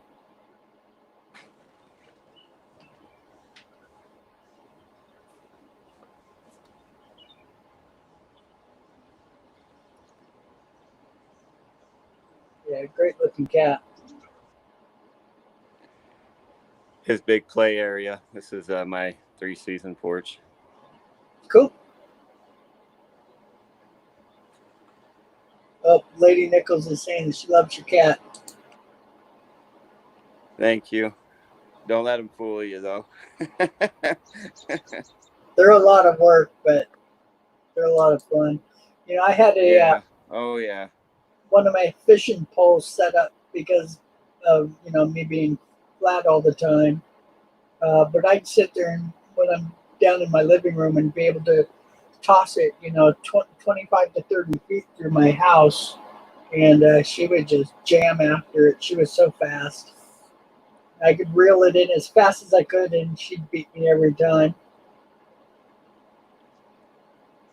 And then he's going through one of his little little moods right now. I was trying to take him outside and have a good one, Lady Nichols. I was trying to take him outside and take him on walks once a day and everything, but it's like freaking crack to him. Yeah. So I'll take him outside, and it don't matter if he's out there for 5 minutes or 5 hours. When we come back in and try to play, all he does is cries and cries and cries and cries and cries and cries. He won't play. He starts getting an attitude. So I had to stop taking him outside. Yeah, I have a recliner out back, and I'd take her out for about a half hour every day. And she was fine with it. She'd go out there and just lay and just watch every bird that flew by. And there was one time I had a hummingbird fly right in front of her, and I'm just lucky I was as fast as I was and as close as I was, because Yeah, that little bird didn't have a chance. They're so fast. Yeah. Oh yeah. That's why I don't let him outside on there. Now, That's do why they he was on a leash. click their I've jaws? heard horror stories of people letting their Bengals out, and then the Bengals would systematically kill everything that walked, flew, Yep. or crawled within like, you know, a block or two. Yep. Like this Do one guy was like, man, my cat brought home like squirrels, rabbits, birds, mice, rats. He's like, if it walked, crawled, climbed, jumped, hopped, it like he's like, my cat brought it home. He's like, the neighbors hated my cat. yeah, it makes it tough. Mine, we'd have possums and raccoons and stuff come to the back window, and uh, whenever she saw them, she'd start drooling and clicking her jaw really hard. Oh yeah. Do Oh yours yeah. click? Oh yeah. Yeah. I wasn't Yeah. sure it was part of the breed or not. I've only had a couple. He tried. We have a skunk that walks through our backyard every once in a while back there, and it was right here on this back path. Actually, it was just over to the right a little bit more, and it was a skunk, a not a big one, but big enough. And this dork tries freaking attacking it through the screen, and I'm just sitting here thinking, oh no. Take So I care. hurried up and grabbed him real quick, and I ran inside because that was the last thing I wanted was for that skunk to spray him, me, the back porch. Thanks for stopping in, Lady Kid Nichols. Appreciate it. We live in this. I mean, I live just right outside the city. I mean, I live in the city, but I'm just outside downtown. We have turkeys that come through here, skunks, raccoons, possums, a little bit of everything. Do you ever get foxes or coyotes? The coyotes are starting to make their way in, but I think I'm a little further in to the city. Hey, stop. Scratching on my screen. Go ahead. But we've had foxes, but not here, just up the road. There's a little a couple fields and a park with some woods and stuff, so they frolic around over there, but I've never seen them in the yard over here. Yeah, when I first got her, actually, it was my daughter's cat. And my daughter kept hitting me up for food and babysitting the cat. And then finally I told her, because she was leaving her for like a couple weeks at a time, I told her the next time you do 3 weeks, she's staying. And sure enough, she did it not that long after. And she was moving around a lot at the time. And so then I ended up, having her full time. And when I first got her, she would just throw herself at the screen and start making all those clicking noises and getting all crazy with the head that's flipping out. And I mean, her head would go nuts. And I'm on the second floor, so her hitting that screen so hard, it was like, one of these days, sweetheart, you're going to end up out there on the floor or the ground, and you're going to be sorry you're hitting that hard. But I finally trained her out of it. Yeah, we have a bird that nests right at the corner on one of the downspouts from the gutters, and it has a nest up there. And every time it flies in, man, that Loki he does the same thing. But instead of like making the noises, he usually doesn't make the noises till after he jumps on the screen and gets stuck. And then once he realizes he can't get to the bird because there's a screen and he's hanging, then he just sits there and makes all those little clicks and freaking Hey, cat, Lincoln. I tell you. Lincoln. Hey, I had one big scare. My cat always hung out on the second story window in my room, and I would watch the birds. And right where I am, a lot of geese and stuff go by and stuff. And late one night, this giant owl slams into my screen and had its claws out. It was going for my cat, and she was right there next to the screen. And it took her several days before she got back up there. Man, it really woke her up. It was a big ass owl too. I'm lucky it didn't go through my screen. Oh, yeah. Over by my mom's house, there's a bunch of red-tailed hawks, and I've watched them. There's a bunch of like alley cats over there and stuff, and they'll pick the babies up when they're out running around and take off with them. Yeah, we've got golden eagles around here, and I've seen them pick up cats no problem. Oh yeah. Yeah, they don't mess around, especially those little kittens when they're out there running around. They're not wise enough to know any better, so they're not even paying attention, you know. All right, Rich. Well, I'm gonna have to hop off here. Alrighty. Thanks for coming up. I appreciate it. Getting a little bit of a break here and getting just a chat. Oh yeah, yep. Well, you have a good one. Take care in the chat, everybody.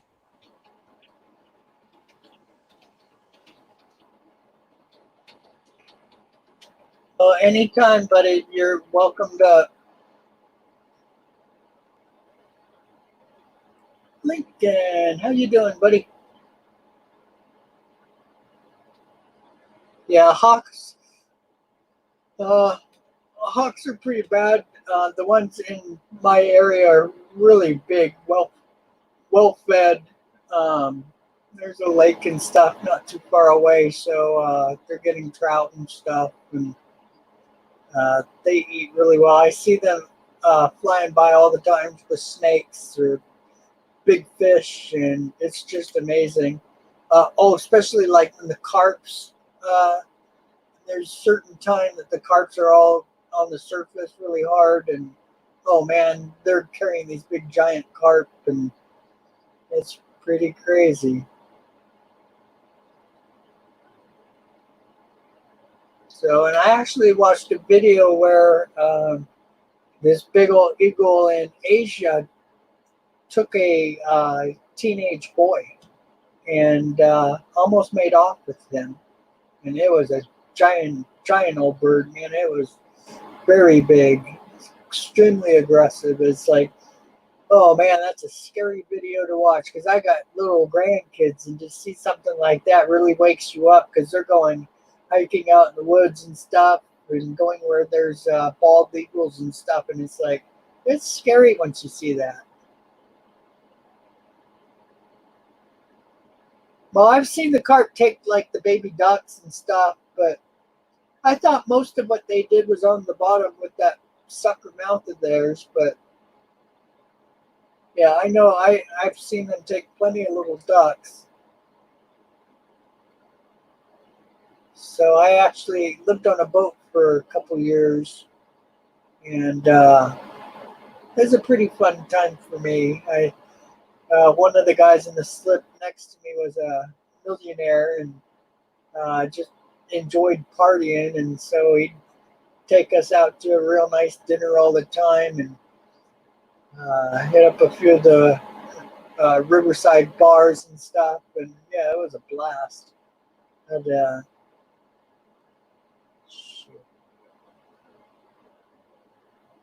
I forget the name of that boat. His boat was like $500,000. Crazy stuff. Some good times back then. He's the one that got me hooked on the darn special tequila. You get like 8 to 10 shots, and it was like $90 to $120 for the little. I think they call it a cask. You have to break the top off to get to the tequila. And I was always a lemon and salt guy, and started drinking that stuff. And it's like, don't need no lemon and salt with that. Oh man, the best tequila I've ever had. Don't know why I'm talking about tequila. Not a drinker anymore, though. I always tell people, kind of drank my life's worth of liquor a long time ago, so I had to stop.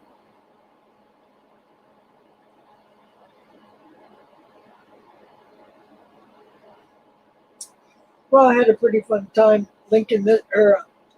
This is my new camera setup. This is a 4K video camera that's not meant for streaming, and had to buy a device to be able to get it to stream. So it does a pretty good picture. My colors are coming out a lot better. I have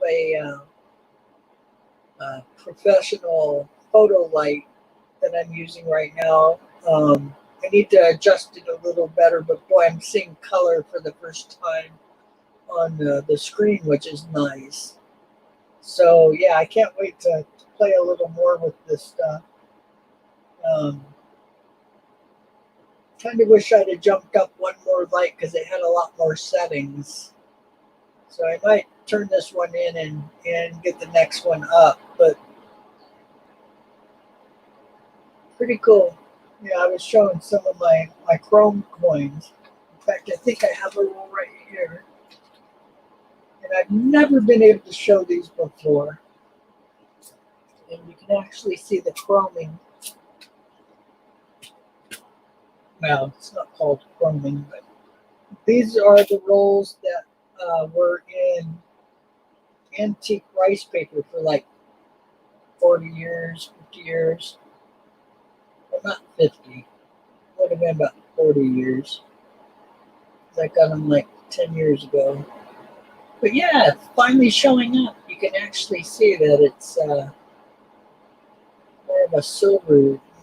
They used to just show up a flat gray. Now they're actually showing up like chrome, the way I see them, which is so nice. I love the center tone on that painting on Monticello. That's what I'm seeing in hand. So best color I've ever gotten. So, and I've just started to play with it. I have 100 settings for power, and it's got Kelvin ratings on it, so I can adjust it like a professional light. Well, it is a professional light. So yeah, pretty cool. Nice penny too. Too bad I can't get them graded. I have a couple that are just flawless. And these are 68s, not 68Bs. It's the 68Bs that are common. Let's see what it looks like.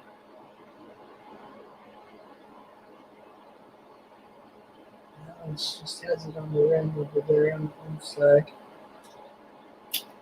Some of them are really extreme. Some just have a spot or two. And then I have a couple that 70% of the coin is covered. So I have to find those.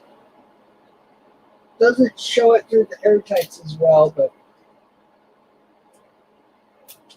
so in the first part of this stream, if it's something that you're into, I was going through, I probably went through 30 or so graded coins, showing the coin before the grade so people could guess. That was a lot of fun.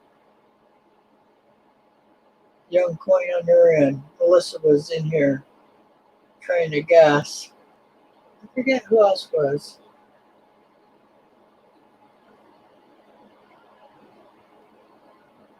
Oh, cool. Yeah, I'm really impressed with it. The neat thing is it's LED, so I mean I could leave it on 24/7 for years and it'd be no issue. All my other photo lights, the ones that, because this is actually on a copy stand, pointed straight down, and meant for like doing books or photography, photos. And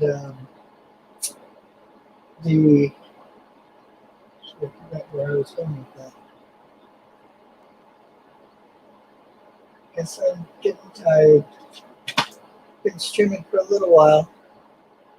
4.5 hours. Not too bad.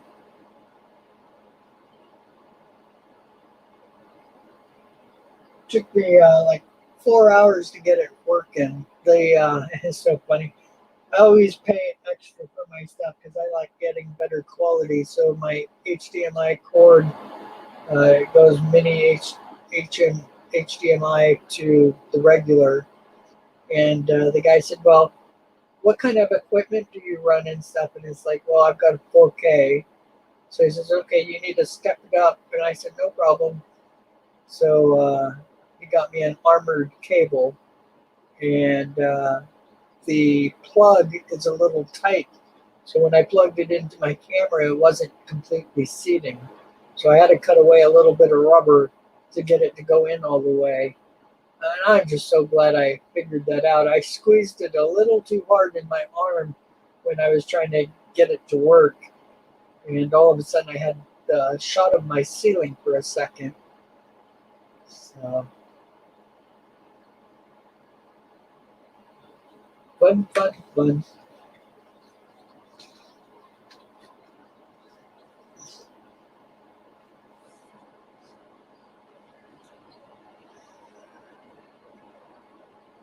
Well, it's nice starting to stream again. I've got a lot of work to do to get this set up to where it is a little easier for me.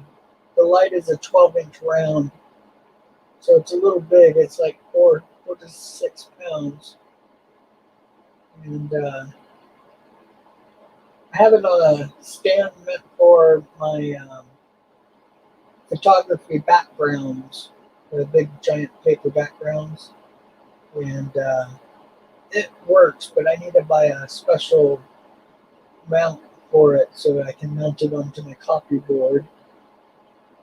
Be able to position it a little better. And I did pretty good on showing the. I'll show you my coin from Michael Kittle. So see, the glare gets in it pretty quick, so I need to find that sweet spot so I don't have the light shining. But even like that, it's not that sharp extreme light. It's a soft light, so it makes it really good. Really shows the color good. The luster's not as good. I need to adjust it to brighter for the luster, but this is my Kittle auction win for the Glendale Club. Pretty nice coin. I really like this one.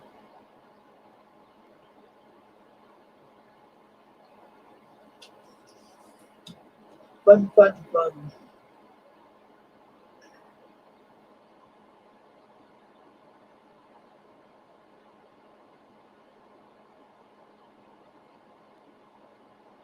Yeah, I'm gonna try to start doing just one type of coin, and do like an hour stream of just that.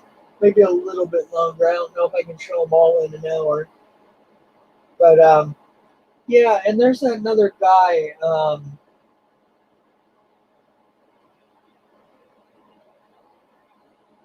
Armando from the Vault. Do you know him? He's got a really nice Ike collection. Not many super high grade, but just a slew of them. He's got a couple albums, and I think he has like 100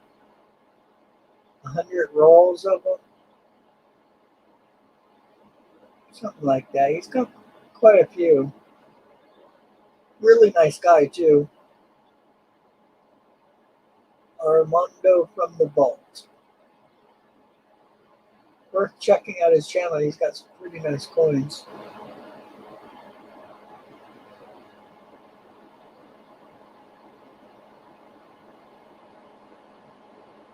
Yeah, and I need to do it so I should just do, recorded and upload it so it's more of a video, because my streams I always get carried away chatting with people. It'd probably be better if I just did a serious recording, and that way I could do some editing and stuff and make it a better, hey JC, make it a better video. And I've been wanting to do one that was just doing single types of coins, like the Mercury Dimes. I went through quite a few Mercury Dimes, but I've got like 5 times more than that. So it'd be neat to, try to do a full year set or something. Fun. And of course, this is my all my wood grains. So they show up kind of good. I need to adjust the light a little bit better for the copper where it starts to show up.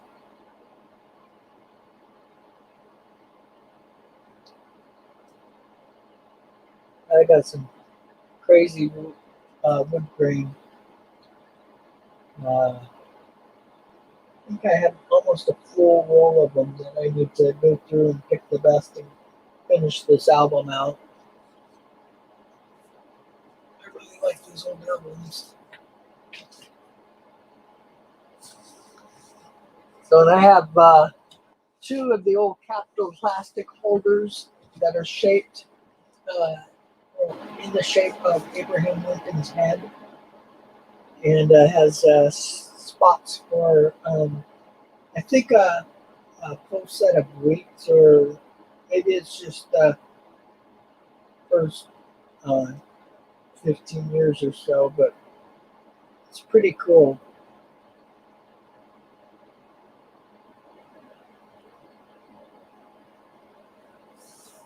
Oh, you're talking about the up in the picture? That's actually my avatar. My avatar is the reverse of that. And I don't normally show the face of it. But that's my, shoot, I just had it too.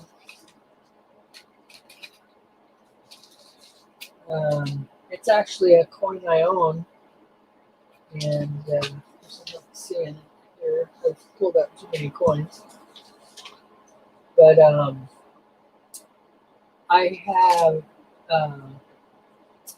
a postcard collection and had bought off of eBay a 1903 postcard and bought it for $3 including shipping, and that's a 1903 Indian head that was tucked into a little envelope that said good luck.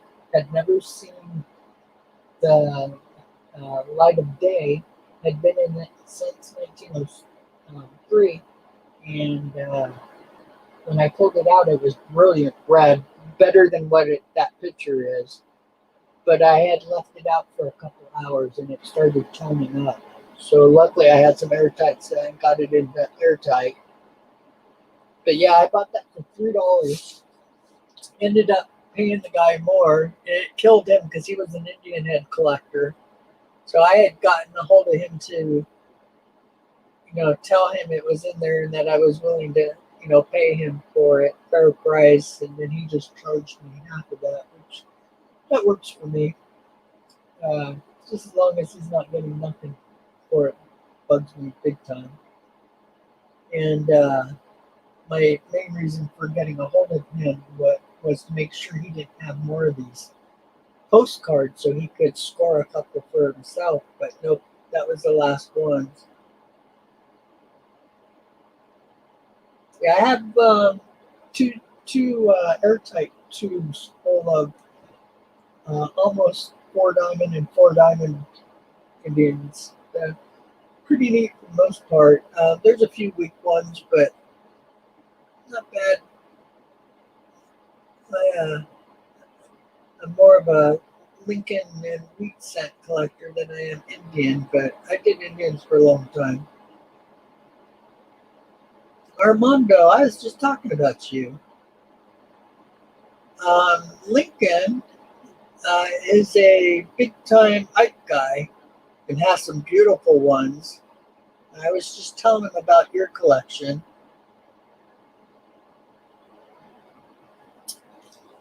In fact, let's see here. Here's my Kittle coin. pretty cool. This is that restrike coin. Pretty cool. So I was showing my Morgans.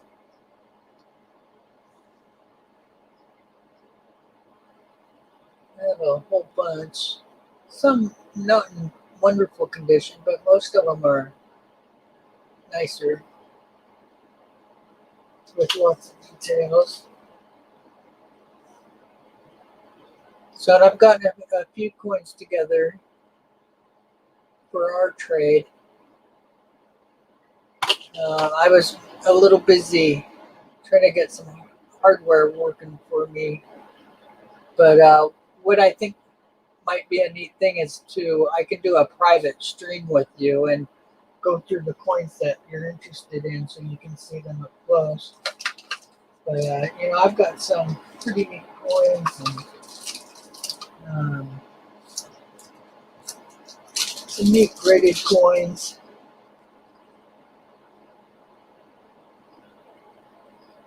Oh, you said you had a graded buffalo, I think, though, huh? That's not bad.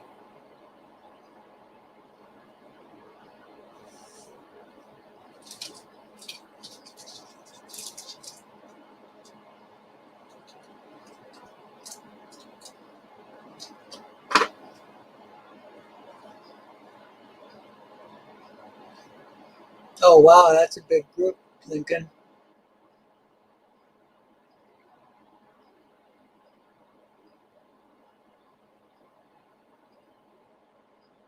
Yeah, he's a good guy. So you should check out some of Armando's videos. He's another good guy. You'd like him.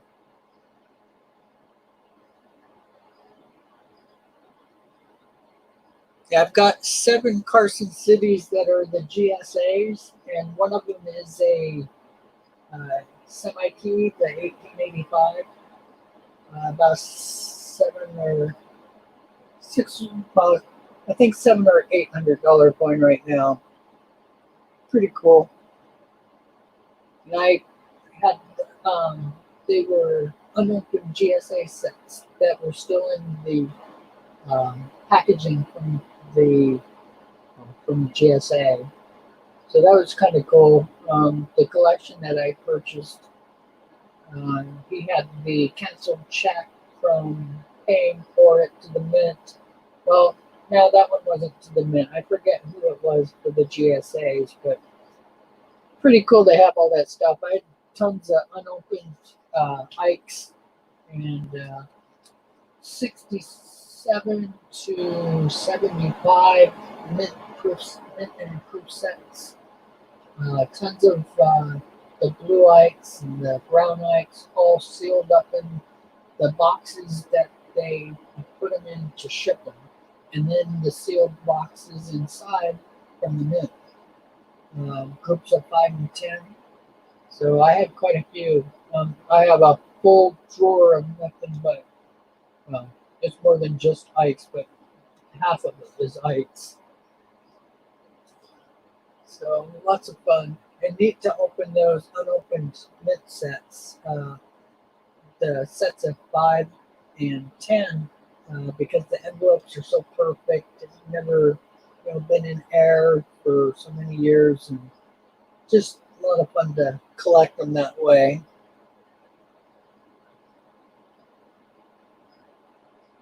I think I'm looking for those same 2 CC Morgans. Yeah, I'm the opposite. PCGS has a higher value normally on their coins. A good example is the 1955 D quarter, the key for the series. From PCGS, from MGC, the coin was $1,500 for an MS-67, but from PCGS, it was $15,000. When the price is 10 times the difference, I'm sorry, you really got to be careful. And I find a lot of Well, now I see it going both ways, but it used to be NGC coins were a little looser on their grades and had a little bit more marks on their steps for their nickels and that kind of thing. And I don't know, I've been doing it for a lot of years, and nowadays you see it go both ways. But as far as the prices go, I've always gotten better with PCGS and my coin dealer. If I do have an NGC, he takes a big chunk out of the price of what the books say just because it's NGC, not their preference. Oh, nice. Yeah, I have a couple of the 84s. I have a video called 50 Pounds of Silver, and it's a video, not a stream. If you end up searching or looking for it, I think it was like 8 months ago or so. We did it, and it shows all my Carson cities and about 330 silver dollars. There's 50 pounds of silver. Um, Pretty cool, pretty neat.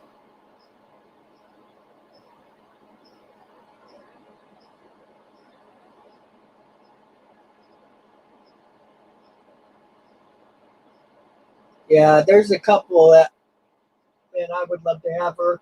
Um, I wouldn't mind having one of the other GSA coins too. There's a few that weren't Morgans or weren't Carson Cities.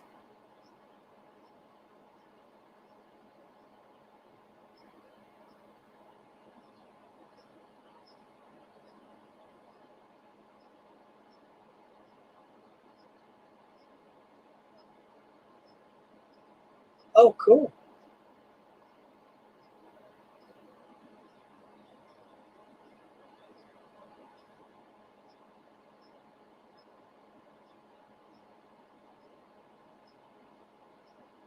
Yeah, I have fun um, with Armando. He's a pretty neat guy. He's got some really neat videos. You should check him out.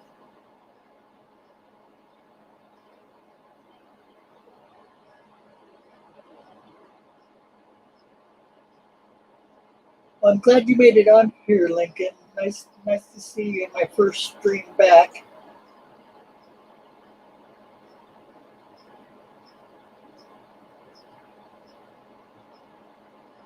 Oh, nice.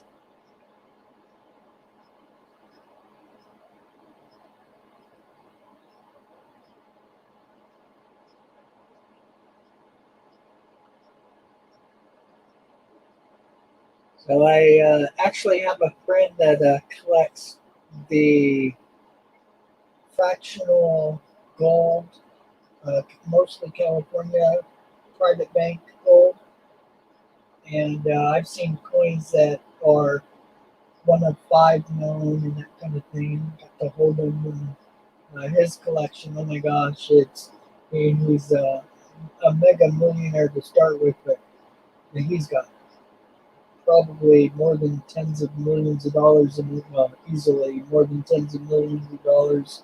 It's just crazy. Um, he's got the best of for most of those sets and has the full sets and pretty crazy stuff. He was somebody that had mega money back in the 40s and started collecting the gold type sets of the fractionals, well, of all types, but fractionals and then that other mint. He had a bunch from that other, the D mint, the Bodega. Oh, I never said that one right.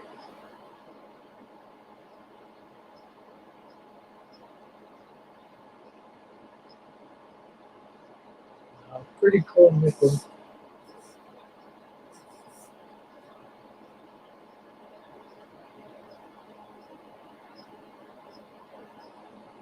I think the most one of my nickels have sold for is about 1,800. So a little bit more than my best penny.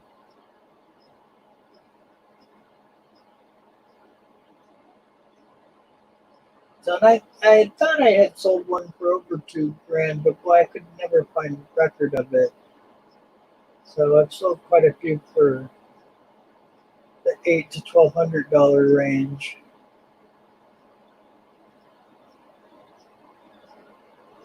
It's my little specialty for my coins is the pennies and nickels in the 67 and 68 grades.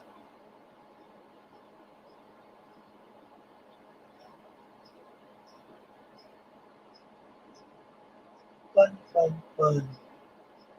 Well, I'm glad you saw me on here, JC and Armando and Lincoln. Nice to get back to streaming. I've been missing it a lot. So I spent a lot on my last streaming camera, but it ended up being faulty. So I'm in the process of returning it.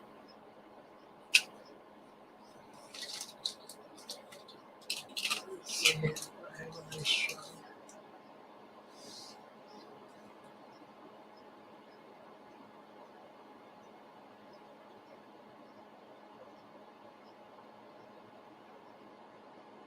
A lot of bad notes in the place.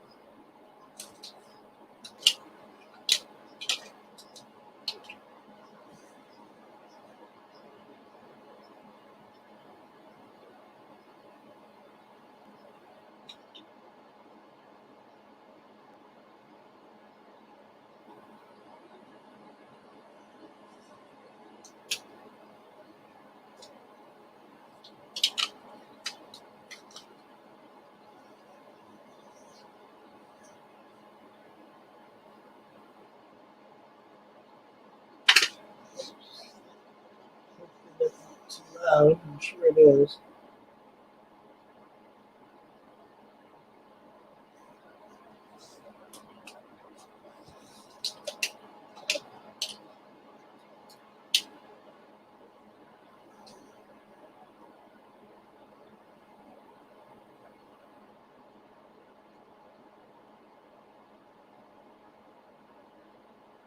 Nice carpet.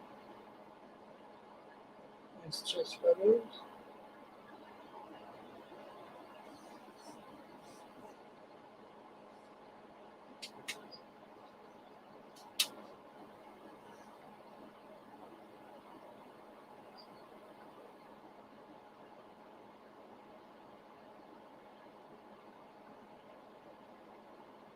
Thanks, JC.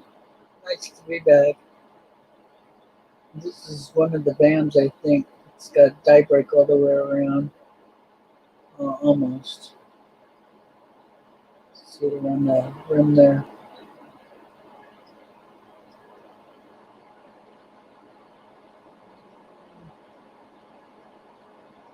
Nope, that one does go all the way around.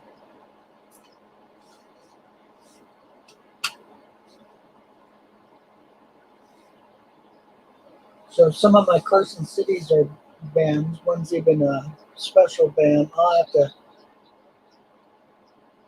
show those soon.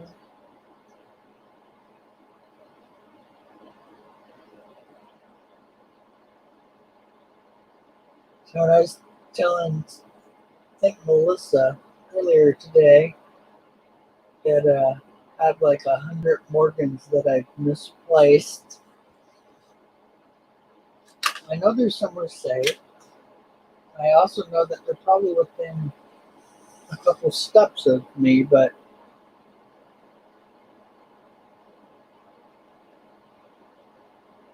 have a lot of different places where I put my better coins. Oh, that's got nice chest feathers.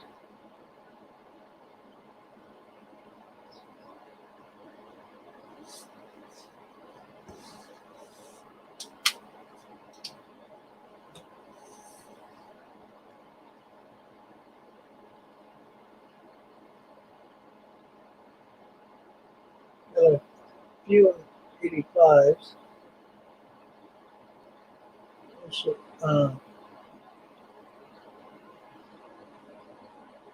There were a bunch of Carson Cities. That's a semi-key gate there. I've got one.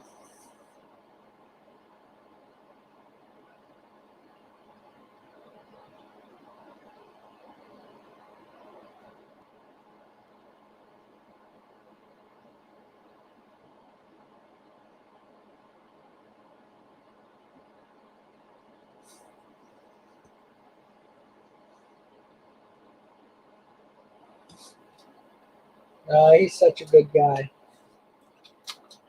Yeah, Lincoln does a lot of modding for him. I'm actually a mod for him too.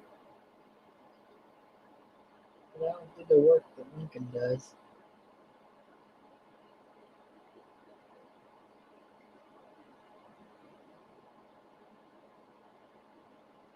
In fact,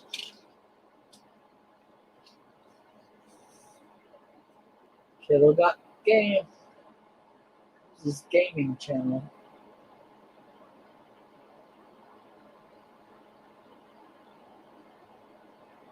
Oh, that's that Lincoln commemorative.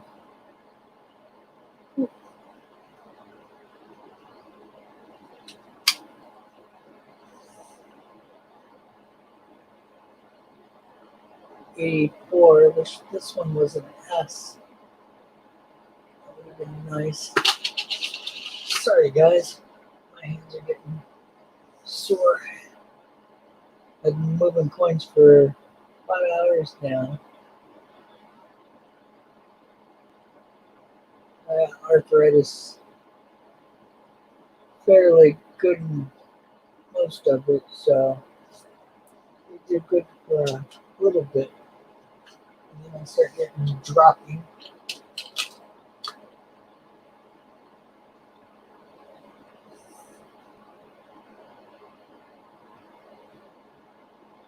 This one actually has really nice wind toning. Just didn't show up as good as I. Oh, there it goes. So that's actually all the way around.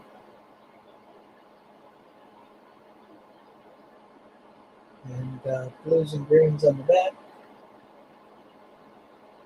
Again, a little bit. Nope, there it goes. Boy, this light definitely makes a big difference for toning coins. Just wish I could set it up so I don't have it showing up on the reflection. Well, I should be pulling these coins out, but nice that it does it within only airtight.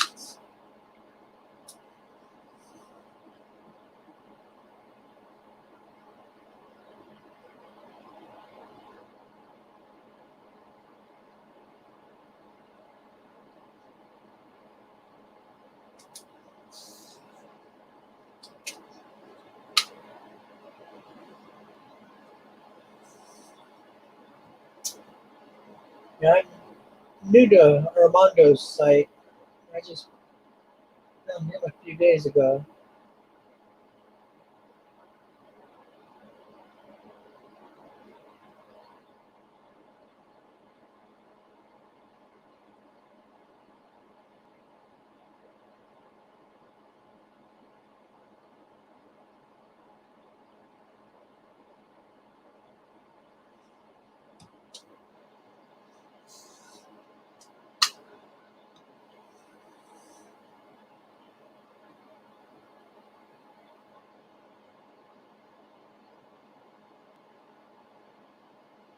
You know, Michael Kittle has a coin. I've already told him I'm interested. Now I just have to come up with the $1,500 for it. But oh my gosh, it is. It has the old doily PCGS holder. He has a Carson City that's a decam, and man, it's just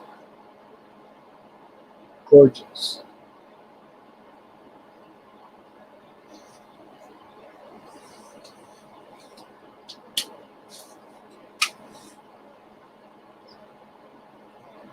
Oops.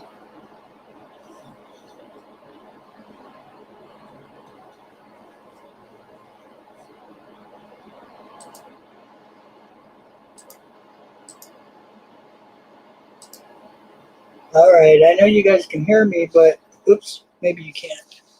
Where did I put that camera, darn it?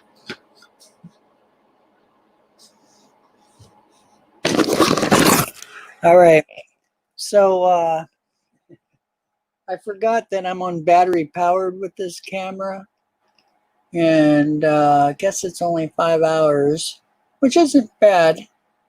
And I do have 2 of them. If I'd have been paying attention, I could have kept it from shutting down. But I guess I will let you guys go and end my stream. The stream was fun. Nice getting back to it. Thank you guys for hopping up here. I appreciate it. And I'll talk to you guys soon. It's so funny. I wasn't paying attention to my battery powered. Got to start paying attention when you change systems. So take care, everyone. Thanks for stopping by. 8 people viewing. I appreciate it. Take care, Lincoln, Armando, JC, Johnny Ray. Appreciate you guys stopping by. And I'll start streaming again now that I'm set up a little better. And we'll see you guys later.